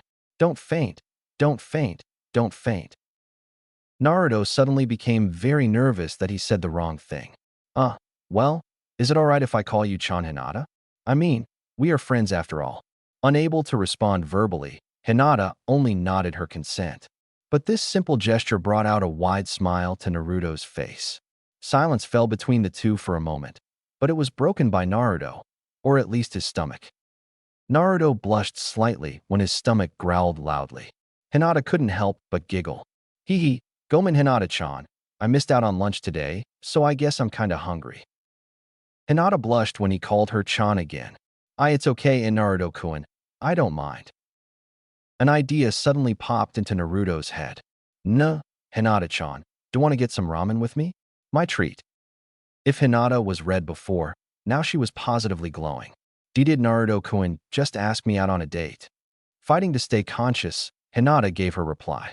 Hi Naruto-kun, that sounds nice." Naruto smiled as he jumped to his feet while offering a hand to Hinata. Hinata timidly accepted the hand and tried to stand, but her legs buckled under her. Naruto was quick to catch her and gently set back on the ground. "I guess you're still a little tired from our spar," Naruto said with a smile. "Gee Gomen, Naruto-kun," Hinata said while inwardly cursing her own weakness. "Don't worry about it, Hinata-chan. But we aren't going to make it back to the village if you can't walk," Naruto said before a mischievous grin spread across his face. Unless, before she could react, Naruto had picked up Hinata and positioned her so she was hanging from his back. "And Naruto-kun, what are you doing?" "Well, since you can't walk right now, I figured I'd give you a lift back to Konoha." Without warning, Naruto took off in the direction of the village, causing Hinata to squeak in surprise. When they reached the gates to Konoha, Hinata's hair threatened to catch on fire. She had actually fainted a few times on their way through the forest, but Naruto's constant jostling woke her up fairly quickly. Now that they were about to enter the village, Hinata thought it best to walk on her own. She'd probably die of embarrassment if others saw her being carried around by her crush. "Ayano, Naruto-kun, I think I can walk on my own now." Naruto stopped walking and turned his head to look at his passenger. "All right, as long as you're sure, Hinata-chan." Naruto knelt to the ground to allow Hinata off. She wobbled slightly when she touched the ground, but remained standing. Standing to help steady his friend, Naruto smiled as they continued their trek to Ichiraku's. "Hey Tuchi," Naruto shouted as he entered the ramen stand with Hinata in tow. What's it going to be today, Naruto?" said Tuchi while still facing away from the entrance while he stirred the ingredients of a boiling pot. Naruto and Hinata took a seat at the counter just as Ayam came out from back. She immediately took notice of Hinata and her face split into a Cheshire grin. "Hello, Naruto-kun, and who's your pretty friend here?" Hinata blushed brightly at Ayam's words, but this went unnoticed by Naruto, who just grinned at the ramen girl. "Hey Ayam-nichan. This is Hyuga Hinata. She's a friend of mine who's been helping me with my training. I studied Hinata for a moment before flashing a knowing smirk, which made the shy girl blush all the more. Well, Hinata-san, it is very nice to meet you. She then pulled out a notepad with a pencil. Now, what would you two like to order? Naruto took on a thoughtful expression. I think I'll start with a miso ramen today. He then turned to his guest. What about you, Hinata-chan? Ayano, I'll each have a bowl of beef ramen, please. Ayam smiled at the pair as she went to prepare their meal. Shortly after Ayam left, Tucci approached the pair. I was wondering when you were going to show up today, Naruto. Now, are you going to introduce me to your little friend here? Naruto grabbed 2 pairs of chopsticks and handed 1 pair off to Hinata before answering Tucci. Well, Tucci, this is Hyuga Hinata. Hinata-chan, this old man is Tucci. Thwop. Ow, what was that for Tucci? Naruto asked while rubbing the bump on his head, eyeing the large wooden spoon in the ramen chef's hand. That's for not showing proper respect to your elders, especially one as wise, great, and handsome as this humble ramen chef, Tucci said while striking a pose. Naruto just snorted at the man. Wise and handsome, yeah right. You're just a wrinkly old man who likes to smack people in the head with your spoon. But I'm still a great ramen chef, Naruto paused in his rant before shrugging his shoulders. What can I say? You're a man who knows his ramen. Tucci just laughed at Naruto. And don't you forget it. He then turned to a bewildered Hinata. Well, Hyuga-san, I formally welcome you to Ichiraku Ramen, home to the best ramen in Konoha. Tucci finished with a bow. Hinata giggled at the man's behavior. Hello, Tucci-san. It's very nice to meet you. Tucci smiled broadly at the girl, and then turned to glare at Naruto. See, you could learn something from your friend Naruto. She knows how to be respectful to others. That's just because she doesn't know you like I do. Naruto had to duck another smack with Tucci's spoon. Tucci shook his head in exasperation before turning back to the boiling pots. Ayam returned with the ordered ramen and placed it in front of the customers. Enjoy your meal, you two. Thanks, Ayam Nichin, Naruto said while grabbing a pair of chopsticks and passing another to Hinata. They proceeded to dig into their ramen, although Naruto did so with a bit more gusto than Hinata. While they ate, the pair exchanged small talk. Naruto began to notice that Hinata's stutter seemed to lessen the more he talked to her, though she did still blush whenever he seemed to look at her too intently, or if they ever came into any kind of physical contact. Despite that, Naruto found that enjoyed talking with her. He didn't really need to worry about her reacting violently to something he said, unlike most females in his class. When they finished their meal, Naruto had polished off 5 bowls while Hinata only finished 1.5. She was too full to finish the second bowl, but Naruto was more than happy to finish it for her. Hinata was surprised by the amount of ramen Naruto was able to put away, but was even more surprised when Ayam told her that he normally ate quite a bit more. Naruto put down the money for the bill on the counter, and he and Hinata got up to leave. Thanks for the ramen, Tucci, Ayam Nichin. Naruto turned toward his companion. This was fun, Hinata-chan. Maybe next we can go to a place you like. Hinata blushed when he said this. Did he just ask me out again? She glanced towards Tucci and Ayam to see Tucci with a raised eyebrow and Ayam with a wide grin on her face. Well, you probably need to be getting home. I guess I'll see you later, Hinata-chan. Ayam smacked her forehead while Tucci just shook his head. Offer to walk her home, Yubaka, Ayam said. Naruto just gave a confused look to the stand's proprietors. What for? Hinata's strong enough to take care of herself. Trust me, I know, he said while rubbing a spot on his shoulder. Ayam had to suppress a frustrated growl. That's not the point. It's just polite to offer. Naruto continued to hold his confused expression, while Hinata's blush increased tenfold. Ayano, I see can make my way home just fine, thank you. Naruto turned to his friend with a smile. Okay, Hinata-chan, I'll see you later then. Jaini. Goodbye, Naruto-kun. Both Jinin smiled at one another and went their separate ways. Ayam and Tucci watched the young friends leave with fond smiles on their faces. So, what do you think of our favorite customer's new friend? Tucci asked his daughter. Ayam looked thoughtful for a moment before replying. She's a cutie, a little shy, but I can tell she likes him. I'm just wondering when he's going to figure it out. I'm not sure about that, but hopefully he'll be bringing her around more often. It's good for business, Tucci said with a grin. Ayam gave her father a stern look. I hope you realize that I'm counting this as their first date, so Naruto can take her anywhere he likes from now on. Tucci's grin vanished when he realized she was still mad about his and Naruto's little agreement. With a nervous laugh, Tucci went back to making ramen. Ayam decided to put her retribution on her swindling father on hold while she turned her musings towards a more constructive project. Now, how to get Naruto-kun and Hinata-san together. Ooh, this is going to be fun. Chapter 7. Into Wave. Whirlpool Country, 22 years ago.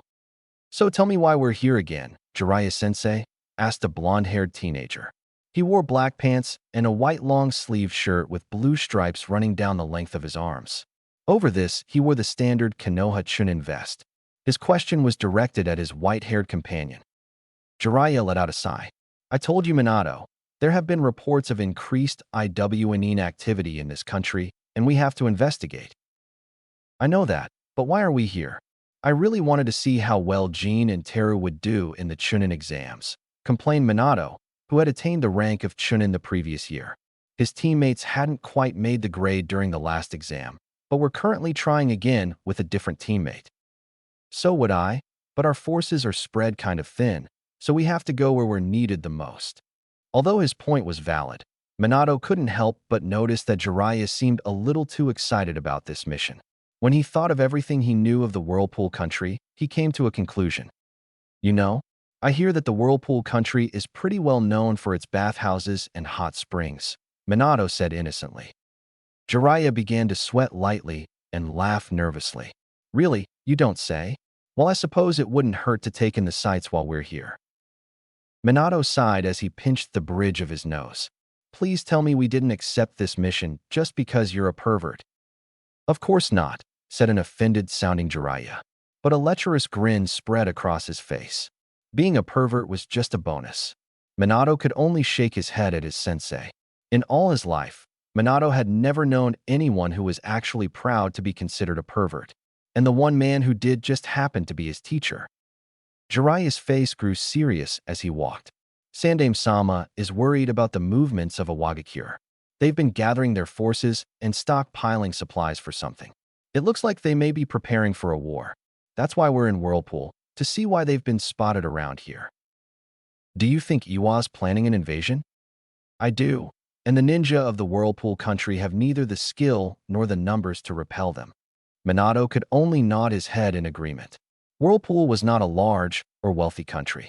The ninja that it did produce normally weren't quite up to the standards of the ninja of the great shinobi nations.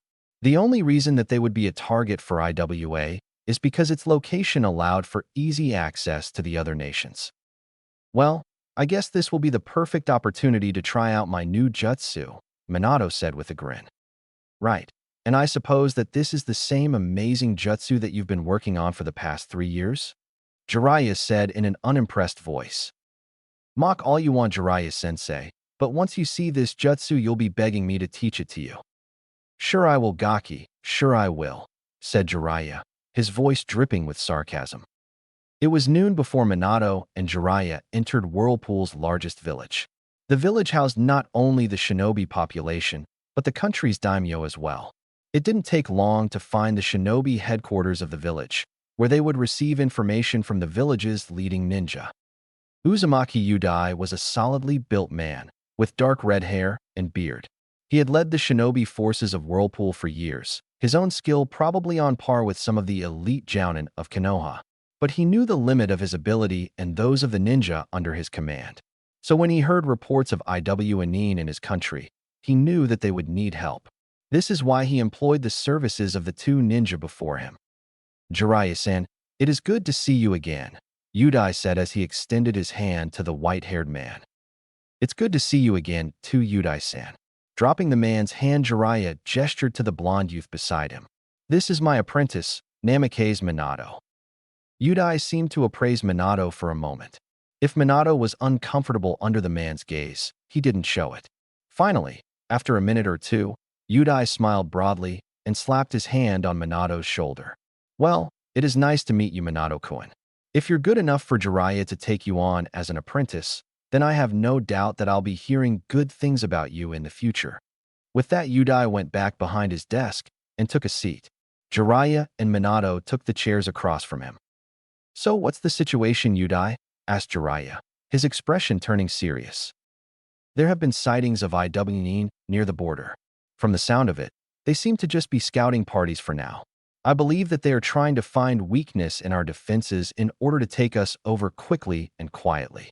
Yudai paused to gauge the reactions of the two Konoha shinobi. Jiraiya was nodding his head in agreement to Yudai's theory, while Minato took on a contemplative look. At length, Jiraiya spoke. "So we need to capture one of the scouts and get whatever information we can about the plans of IWA." Yudai nodded. "That's the plan." "Are we going to have any support?" asked Minato. "Yes, 2 of our shinobi will be joining you for this mission." When he finished his sentence, the door opened, and a single male chunin a few years older than Minato entered. Yudai gave him a slightly confused look. "Daiki, where is Kushina?" Before Daiki could reply, a small smoke bomb went off by his feet, obscuring the doorway. Immediately, Jiraiya and Minato were on their feet with kunai drawn. But when they looked back at Yudai, they saw that instead of wearing an expression of worry or alarm, he wore one of annoyance.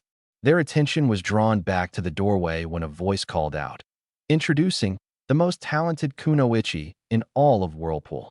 The smoke began to clear, revealing a kunoichi about the same age as Minato with fiery red hair that went down to her shoulders. A katana was strapped to her back, while her arms were crossed in front of her body in a pose.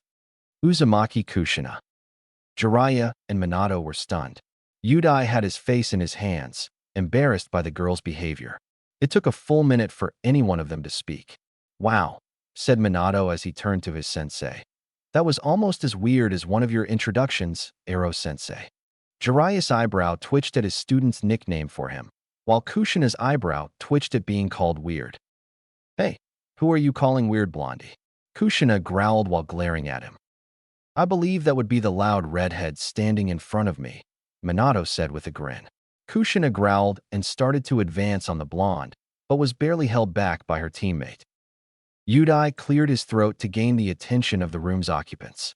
"If everyone has had enough fun, I believe that you all have a mission to get to. And Kushina, stop trying to kill Minato-kun." Kushina stopped struggling against Daiki's grasp as she looked back Yudai. "Fine, Tusan," she said with a pout. Jiraiya chuckled at the girl. "Well, this should definitely be an interesting mission." Naruto awoke from his dream when his alarm clock went off. After turning off the alarm, he just lay in bed for a little longer, reflecting on his dream. A few days ago, Sarutobi had called Naruto into his office for a private meeting. To his great joy, Naruto found that Sarutobi wanted to take the time to tell Naruto about his parents. It seemed that some of the Sandaime stories found their way into Naruto's dreams. Pulling himself out of bed, Naruto sluggishly made his way to the bathroom to relieve himself.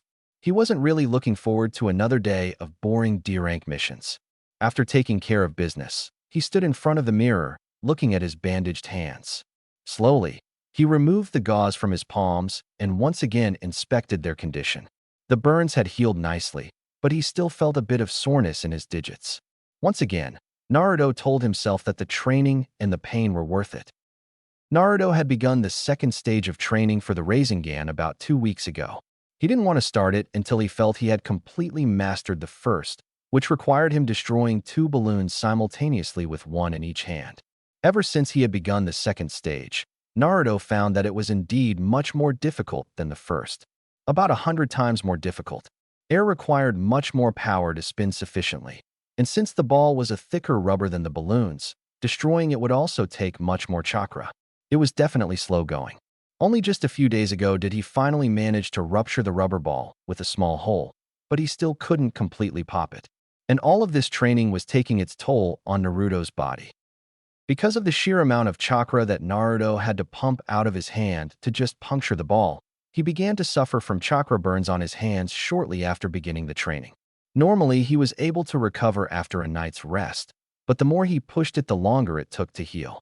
In order to hide the effects of his training from his teammates, Naruto began to wear fingerless gloves to cover his charred palms. His teammates mistook this for him trying to emulate their sensei. Unfortunately, his sparring partner was a bit harder to fool. Hinata knew something was bothering him very quickly. When they sparred, Naruto had his clones do most of the attacking, and when the original did attack, he favored using his legs instead of his hands. After she activated her Byakugan, she was able to see that Naruto's hands were suffering from extensive chakra burns. It didn't take long for Naruto to come clean that his new training was having some negative side effects, although he wasn't very forthcoming as to what that training was. It took a solid half-hour for Naruto to convince Hinata that he didn't need to go to the hospital. Instead, Hinata pulled out a first aid kit and a small jar of healing balm. Handing the supplies over to Naruto, she told him that if he was going to continue his training, then he should at least take care of himself afterwards. Naruto smiled at the jar he now held in his hands. It really was a godsend. Naruto was still amazed by just how effective it was and the fact that Hinata made it herself. It sterilized the wound, cooled inflammation, and helped to increase healing speed. Couple that with Naruto's natural recovery rate, and the burns or any injury he'd accumulate in a day of training would be gone by the next morning. And with his other training activities, he was eternally grateful for it.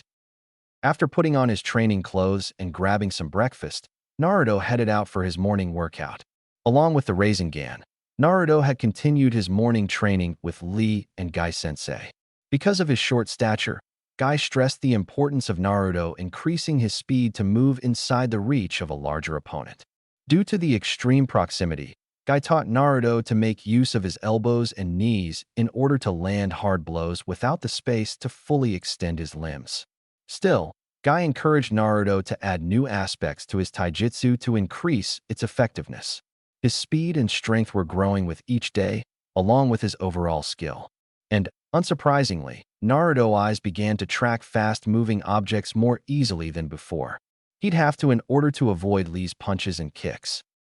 His training was hard work, but it still beat the hell out of the laughable missions he'd gotten so far. Guy and Lee wouldn't be joining him for his morning workout today since they were away from the village on a mission. But Naruto still used their training field since it would be empty. Just before Naruto reached Guy and Lee's training field, he sent a silent prayer to Kami. No more D-rank missions. Kami hates me, Naruto thought glumly while staring daggers at Tora, or as she had was known amongst the genin, feline from hell. This was the 7th time his team had retrieved this cat, and every time Naruto was the one that actually had to catch it. But Tora refused to go without a fight, earning Naruto several nasty scratches. But justice was served in the form of Tora's overly affectionate owner. Team 7 was interrupted from the entertaining sight of Tora being crushed when the Sandame cleared his throat. Well, since you finished your mission early today, you can choose from the remaining D-rank missions. Let's see, there's weed picking, potato planting, or... Tora, no, come back, sweetie. You can catch Tora again. The genin of Team 7 groaned. They were all getting sick and tired of these missions. Sasuke felt that his natural talents were being wasted by such ridiculous assignments. Sakura just didn't like seeing Sasuke upset, and Naruto was just ready for a new challenge. And he was going to let Sarutobi know that. No, Naruto said in an even voice. Sarutobi gave him a confused look. No, Naruto said a bit louder. What do you mean, Naruto? Asked Iruka. I mean no. No more trash detail, no more landscaping, and definitely no more catching that damn cat. Naruto took a moment to calm himself before he went into full rant mode. Listen, I just think it's time that we get a more challenging mission. Of course, this didn't sit well with Iruka, who went into lecture mode about mission rankings and what ninja are allowed to go on them. Naruto had tuned him out after a few seconds, having read about this during his visits to the library.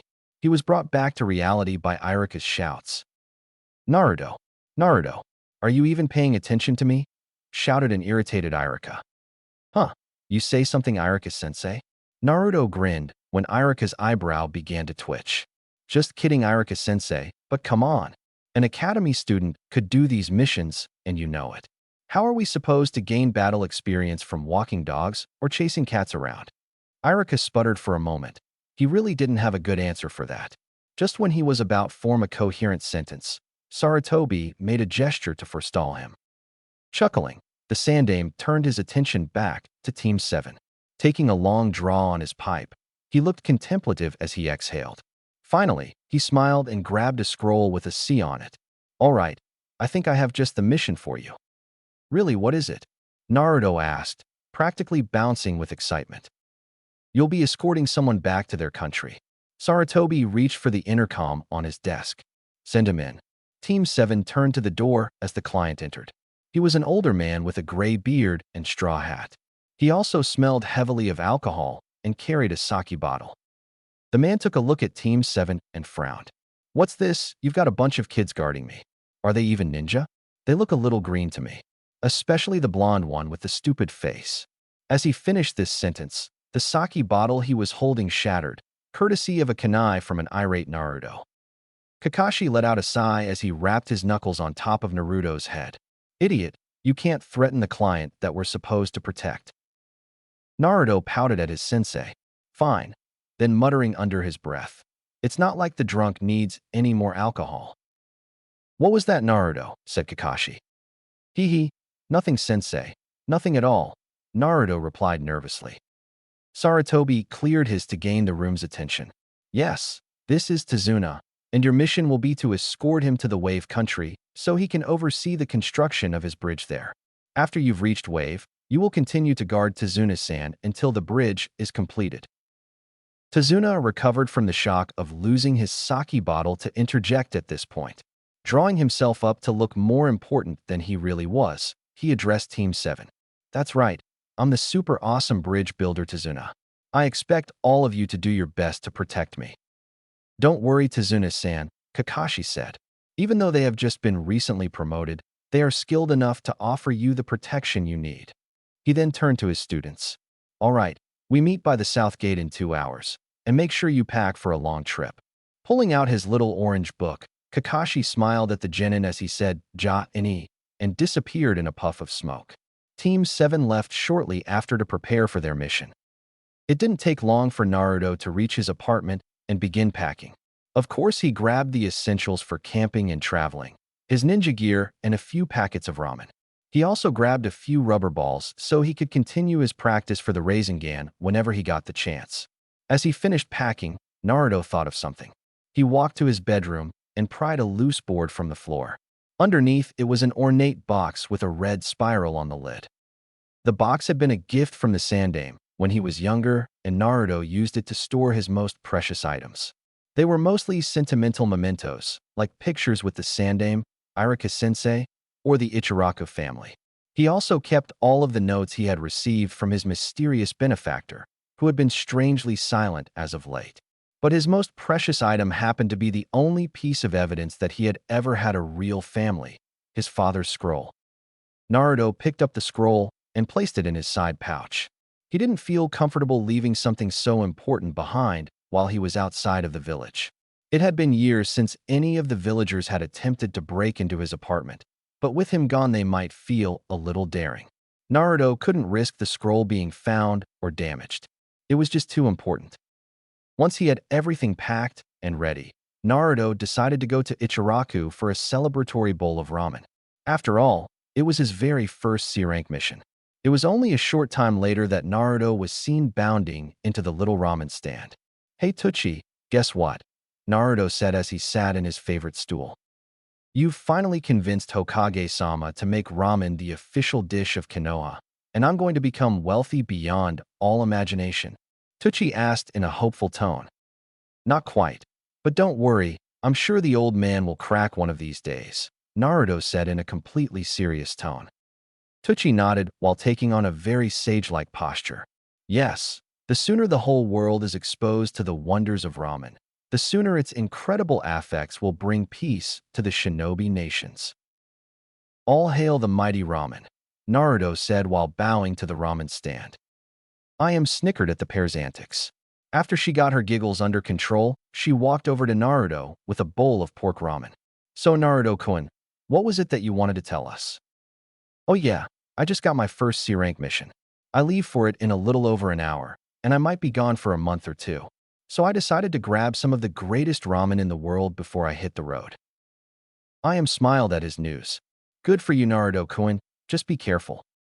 Yeah, Tucci said, We don't need our best customer getting himself killed on a mission. Who's going to keep this place afloat if that happens? Don't worry about me, Naruto said with a grin.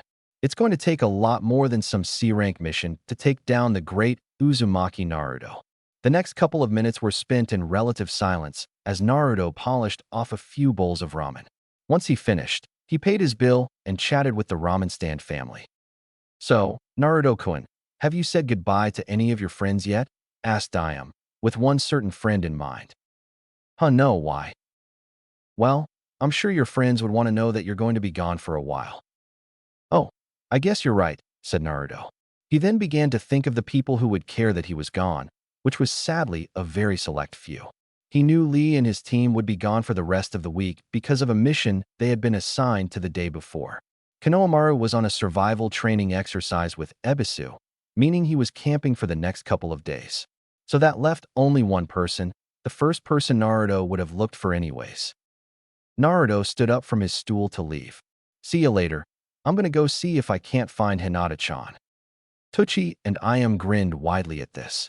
Okay, Naruto-kun, we'll see you when you get back, said Iam. Yeah, and say hello to your girlfriend for us when you see her, Tucci said. Naruto growled at the old ramen chef. How many times have I told you? She's not my girlfriend.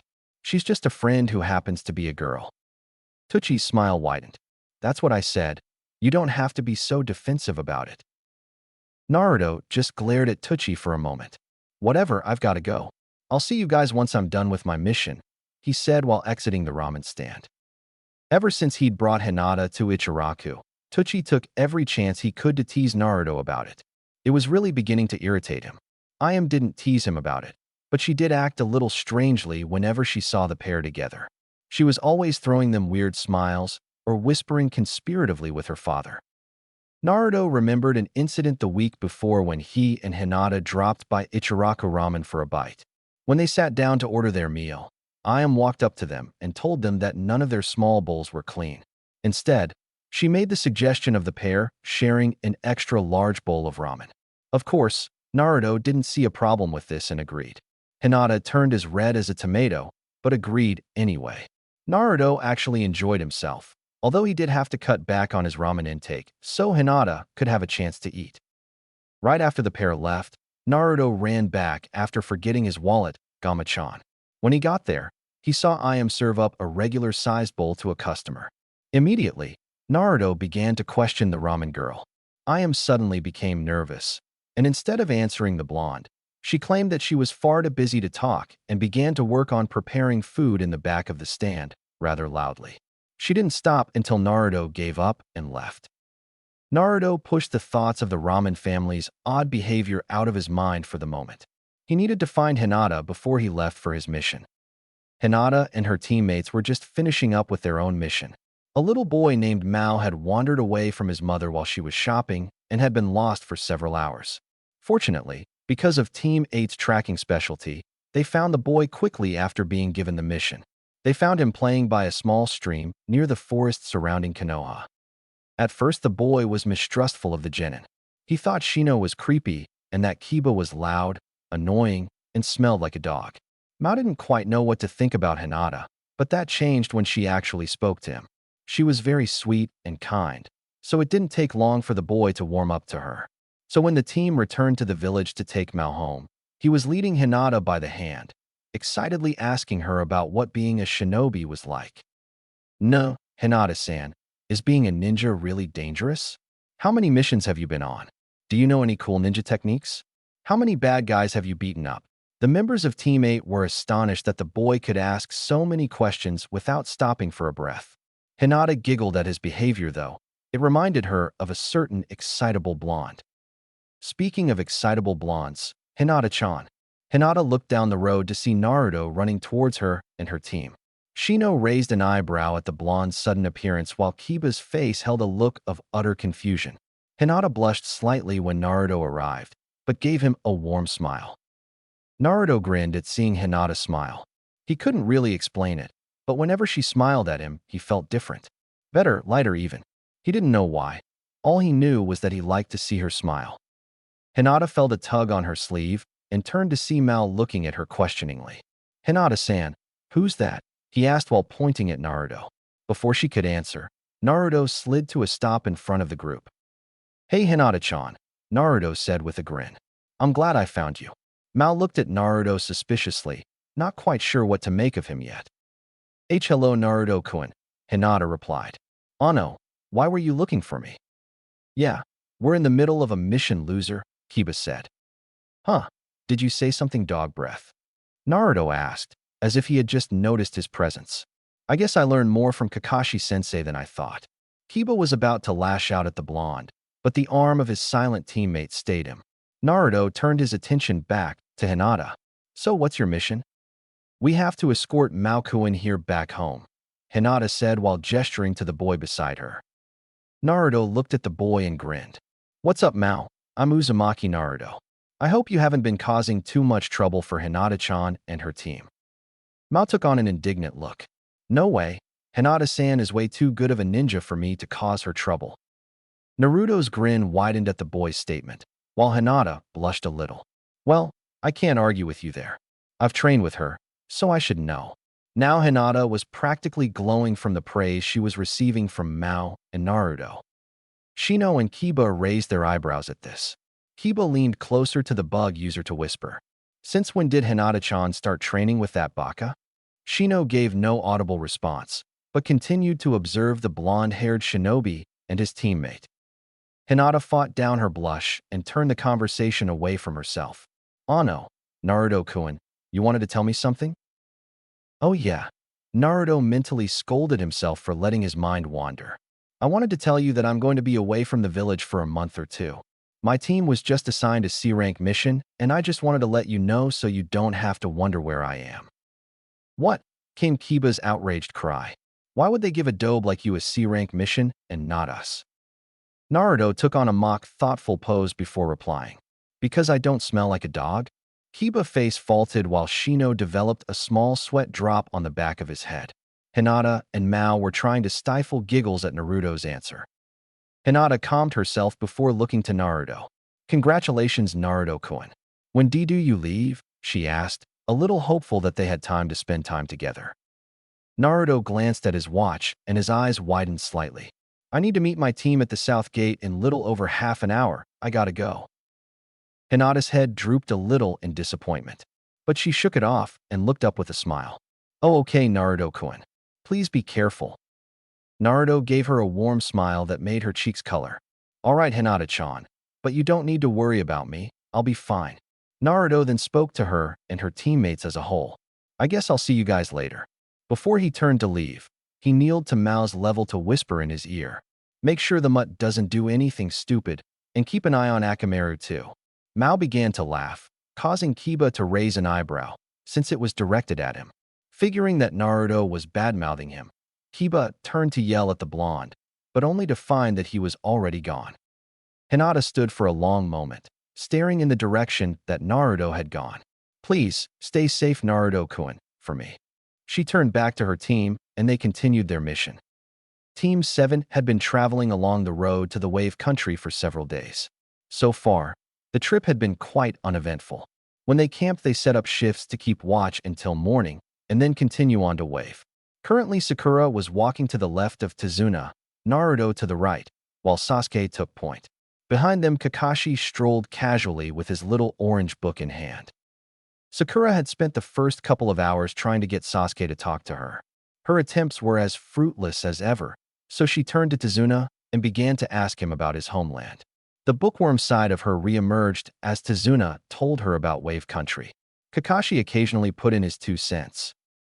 Sasuke continued walked in the front of the group with an air of superiority, though in the past few weeks he had begun to warm up to his teammates, meaning that he had elevated them from dead weight to a barely tolerable nuisance. Naruto just walked with his arms behind his head, enjoying the scenery. Ever since he began training on his family's land, Naruto had gained an appreciation for the outdoors. The weather had been beautiful for the past couple of days, and today was shaping up to be the same. That's why he paused when he saw a puddle in the middle of the road. Weird, it hasn't rained in days. How can there still be a puddle in the middle of the road? Naruto glanced at his teammates to see if they noticed it as well. Unfortunately, Sakura was too busy talking to Tazuna, and Sasuke was strutting like there was nothing wrong. He thought he saw Kakashi's eye flick towards the puddle, but that might have just been his imagination.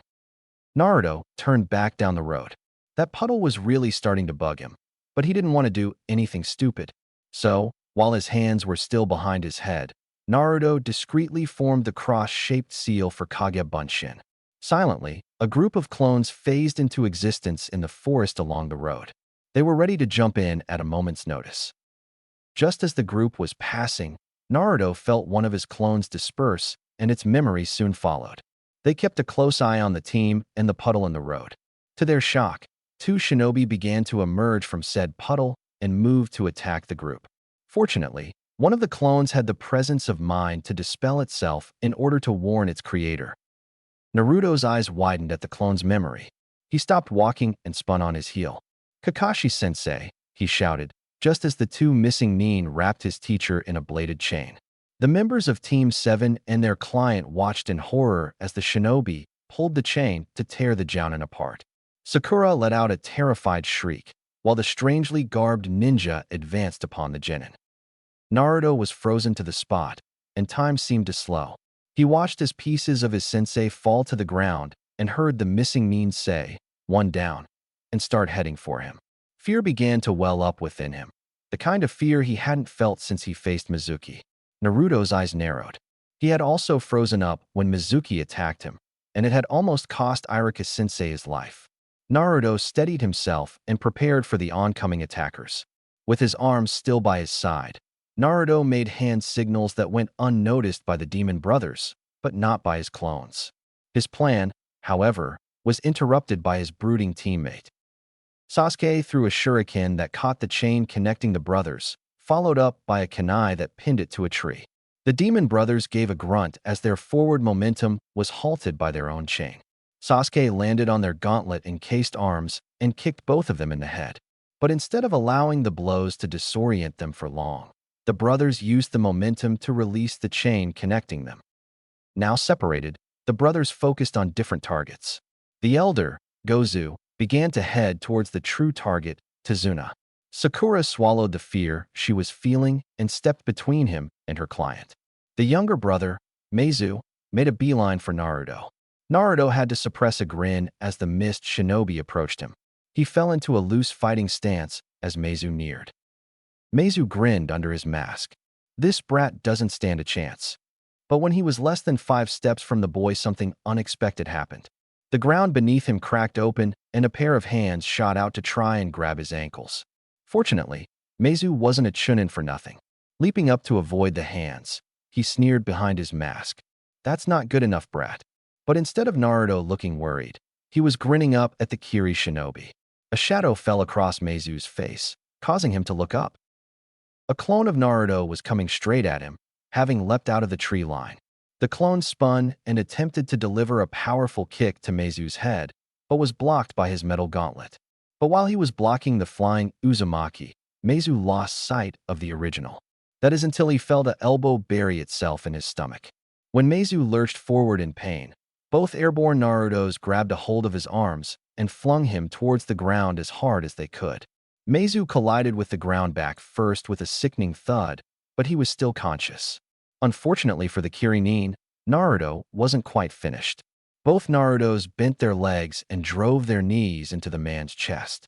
When the dust cleared, it revealed a slightly panting Naruto standing over a severely beaten Kirinin laying unconscious in a small crater. "Well done, Naruto." Naruto spun around to see Kakashi with the other Kirinin slung over his arm. "But if you're done playing for now, why don't you help us tie up these guys?" Kakashi said with a smile. Naruto's face lit up when he saw his sensei. "Kakashi-sensei, you're alive."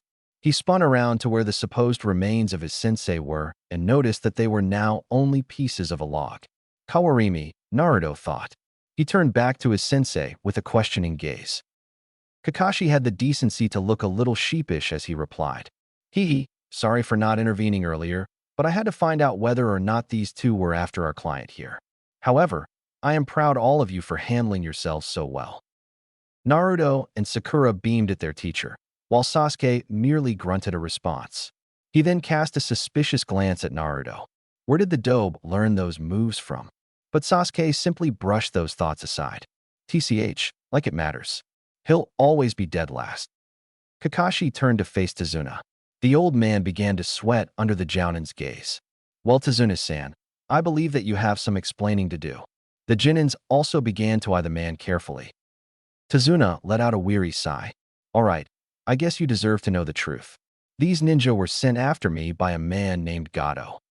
Kakashi's visible eye widened noticeably. Gato. He's said to be one of the wealthiest people in the world. Tazuna nodded solemnly. Yes, Gato runs a shipping company that controls several shipping and commerce lanes. But his company is just a front for illegal smuggling operations for drugs, weapons, and even slaves. He uses ninja and hired mercenaries to crush any competition or those who would bring him to justice. Tazuna's face held a look of intense sadness. About a year ago, Gato set his sights on Wave. He now controls all shipping lanes going in and out of the country, keeping all of us in poverty. Even our daimyo has very little money. But why would he be after you? Chimed in Naruto. Because of my bridge, Tazuna answered. If my bridge is complete, Gato won't have control all of the trade in Wave, and we can finally be free of him. Kakashi let out a sigh. So that's why you lied to us. You couldn't afford to pay for an escort of higher-level ninja required for this sort of mission. At Tazuna's nod, Kakashi turned to his team. Things have changed. This mission is now a high B or possible A rank. Since information was withheld during the briefing, we are well within our rights to return to Konoha. I understand, Tazuna said. You have your people to worry about, and you can't be expected to risk your lives for an old fart like me. He then let out a sad sigh. It's a shame that my cute little grandson is going to lose his grandfather because the ninja he hired abandoned him. He'll probably cry himself to sleep for a long time. Not to mention my daughter will probably hate Konoha forever. Team 7 sweat dropped at Tazuna's shameless attempt to use the guilt card. Kakashi turned to his team. Well, I guess I'll put it to a vote. Who thinks we should continue on? Of course we should go on, said Naruto. We accepted this mission. We can't just back out just because things get a little complicated. Kakashi wanted to strangle the blonde for making such a gross understatement. I agree with the dobe, Sasuke added, surprising Naruto. We may as well finish what we started. Kakashi nodded before turning to the last member. Sakura was a little hesitant in answering, but she refused to look weak in front of Sasuke. As long as Sasuke-kun thinks we should do it, then that's good enough for me. Cha, I'll show Sasuke-kun how good I am. She looked her sensei in the eye and nodded her consent. Kakashi let out a sigh. All right, since we're continuing, I want all of you to be on your guard. Odds are they're going to send a Jounin next, so we'll need to be extra careful from now on. His students all nodded their understanding. Then let's get going, shall we? It was a few more days of travel before they finally reached Wave. They had to take a small boat piloted by a friend of Tazuna in order to reach the country unnoticed. On the way, they caught an eyeful of Tazuna's bridge. Naruto had to admit, the man knew his trade. They were now walking down the road towards Tazuna's home, and to say that the atmosphere was tense would be understatement. Tazuna was jumping at the slightest sounds or movements. Sakura wasn't faring much better, but she at least tempered her reactions somewhat. Sasuke was alert and ready for anything. Kakashi, though, seemed as bored as ever, even going so far as to read his copy of Iruka Paradise. But any shinobi could see that he was ready to fight at a moment's notice. Naruto was about in the same state as the Uchiha, mostly calm and alert. But unknown to the rest of his team, besides Kakashi, Naruto had several clones in the surrounding forest scouting for any threats. Despite the tension, the journey was quite uneventful so far. But with every step that brought them closer to Tazuna's home, the more a sense of foreboding seemed to fall upon the group. Naruto hoped they could make it the rest of the way in one piece. Suddenly, Naruto spun on his heel and unleashed a kunai into the forest. The entire group stopped and took up defensive positions and stared intently at the point in the forest Naruto was looking. One of his clones had just been destroyed, but it hadn't seen who or what caused it. For a long while, no one moved or even breathed. Finally, Naruto stepped forward and into the trees. He came back a moment later, carrying terrified White Rabbit. Sakura let out a sigh and rounded on Naruto. You baka. Stop trying to act cool. You nearly gave me a heart attack. And look what you did. You scared that poor thing half to death." But her teammates didn't react to what she said. Instead, they were eyeing the rabbit suspiciously. It was the middle of spring, and yet it still had its winter coat on. Just as they were putting two and two together, they heard the whistling of something flying through the air. "Get down," Kakashi yelled. Immediately, the ninja threw themselves to the ground, Naruto dragging Tazuna with him. A giant sword flew right where their head would have been and continued until it hit a tree not far away. The ninjas scrambled to their feet and entered a defensive position once again. In a blur of motion, a man appeared standing on the hilt of the sword. He had no shirt but wore camouflage arm and leg warmers. Over his mouth and nose were bandages, and his forehead protector hung crookedly on his head. "If it isn't Kirigakure's missing nin, Momochi Zabuza," Kakashi said while still in a ready position. The man let out a dark chuckle. "I see my reputation precedes me, as does yours, Copy Kakashi." Kakashi didn't respond to the man. Instead, he spoke to his team. "I want all of you to stay out of this. This guy is on a whole other level than the Demon Brothers, so let me handle this." He lifted his hand to his headband and pulled it aside. "This could be difficult if I don't use this. To reveal the Sharingan I so soon." "I am honored," Zabuza said. Both Naruto and Sasuke turned to stare wide-eyed at their sensei. Sure enough, in his left eye socket was a red Sharingan eye. How can Kakashi-sensei have the Sharingan? Naruto thought. He's not an Uchiha, is he? Naruto forced these thoughts out his mind for now, since it wasn't really the best time for them. He looked up when Zabuza began to speak again. "If you would please hand over the old man, I may let you and your team live," Zabuza said with an evil grin. "I'm afraid I can't do that, Zabuza," Kakashi said. He then turned back to his team. "Surround and protect Tazuna. That's your teamwork in this situation." "Enough talk," Zabuza said. "Let's get started." In a blur of movement, he and his sword disappeared from the tree and reappeared on the surface of a lake nearby. With his hands in odd seals, one in front of his face while the other was held above his head, Zabuza growled out, "Kirigakure no Jutsu." Zabuza disappeared again, and the surrounding area began to fill with mist. Soon the Konoha nin could only see a few yards in front of them. "Be on your guard," Kakashi said to his team. "Momochi Zabuza is said to be an expert at the silent killing technique. You won't even see him coming until it's too late." Each of the genin pulled out a kunai to defend themselves, though it was obvious they were scared. 8 choices, came Zabuza's voice through the mist. Liver, lungs, spine, clavicle vein, neck vein, brain, kidneys, heart. So many choices, which one should I pick first? As he spoke, Zabuza let his killing intent wash over the genins. It elicited different reactions from the young shinobi. Sakura felt her lungs constrict, and her legs felt weak. It was as if something was trying to squeeze the life from her. She was so terrified she found it very difficult not to simply collapse and start sobbing. Sasuke reacted much the same way Sakura had. He was feeling fear that he hadn't felt in a very long time. He couldn't move and could barely breathe. It was so bad that he almost felt that it would be better to simply end his own life than allow Zabuza to. Naruto was also shaking, but not to the extent of his teammates. He had been subjected to killing intent before, mostly during his early years at the academy. But it was nowhere near as powerful as what he was experiencing now. Kakashi could sense the dread coming from his students, most notably Sasuke. For some reason, he couldn't feel nearly as much from Naruto. He'd have to ask about that later. But right now he had to deal with the matters at hand. Flaring his chakra, Kakashi was able to cancel out most of Zabuza's killing intent. He turned back to look at his team. "Sasuke." The genin flinched at hearing his name.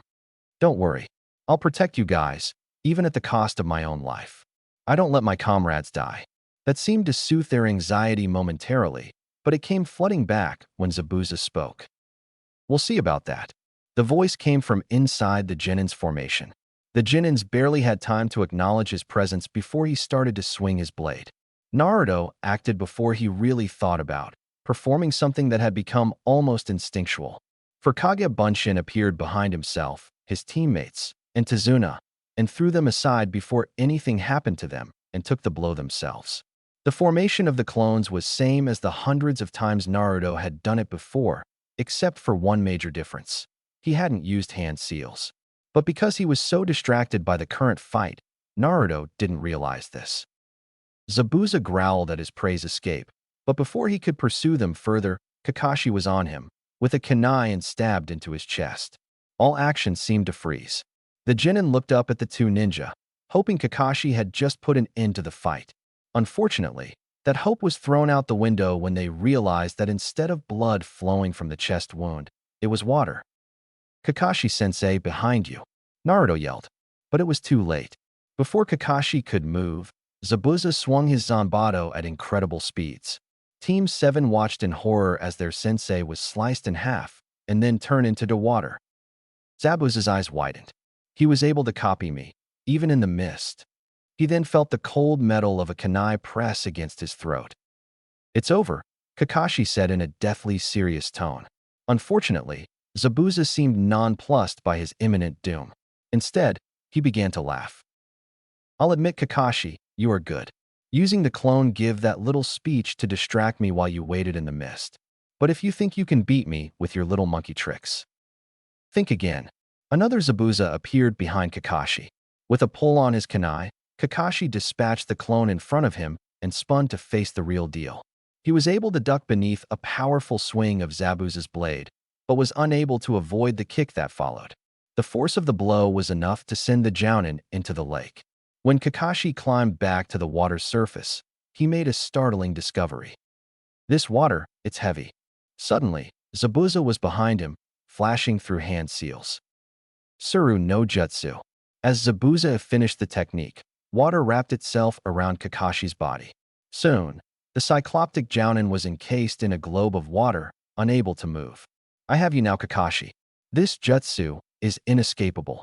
While keeping one hand in the liquid prison to maintain it, Zabuza turned his attention to the genin on shore. "Now to take care of your little brats," he said while using his free hand to form a seal. Mizu Bunshin no Jutsu. The water at his feet began to morph until a replica of Zabuza stood next to him, Zanbato and all. "All of you run," Kakashi yelled from the prison. "He can't leave this spot without releasing me, and his clone can't travel far from the original." When Kakashi finished speaking, Zabuza made his move. Moving with the speed that came with being a jounin, the clone attacked. It appeared before Naruto, who'd been distracted by Kakashi's order, and delivered a powerful kick to his chest. "Naruto!" shouted a worried Sakura as he hit the ground with a thud, kicking up dust. When the dust cleared, Naruto was seen laying on the ground, clutching his chest painfully. "Kyuso," Naruto thought, "he hits harder than Lee." He mentally berated himself for being distracted so easily. Biting back a groan, Naruto climbed to his feet to face the missing nin.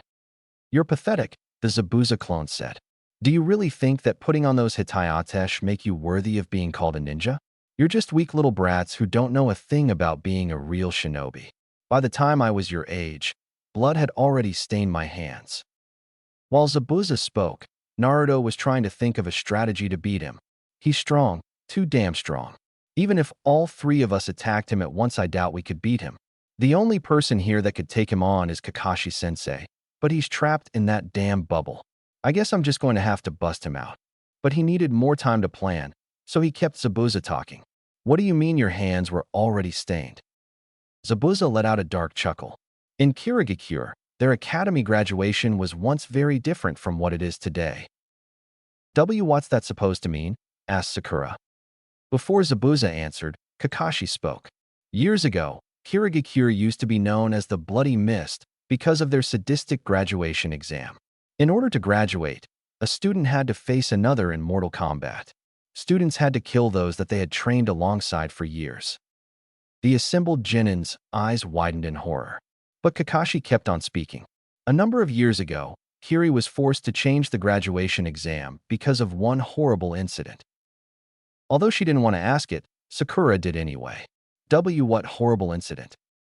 "A child, not even a ninja, appeared during the exam and killed all of the students."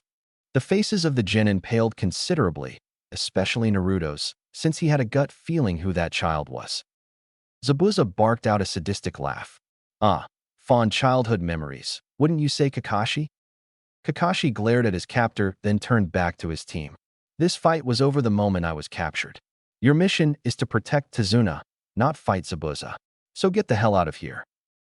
Naruto turned to Tazuna. No, old man, do you think we could? Tazuna let out a chuckle. Well, since I got all of you into this mess, I guess it's only fair. Go ahead, kid, do what you've got to do. Naruto grinned at the bridge builder and turned to look at his teacher. Like you said, sensei, those who break the rules are trash, but those who abandon their comrades are lower than trash. Sorry, but you're stuck with us.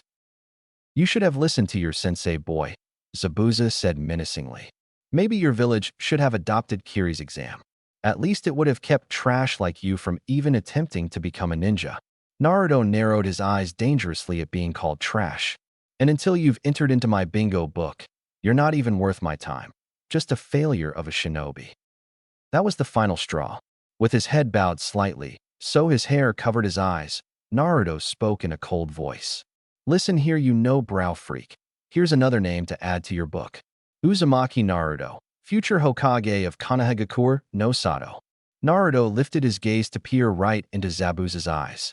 And I'm going to show you what a failure can really do. With a primal yell, Naruto rushed Zabuza's clone with a kunai in hand. Naruto, don't! Kakashi shouted, but to no avail. Fool! Muttered the clone as it gripped its Zanbatsu. Naruto seemed completely oblivious to the danger he was in and continued his charge. Just as he entered swinging distance of Zabuza's sword, Naruto leapt into the air and threw his kunai at the clone's head. Zabuza laughed at the blonde's futile attack and tilted his head slightly to avoid the projectile while he swung his blade. Team 7 could only watch in horror as the kunai landed harmlessly behind the clone and Zabuza's sword struck Naruto's midsection, passing right through him, until he exploded in a cloud of smoke. A clone? Zabuza thought. The smoke emitted from the dispelled clone was much greater than that of a normal clone, and added to the surrounding mist, reduced the visibility around Zabuza's clone to zero. The clang of metal was heard, along with the sound of grunts of pain and a thud. Silence followed the attack as all the observers tried vainly to peer into the smokescreen. Finally, after seemingly an eternity of waiting, the smoke began to lift. The sight it revealed was not one Team 7 wanted to see. The Mizu Bunshin was seen standing completely unharmed. At its feet was a severely beaten and bloodied Naruto. Pathetic, the clone said while placing his heel on Naruto's throat. Naruto weakly tried to push the foot away, but it wouldn't budge. The spectators could do nothing but watch as Naruto gasped for air. Did you really believe that someone like you could ever be anything more than an annoyance to someone like me? Reaching down, the clone grabbed Naruto by his jacket's collar and pulled him up to eye level. The real Zabuza turned to his prisoner. Well, Hatake, I believe that this will be the first of your students you watch die. How does it feel, Kakashi? Kakashi gave the man a hateful glare, but on the inside, he was grinning like a madman. Due to the power of his Sharingan eye, Kakashi saw something that Zabuza did not. Naruto, you really are the most unpredictable ninja I've ever met. Suddenly, the clone holding Naruto spun around, flinging the blonde on a collision course with the original Zabuza and began to flash through hand signs. What? Said a very surprised Zabuza. Futon, de Tapa, the clone shouted, extending his palms towards the Uzumaki missile. An incredible burst of wind followed, accelerating Naruto to incredible speeds and causing Zabuza to lose his footing slightly. Pulling out two kunai, Naruto aimed to strike Zabuza as he passed. Of course, Zabuza saw this coming, and in a desperate attempt to defend himself while still keeping Kakashi prisoner, he grabbed his sword and swung at the approaching brat. This maneuver would further disrupt his balance, but it would destroy the immediate threat.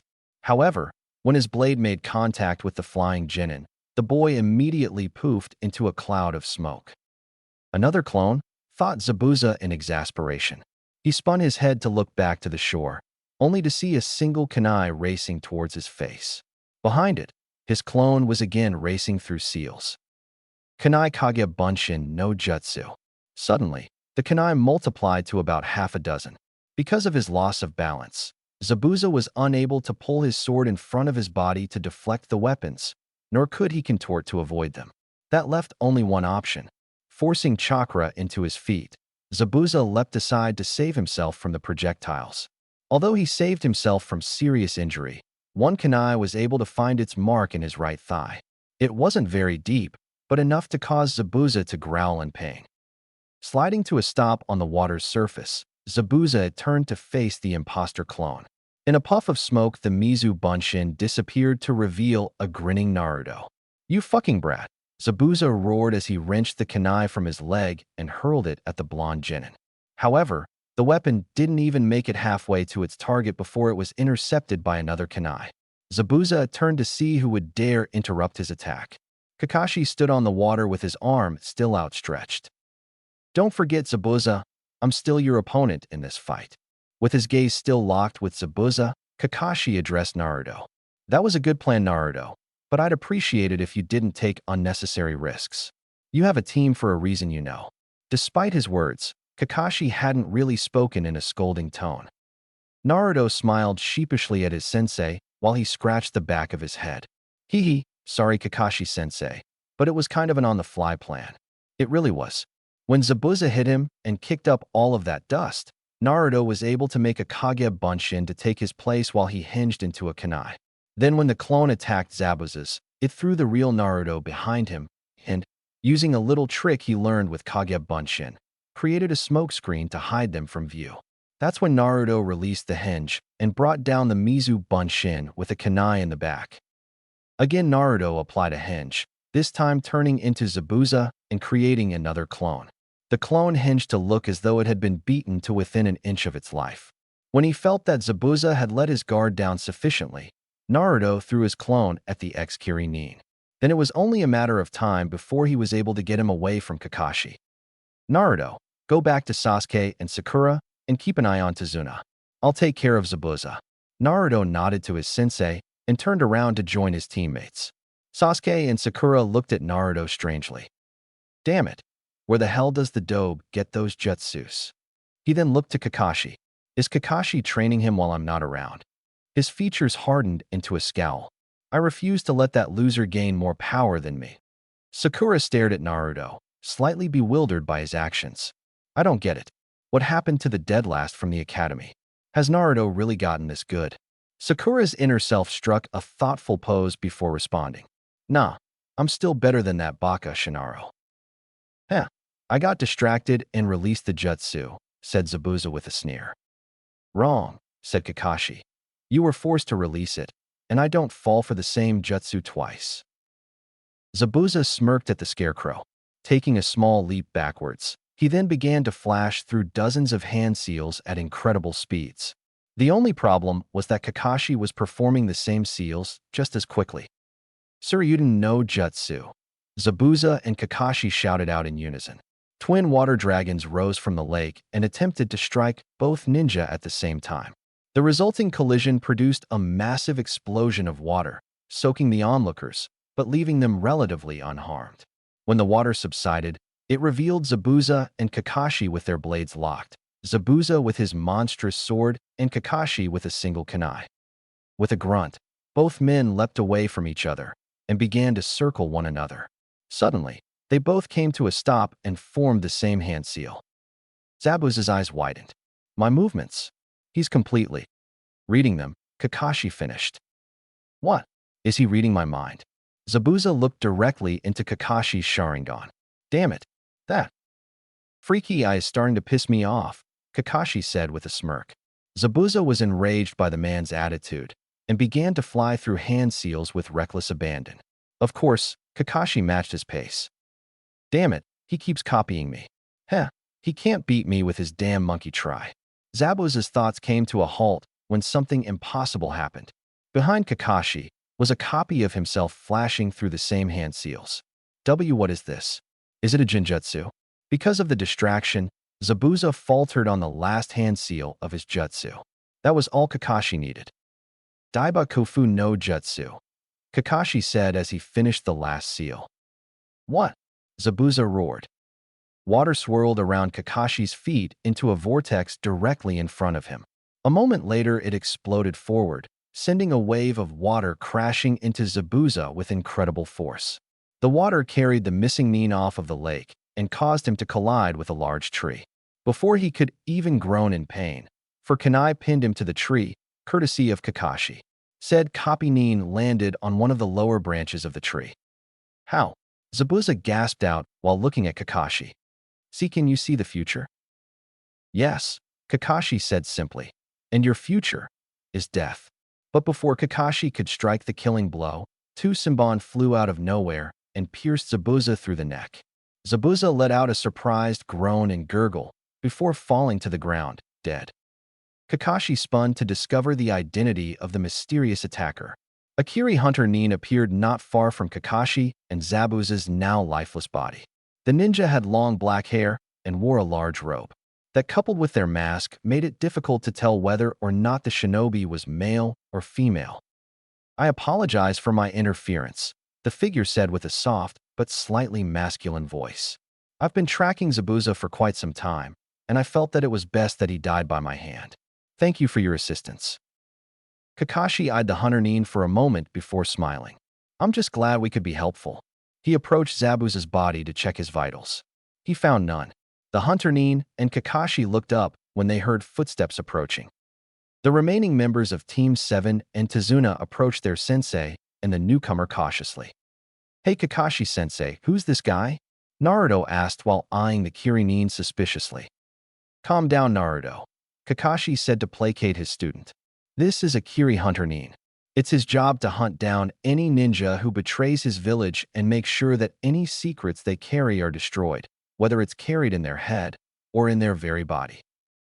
The members of Team 7 looked astonished. Naruto looked at the Kiri Nin with wide eyes. He can't be much older than I am, but he's already that strong. Incredible. Your sensei is quite correct. Although he is dead, Zabuza's body can still reveal many secrets of my village. That is why it must be disposed of. The hunter Nin moved to Zabuza's body and hefted it on their shoulder before addressing Team 7. Again, I thank you for your assistance in eliminating Momochi Zabuza. And without another word, the hunter Nin shunshined away. Kakashi turned to his team. Well, I suppose we should continue on to Tazuna's house. He didn't get any further as he simply collapsed. Kakashi-sensei, shouted Sakura and Naruto. After realizing that the man was suffering from chakra exhaustion, the team decided to continue on to Tazuna's home. Of course, the responsibility of carrying Kakashi rested on Naruto's shoulders, literally. In a nearby clearing, the Kiri Nin set Zabuza's body on the ground.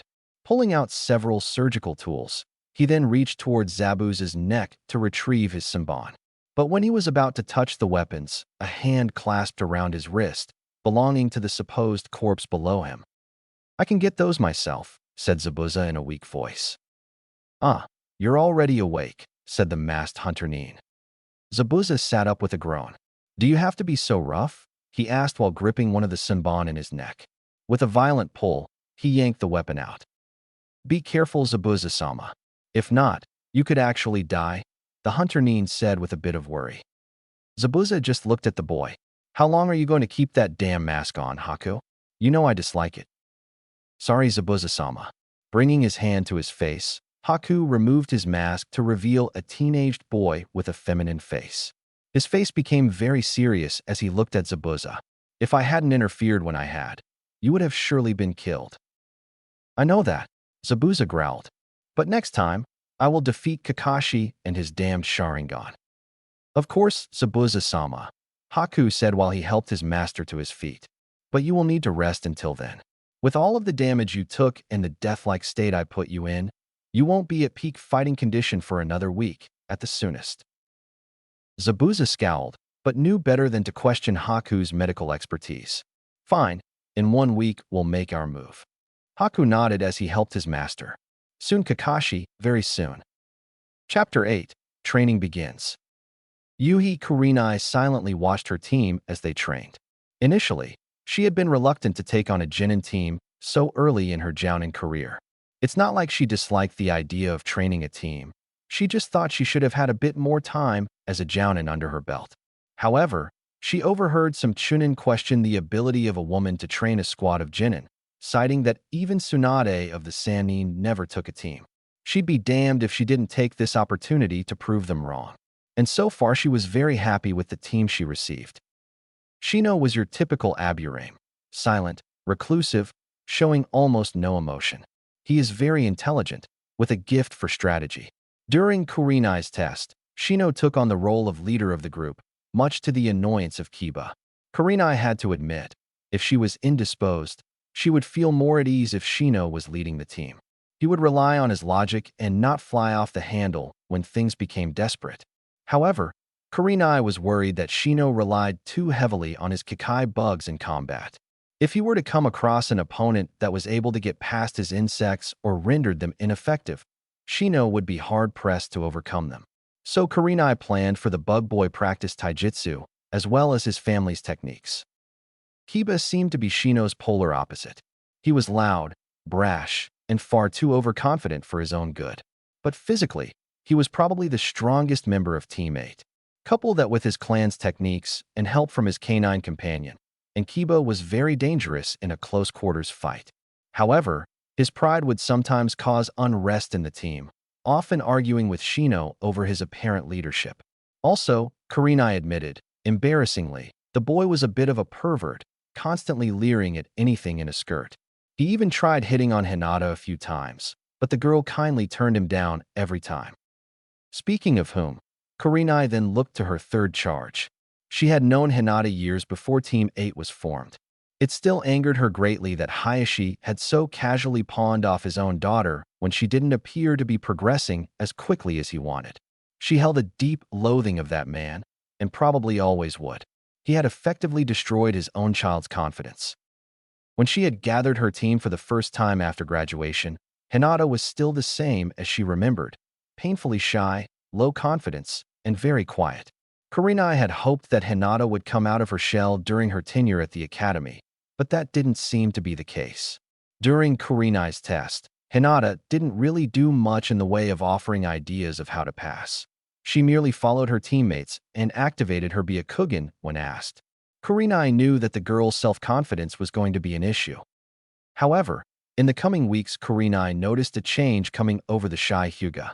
It was subtle at first. She walked a little straighter when she met her team, didn't seem to shy away from conversation quite as much as she used to, and she fought a bit harder during spars. Kurenai initially took this as a result of her becoming more comfortable with her teammates, but now the Jounin believed that it may be something more than that. Lately, after team practices were done, Hinata would stay behind while her teammates left. Kurenai had remained after dismissing her team one day to see what Hinata was up to.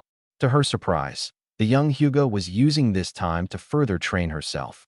She'd practice strikes on the training posts, conditioning her body, and going through the Juken stances. Kurenai had never seen Hinata train with such determination before and wondered what had sparked these changes in the girl.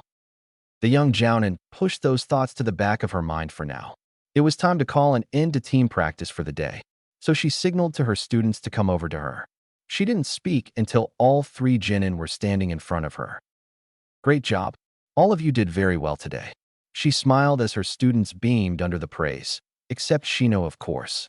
"But don't get ahead of yourselves," she said sternly. "There's still a lot of room for improvement from all of you, understood?" Her students stood straight and nodded their affirmation.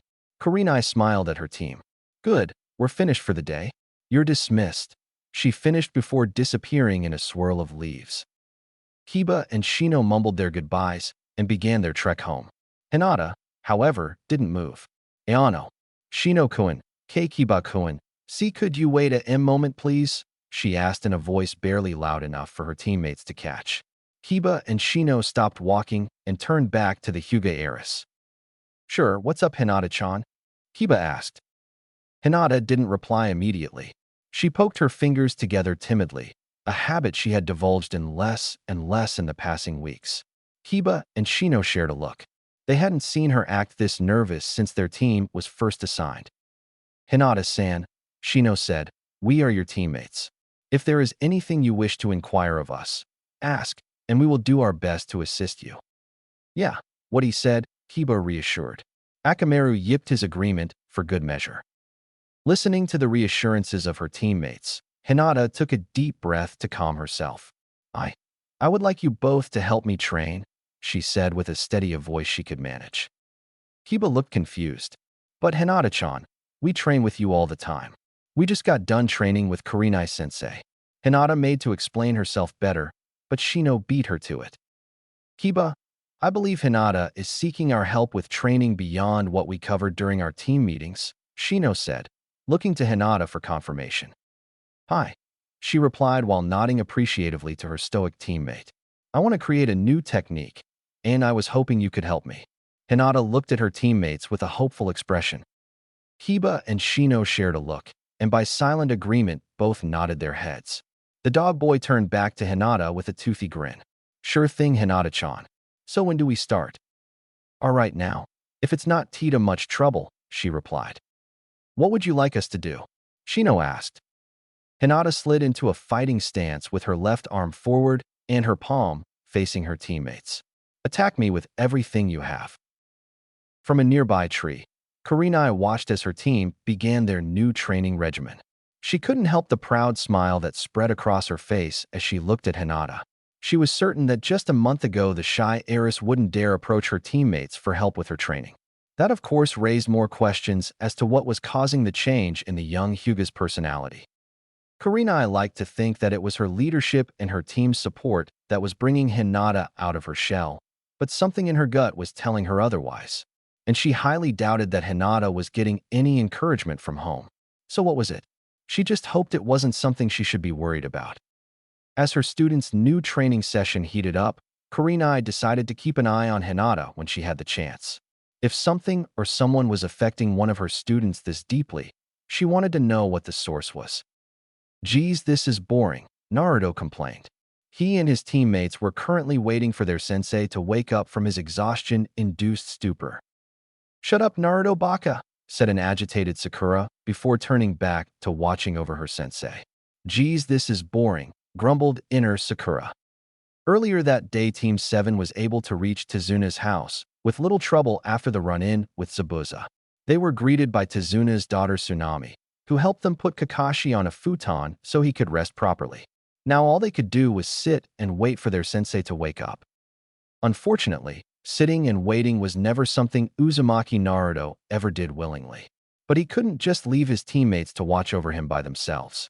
The nagging would never end. Fortunately, Naruto was a master at being in two places at once. After excusing himself to use the bathroom, Naruto walked out into the hallway. As soon as the door closed behind him, Naruto summoned a few Kage Bunsen. He didn't want to leave a clone with his team this time, since it seemed disrespectful to his sensei. But at least his clones could get in a little training before Kakashi woke up. Reaching into his pack, Naruto retrieved one of the rubber balls he had brought with him and tossed it to one of the clones. He discovered a few weeks ago that he couldn't use Kage Bunshin no Jutsu to create more rubber balls to practice with, since the balls would already be made up of his chakra, and pumping more into it would be redundant. The ball would already be a part of the clone, so it wouldn't really be any different from focusing chakra in its hand. Turning to his two other clones, Naruto again reached into his pack and pulled out a mostly blank scroll. These clones would be working on one of Naruto's other projects. Giving a short nod to their creator, the clones silently left the house to find a quiet place to train. Naruto turned back to the room to continue his team's vigil over their sensei. Now all he could do was wait for the lazy jounin to wake up. Sakura was keeping herself busy by occasionally checking over Kakashi and trying to engage Sasuke in conversation. Sasuke paid little attention to his pink-haired teammate. Instead, he simply sat against the wall and occasionally cast a suspicious glance at Naruto. He still couldn't figure out how he did so well in the fight against Zabuza. Upon re-entering the room, Naruto received quick glances from his teammates and nodded towards them in turn. Taking a seat along the wall adjacent to Sasuke, Naruto reached into his pack for something. This drew the curious glances of Sakura and Sasuke, only for him to pull out a deck of cards. Naruto was oblivious to his teammates' stares as he took his cards out of their box and began to shuffle them. And he kept shuffling. He didn't lay them out to play a game to pass the time, as his teammates had first thought. Instead, he just kept shuffling the cards in different manners as fast as he could. Eventually, Sakura became fed up with his strange behavior. Naruto Baka, what on earth are you doing? She hissed. Stop goofing off.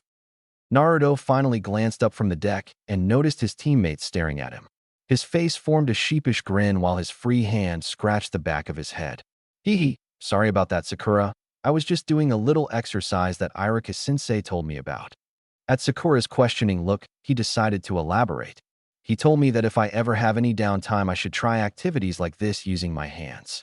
He said that it improves dexterity in your fingers so you can perform hand seals better and improve reaction time. Sakura actually didn't have a response to this. She didn't actually think he had a good reason for doing that. The only intelligent thing she could say was, "Oh," and went back to sitting quietly. She actually felt a little bad for snapping at him, but quickly shook off that feeling. It was Naruto after all. Sasuke remained aloof on the outside, but inside he was actually considering Naruto's little exercise. It hadn't occurred to him that he could be using this time to perform small exercises like that. He'd have to try it sometime. Not in front of Naruto, though. Sasuke's pride wouldn't allow the dobe to think he'd influenced the Uchiha in any way. The room fell into a lull of silence. After about an hour, Tazuna joined the shinobi to keep them company. It would be another half hour before the monotony was finally broken. Kakashi suddenly shot up to a sitting position, his one visible eye widened. Immediately his team was by his side. "Kakashi-sensei, you're awake," Sakura said, stating the obvious. "Geez, you about gave us a heart attack, sensei," Naruto said. If Kakashi heard his students, he didn't show it. Instead, he stared straight ahead, as if mulling something over. His students could hear him mumbling something along the lines of, "Damn it, I can't believe I missed it. Why didn't I notice sooner?" "Nah, Kakashi-sensei, you all right?" asked Naruto. "You look like you saw a ghost." Kakashi let out a tired sigh before looking at his team. "We might have a problem. When a hunter nin eliminates their target, they normally dispose of the body immediately, only taking the head as proof of their kill." "So, what's your point, sensei?" asked Sakura. "So, how did the hunter nin dispose of Zabuza's body?" "How are we supposed to know? That masked guy took off with Zabuza's body," Sakura stated as if it was the most obvious thing in the world. "Exactly. Why lift a body that was considerably heavier than he was? Plus, the weapons he used." Kakashi let the sentence hang, allowing his students to fit the last piece. Sasuke and Naruto had similar thoughts going through their heads. The guy only used simple needles. Almost simultaneously, their eyes widened. "No way," Sasuke rasped out. "Crap," Naruto muttered. Sakura gaze shifted between her teammates, not quite catching on to what Kakashi was talking about. "That's right," Kakashi said. "In all probability, Zabuza is still alive." The affects of his words were immediate. Tazuna's face seemed to lose all color at the prospect of his would-be assassin still lurking about. Sakura's features took on a look of shock and horror, while Sasuke put on a dark scowl. And Naruto's eyes seemed to light up with determination and, if Kakashi wasn't mistaken, excitement. But Kakashi-sensei," Sakura stuttered. He had no pulse. "You said so yourself." "True, but that was most likely a false death. Hunter nin possessed intimate knowledge of the human body, and with those Sunbon needles, it was probably simple for him to place Zabuza in a death-like trance." The room fell into an uncomfortable silence. Finally, Naruto spoke up. "How long do you think Zabuza will be out of commission?" "Well, that's a little hard to say. Placing someone in a death-like state like that takes a large toll on their body, plus the damage he took during the fight. If Zabuza's hunter nin companion is a proficient healer, then my best guess is that Zabuza won't be in fighting condition for another week, at the soonest." "So what do we do until then?" questioned Sakura. Kakashi's visible eye curved upwards, indicating his smile. "Training." "But Kakashi-sensei, Zabuza was an opponent even you had trouble facing. How is a week of training supposed to help?" asked Sakura. Kakashi simply continued to smile at his students. "Sakura, who was it that rescued me when I was trapped by Zabuza? You're all improving rapidly, especially you, Naruto." Naruto flinched slightly at his sensei's words, not quite believing what he just heard. Slowly, a smile spread across his face, a true smile. There were precious few moments in his life when he received praise, and he cherished every one. His reaction didn't go unnoticed by his sensei. Strange to get such a reaction from such a little compliment. The Jounin shoved this bit of information to the back of his mind. Of course, I don't expect you to run off and fight Zabuza anytime soon, Kakashi continued. He's far beyond any of your levels at this point. You'll just be training until my body is done healing. Naruto shook excitedly. Well, when do we get started?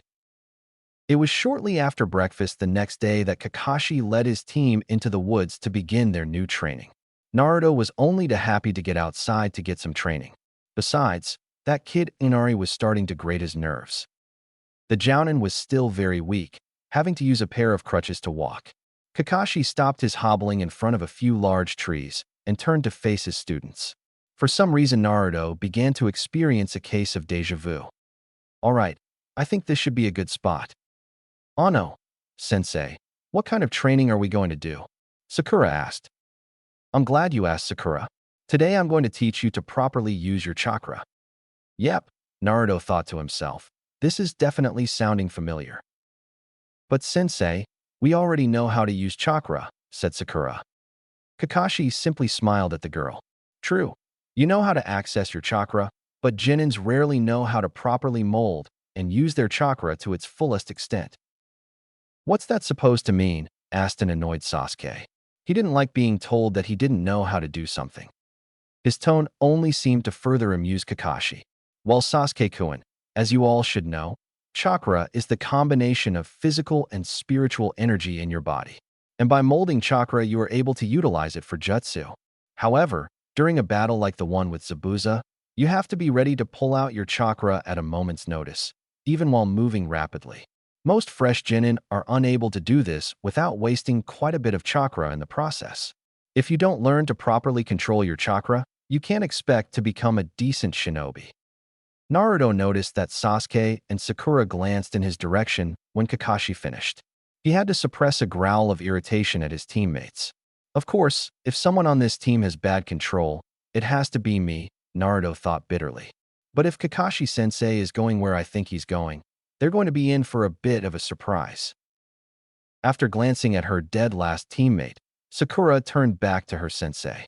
So, what are you going to teach to improve our control, sensei? Kakashi grinned, and Naruto almost joined him as he guessed the next words out of the Jounin's mouth. Tree climbing. It took every ounce of willpower that Naruto had not to laugh at the reactions of his teammates. Both held looks of confusion and shock. When that passed, Sasuke's face fell into a scowl. He probably figured Kakashi was messing with him and wasting his time. Sakura reacted the same way she always did when she thought someone was poking fun at her, loudly and angrily. What the hell is that supposed to mean, sensei? How is dragging ourselves up a bunch of moldy old trees going to make it easier to mold our chakra? Despite Sakura's outburst, Kakashi never dropped his damn smile. I never said anything about using your hands, Sakura. He took a moment to enjoy the confused stares of his students, all except Naruto. The blonde just kept looking at the Jounin as if he were telling a joke that he'd already heard, and was just waiting for Kakashi to hurry up and get to the punchline. Watch closely, Kakashi said as he formed a seal to focus his chakra. The seal was more for his students' benefit than actually needing it to mold his chakra. He turned to a nearby tree and, as Naruto expected, began to walk up the side. Kakashi stopped when he reached a low-hanging branch, looking like a bat, a giant, silver-haired, cycloptic bat with crutches. This exercise works twofold. It requires a small but exact amount of chakra to stick to the tree. Doing so should get you used to drawing out chakra for your jutsu without wasting as much. Also, it builds up your stamina for longer, drawn-out battles. And since directing chakra to the soles of your feet, performing this technique should better prepare you for learning new jutsu. As he finished his description, Kakashi gauged his students' reactions again. Sasuke actually appeared to be interested, the chance to become stronger winning him over. Sakura didn't look like she found the idea of a sweaty workout appetizing, but refrained from saying anything lest she look bad in front of Sasuke. And Naruto, much to Kakashi's annoyance, actually looked a little bored. What are you playing at, Naruto? Reaching into his pocket, Kakashi withdrew 3 kunai before flinging them at his student's feet. All right, pick a tree and start climbing. You can use those kunai to mark your progress. Oh, and you might want to get a running start. You're not good enough to simply walk up the trees. Team 7 nodded their understanding and picked up the kunai. Each of them took a moment to focus their chakra before beginning. Suddenly, as if by some unknown signal, all three genin rushed forward towards their respective trees. Sasuke ran at the tree at full speed. He was determined to outperform Naruto in this exercise. The Uchiha was able to make about 4 steps up the side of the tree before his chakra output faltered. The bark under his foot cracked under the strain, and he was repelled from the surface. Sasuke bounded off of surrounding trees before landing back on the ground. Looking up to see his progress, he was disappointed to find out he'd only reached a height of about 8 feet or so, and most of that was from his momentum. I never thought it would be this hard. This is pretty easy, came a shout from above. Sasuke's head swiveled around until he was looking up the tree that his pink-haired teammate had climbed. Sakura was sitting on a branch about 30 feet above the ground, her legs dangling off of the side. For the next several moments, Sasuke could only stare dumbly at his female teammate. How did she get it so fast? After a few seconds, he was able to remove the look of shock from his face, replacing it with his normal, apathetic facade. Che, I guess her book smarts finally counted for something.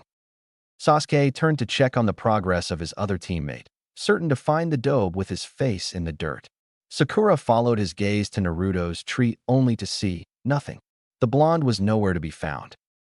The two genin began to scan the area around the tree, looking for any sign of the blonde. To their confusion, he didn't appear to be anywhere on the forest floor. So they looked to his tree. They didn't see him on the trunk or any scratch from his kunai. "Where the hell is the dobe?" asked Sasuke. "The baka probably got lost on his way to the tree," Sakura said with a smile, hoping to elicit a chuckle from her crush. Of course, she received none. A cough caught the attention of the two genin. Both turned around to face Kakashi. However, the jounin wasn't looking at either of them. Instead, his gaze was fixed on something almost straight above them. Naturally, Sakura and Sasuke followed his line of sight, up through the canopy. What they saw shocked both into silence. Uzumaki Naruto, dead last of their class in the academy, was standing at the top of his tree. The blonde genin was using his vantage point to enjoy his view of the wave country, and it was a hell of a view. He could see the village from his position and could just perceive Tizuna's bridge beyond that. Some of the morning mist had yet to lift, and when the sun reached a certain point in the sky, it seemed to cast the whole country in a golden glow. A breathtaking sight. A place worth saving, Naruto muttered to himself. He was brought back to the present by a shout from his teacher. "Well done, Naruto. You can come down now, you know." Naruto turned to look down to the ground to see his team staring back up at him. He just flashed a grin at them, and with one dramatic step forward, allowed himself to begin falling to the ground. Sakura gasped at Naruto's apparent leap to his demise. Kakashi cursed his weakened body, unable to catch the boy. Sasuke tensed, preparing to save the dobe. After all, if Naruto died, then Kakashi might be too distracted to train him. Team 7's collective worry was all for naught. At about 20 feet from the ground, Naruto flipped forward and kicked off the tree. From there, he continued to bounce from one tree to another until he finally reached the forest floor, landing in a crouched position. Standing up, Naruto realized his team was still staring at him. "What?" he asked innocently. His words seemed to bring Sakura out of her shock-induced stupor. "What do you mean, what? You just about killed yourself by jumping off of that tree, you baka.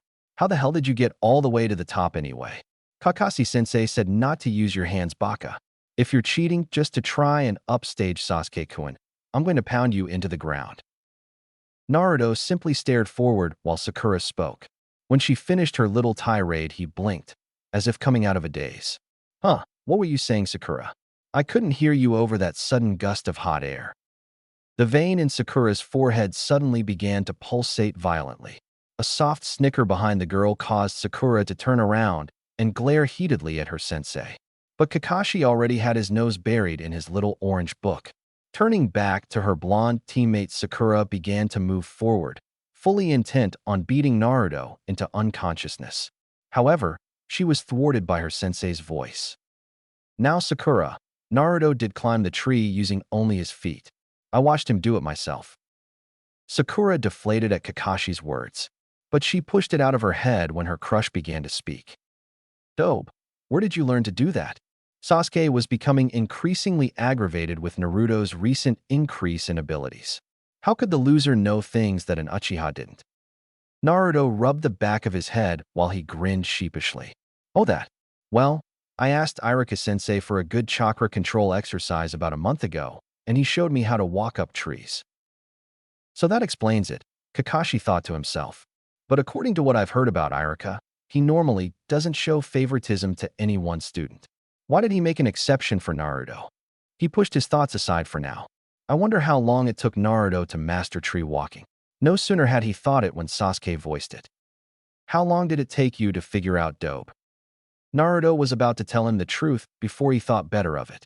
Mastering tree walking in a single day would be nearly impossible for someone with his initial control. He may have to come clean about his training methods, and he wasn't exactly ready to divulge that bit of information. Kakashi may try to dissuade him from ever using it again due to the amount of mental stress it causes.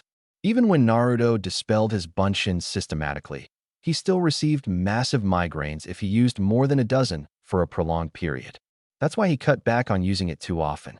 Plus, Naruto just didn't want his training methods to be made public knowledge. It took me about 2 weeks to get it down, but I still work on it whenever I get the chance. Naruto's answer seemed to assuage Sasuke's ego slightly. After all, if the dobe could grasp this technique in 2 weeks, then an Uchiha of his skill should be able to master it in a fraction of the time. Sakura also accepted the answer. Of course, someone like Naruto would need all the training they could get to keep up with her and her Sasuke-kun. Kakashi was the only one who felt there was something off with Naruto's explanation. He noticed that Naruto seemed to catch himself from saying something before telling the team of his training. It was just another question that went along with the enigma that is Uzumaki Naruto. Well, Kakashi said, returning everyone's attention to himself. It looks like the only female on the team and the dead last seem to have gotten this technique down pretty well. So much for the great Uchiha. Sasuke leveled a deadly glare at his sensei, not appreciating the slight against him. Hey, don't say that about Sasuke-kun, Sakura shouted. He might get pissed at me for doing better than him. Kakashi ignored the girl's outburst. Since Naruto and Sakura have such a good grasp of this exercise, they will be alternating guard duty for Tazuna. When you're not on guard duty, I expect you to continue training in whatever you see fit. Meanwhile, you Sasuke, he said while turning to the brooding boy, will continue working on this exercise. I'm sure you can get it within the week, Kakashi said with a slightly sarcastic edge to his voice. Sasuke didn't spare his teammates a second glance as he turned back to his tree and attempted to run up its side with renewed vigor. Kakashi smiled under his mask. The boy needed a lesson in humility. Hopefully he'd get over his pride and ask his teammates for help. The Jounin turned to his 2 other students. Now, one of you needs to guard Tazuna for today. Sakura was about to volunteer Naruto so she could stay with Sasuke, but Kakashi cut her off. With one hand behind his back, Kakashi said, Sakura, how many fingers am I holding up? Sakura took on a contemplative look for a second. 3, she half-stated, half-asked. Kakashi smiled as he revealed his hand with 3 fingers extended. Good guess, Sakura. You have the honor of guarding Tazuna today. Sakura opened and closed her mouth wordlessly, unable to sputter out her outrage. Not giving the girl a chance to find her voice, Kakashi merely ushered her on her way. When she was out of sight, he turned back to Naruto. Naruto, it looks like we're all on our lonesome. Perhaps we should use this time to have a little chat. Naruto blinked at his sensei. He then glanced in the direction Sakura just went and then turned back to Kakashi. You did that on purpose, didn't you? It was more of a statement than a question. I have no idea what you're talking about, Kakashi replied in a bored manner. He then turned and began walking away from where Sasuke was practicing. Let's go somewhere more private. Naruto let out a resigned sigh as he followed his sensei. As the 2 left, a pair of suspicious black eyes followed them. Sasuke let out a low growl before turning back to his tree and making another attempt at climbing it. While Kakashi was leading Naruto away from the practice area, Naruto's mind was in overdrive, trying to think of a reason Kakashi would need to speak to him. The only time his teachers ever pulled him aside to talk it was because he was in trouble. Naruto began to rattle off the excuses he used to use when these situations came up. I didn't do it. I was eating ramen at the time. You have no proof. Kiba did it. But then he realized something. He really hadn't done anything wrong recently. Before he could question his sensei, Kakashi stopped walking and took a seat on a nearby log. So, what did you want to talk to me about, Kakashi-sensei? Naruto asked nervously. The Jounin didn't answer immediately. He simply closed his visible eye, as if in deep thought. Finally, he opened his eye, but still did not look at his student. Instead, Kakashi turned his gaze towards the sky as he spoke. Uzumaki Naruto, dead last of his class in the academy, only passing the Chunin exam after failing 3 times. Due to special circumstances involving Tsuji Mizuki and the theft of the Forbidden Scroll, Yumino Iruka graduated Naruto from the academy to the rank of Chunin at the age of 12. Now the poor Chunin was more confused than ever. Why was Kakashi talking about him as if he wasn't there? Naruto knew that his sensei was always a little flaky, but now he was wondering if his sensei had actually lost his mind. Kakashi seemed oblivious to his student's confusion and continued speaking. Lineage, unknown. Taijutsu, D rank, basic knowledge of academy fighting style. Ninjutsu, high D to low C rank, proficient with Kawarimi and Henge no Jutsu. Only known attack jutsu is Kage Bunshin no Jutsu. Jinjutsu, N/A, shows little to no aptitude for said skill. No other skills or techniques known. Chakra capacity, high Chunin, possibly low Jounin level. Naruto listened as Kakashi gave a detailed, albeit flawed, summary of his skills as a shinobi. Finally, the Jounin lowered his gaze to meet his students. That is what I read in your file when I became your sensei. However, ever since our team formed, you've proven time and again that the information in it has been a bit inadequate. So that's what he's getting at, Naruto realized. But he still didn't really know what to say to his sensei. Well, what can I say? I'm just full of surprises, he said with a goofy grin. No doubt, Kakashi replied evenly. Tell me, Naruto, do you know what killing intent is? Naruto took on a thinking pose. The intent to kill, he said while shrugging his shoulders. Kakashi just let out a sigh before continuing. When Zabuza first disappeared into the mist, do you remember feeling a sense of dread and intense bloodlust? Naruto only hesitated a moment before nodding. That is killing intent or ki. A skilled shinobi can focus their anger, hatred, or bloodlust, and by adding their chakra to the mix, can emit a terrifying aura. Unless their opponent is used to it, this aura can paralyze or possibly drive them mad with fear. There have even been occurrences when a shinobi emitted a ki so strong, his opponent actually took their own life. Naruto shivered slightly at the thought. When he had felt Zabuza's ki during the fight, he admitted to himself it had frightened him, but wasn't so scared as to even consider taking his own life because of it. Despite Kakashi's explanation of killing intent and Zabuza's use of it, Naruto was still confused as to where the man was going with this. Okay, but why did you need to talk to me about it? The Jounin closed his one visible eye for a moment before responding. Naruto, when you've been in this line of work as long as I have, you can read a person's emotions fairly easily through body language, their voice, and even chakra fluctuations. Kakashi opened his eye and stared right at Naruto. When Zabuza hit all of you with his ki, I could practically feel the anxiety rolling off of Sakura and Sasuke. Both were paralyzed with fear, and if I hadn't canceled out most of Zabuza's ki, they would have officially been taken out of the fight. Their reaction wasn't really that surprising. Honestly, I'm more surprised that they didn't pass out. No, what really caught my attention was how you handled it. Naruto stared at his sensei blankly. How was he supposed to have handled it? No, Kakashi-sensei, I still don't know what you're getting at.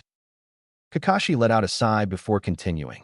The amount of killing intent that Zabuza was releasing would have driven just about any fresh Chunin into fear-induced shock. And I could tell you were afraid. Kakashi lifted his hand when Naruto made to speak. However, you didn't freeze up like your teammates. There are only 2 real reasons I can think of that it didn't affect you the same way as Sakura and Sasuke. He raised one finger as he spoke. First, someone trained you from an early age to ignore your emotions, like the Hyuga or Aburame. I think it's pretty obvious that isn't the case, Kakashi said with a smile, which Naruto returned.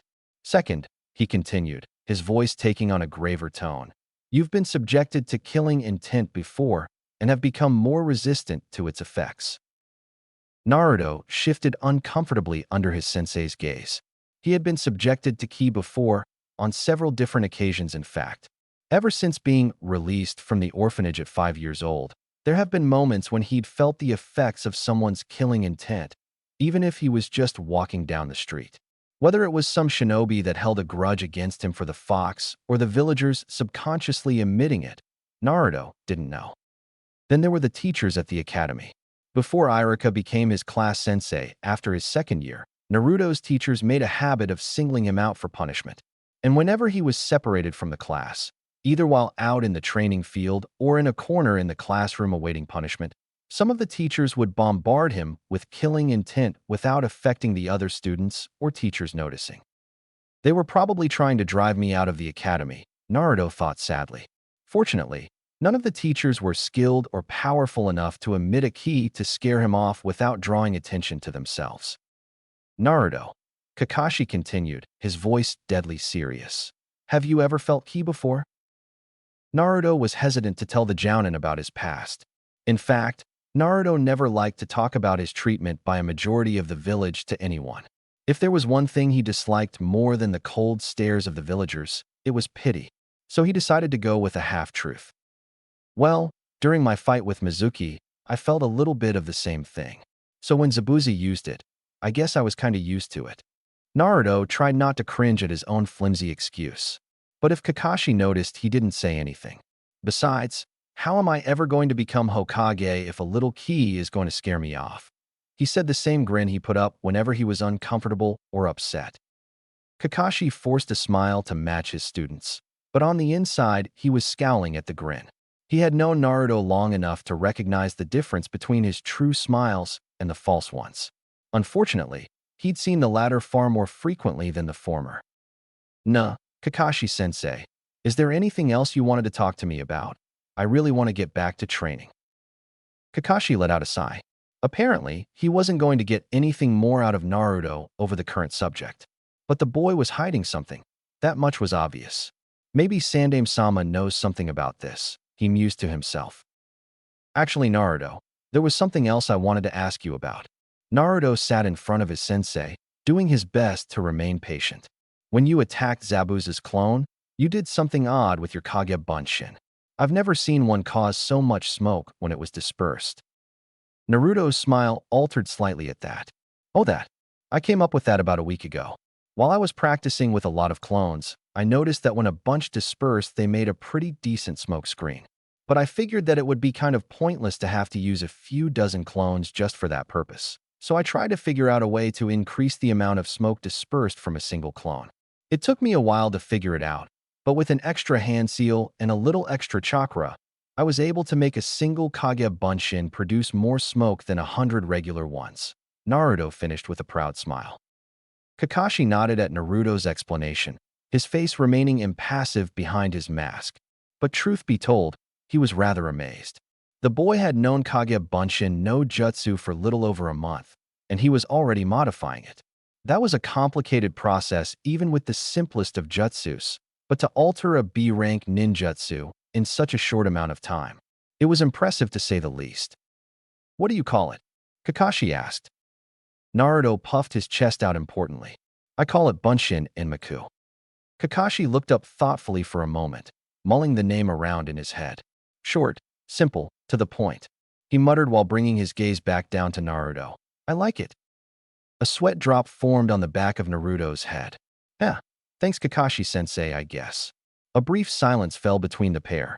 Kakashi doubted the boy would be very forthcoming with any real information on his past. That's what worried the Jounin the most. It unnerved him greatly that he knew so little about his own student. Naruto clambered to his feet after a moment's silence. Well, sensei, as much fun as this chat has been, I really should get back to training.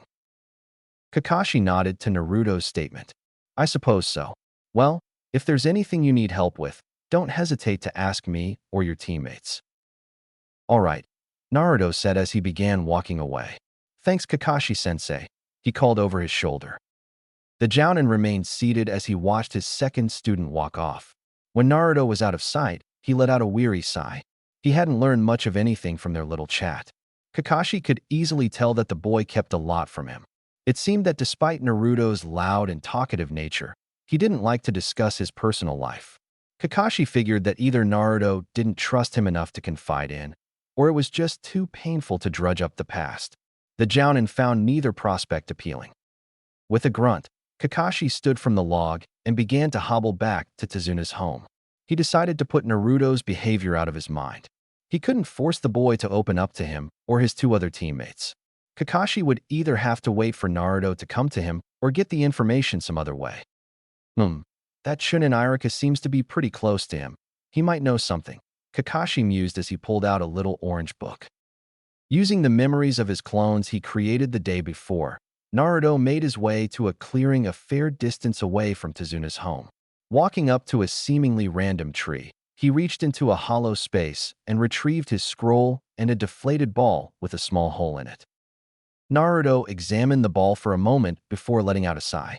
The clone wasn't able to push out as much chakra as the original normally could without dispelling itself, so it just barely ruptured the ball. But every bit of practice helps, so he didn't let it get him down too much. Looking to his scroll, Naruto found that it had a bit more writing in it than it had before. Inside were notes and observations from his clones, all on his latest jutsu. After Naruto made his alterations to Kage Bunshin no Jutsu, he decided to take a crack at creating his very own jutsu from scratch. Unfortunately, doing so was far more difficult than he thought. Since he wasn't working with an already existing jutsu, he had to start from square one. There was a lot of trial and error in creating a jutsu, so Naruto began having his clones take down notes to keep track of his progress. It was a pretty slow process, but one that Naruto was more than willing to go through. Placing the scroll on the ground, Naruto took a seat next to it and struck a thinking pose. He had a lot of training to do and only 1 week to get it done. Zabuza was a tough opponent who was able to put Kakashi on the ropes, and if Naruto's impression of the false hunter Nin was correct, then he wasn't likely to be a pushover either. So he had to use this week to its fullest in order to face them. But before he got into his training, there was something else he had to do. According to some of the books he read on strategy, if he ever found himself in a situation where he would face an opponent that he'd fought before, it was wise to analyze every detail his previous fights. That way, he might notice a pattern to their attacks, develop a defense, or possibly notice a weakness that he hadn't seen in the heat of battle.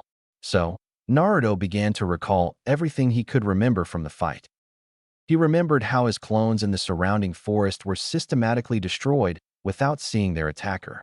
He didn't know whether they were wiped out by Zabuza or the hunter Nin, probably both. Next came Zabuza's attack, his use of the mist further showcasing his mastery of stealth. The man also used a lot of water-based jutsu, unsurprising since he was from Kiri.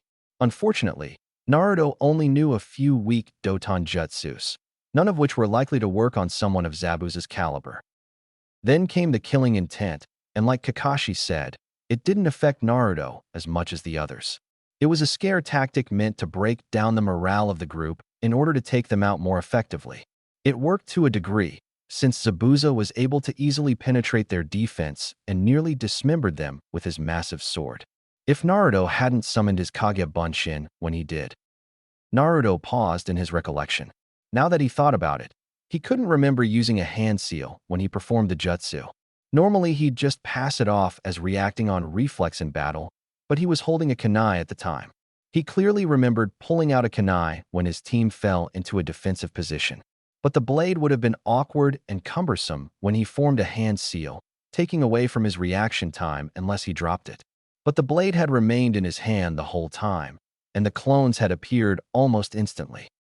What could it mean?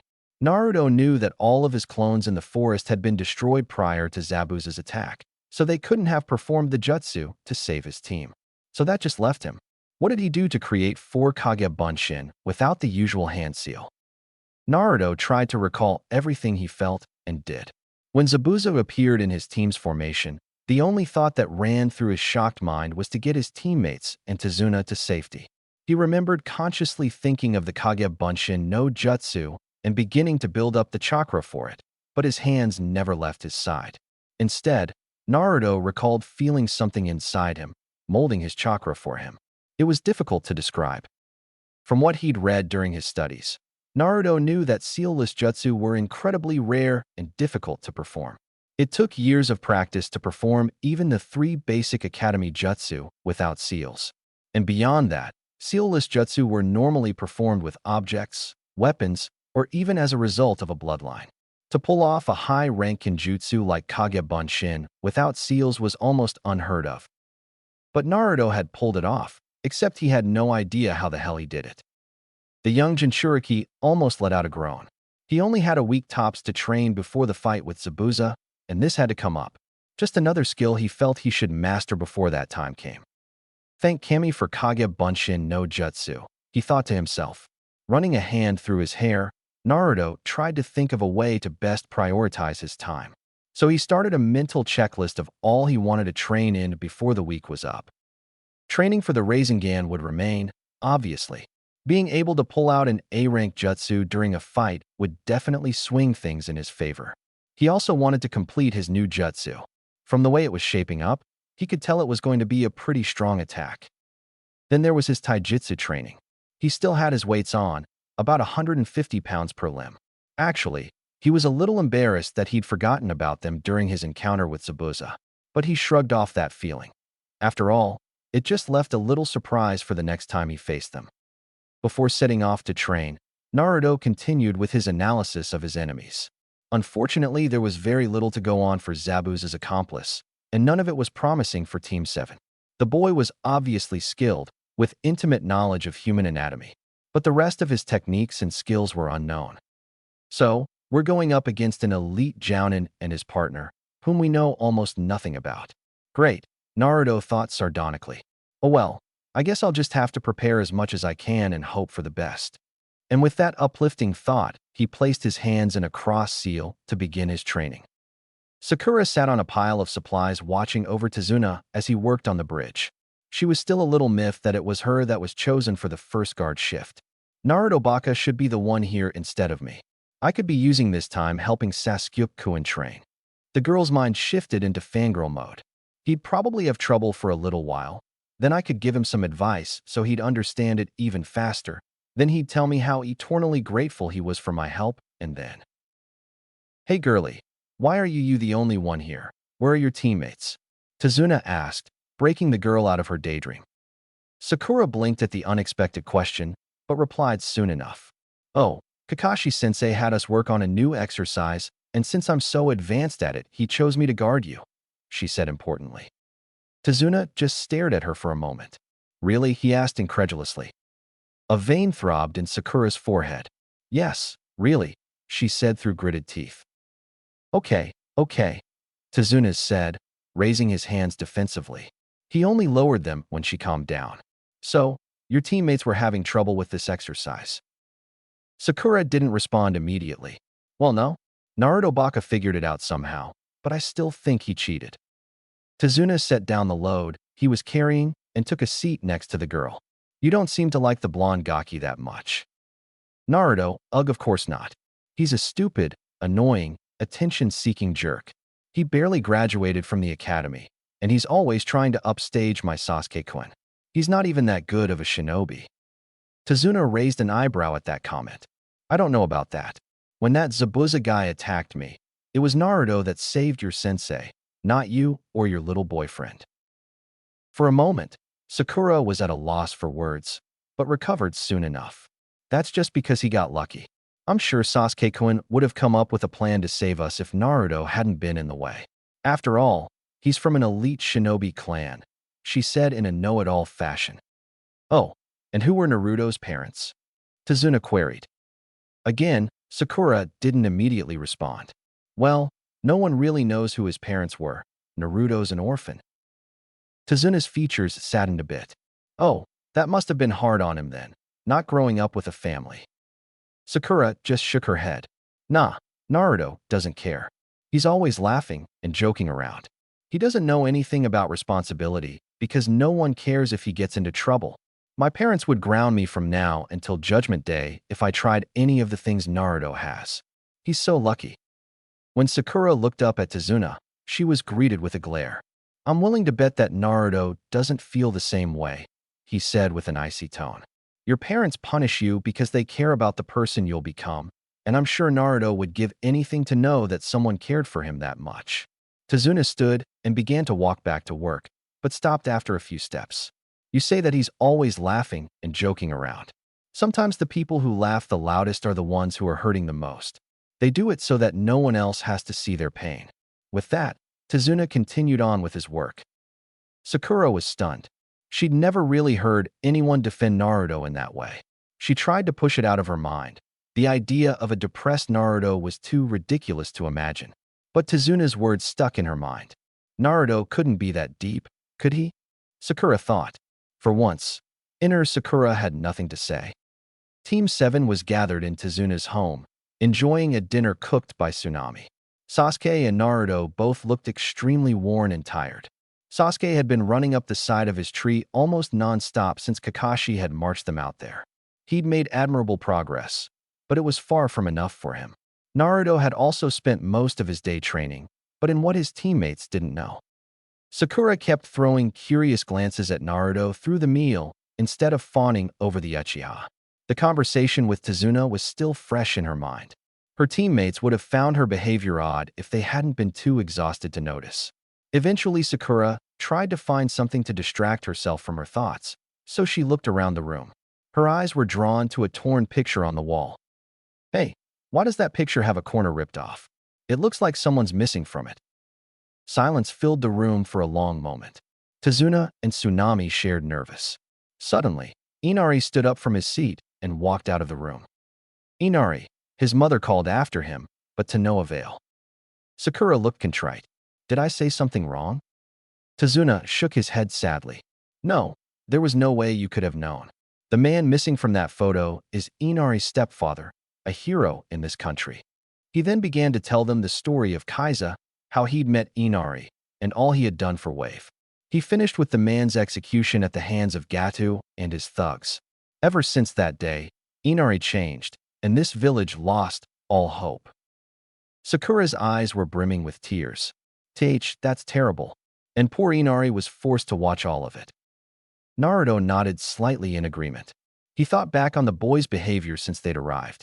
At least now he saw where the brat was coming from, though that still didn't mean he agreed with it. Inari's attitude just reminded him too much of the brooding wonder sitting across from him.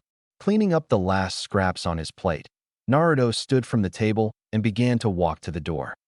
Where are you going, Naruto? Asked Kakashi. It would be a bad idea to train. You're obviously exhausted from today. Gomen-sensei, but I have to prove something to that kid, Naruto said over his shoulder. Prove what? Questioned Sakura. That there are still heroes in this world. With that, Naruto walked out of the house into the forest. He quickly made his way to his clearing, all previous fatigue forgotten. If he was going to help this country and Tazuna's family, he didn't have time to be tired.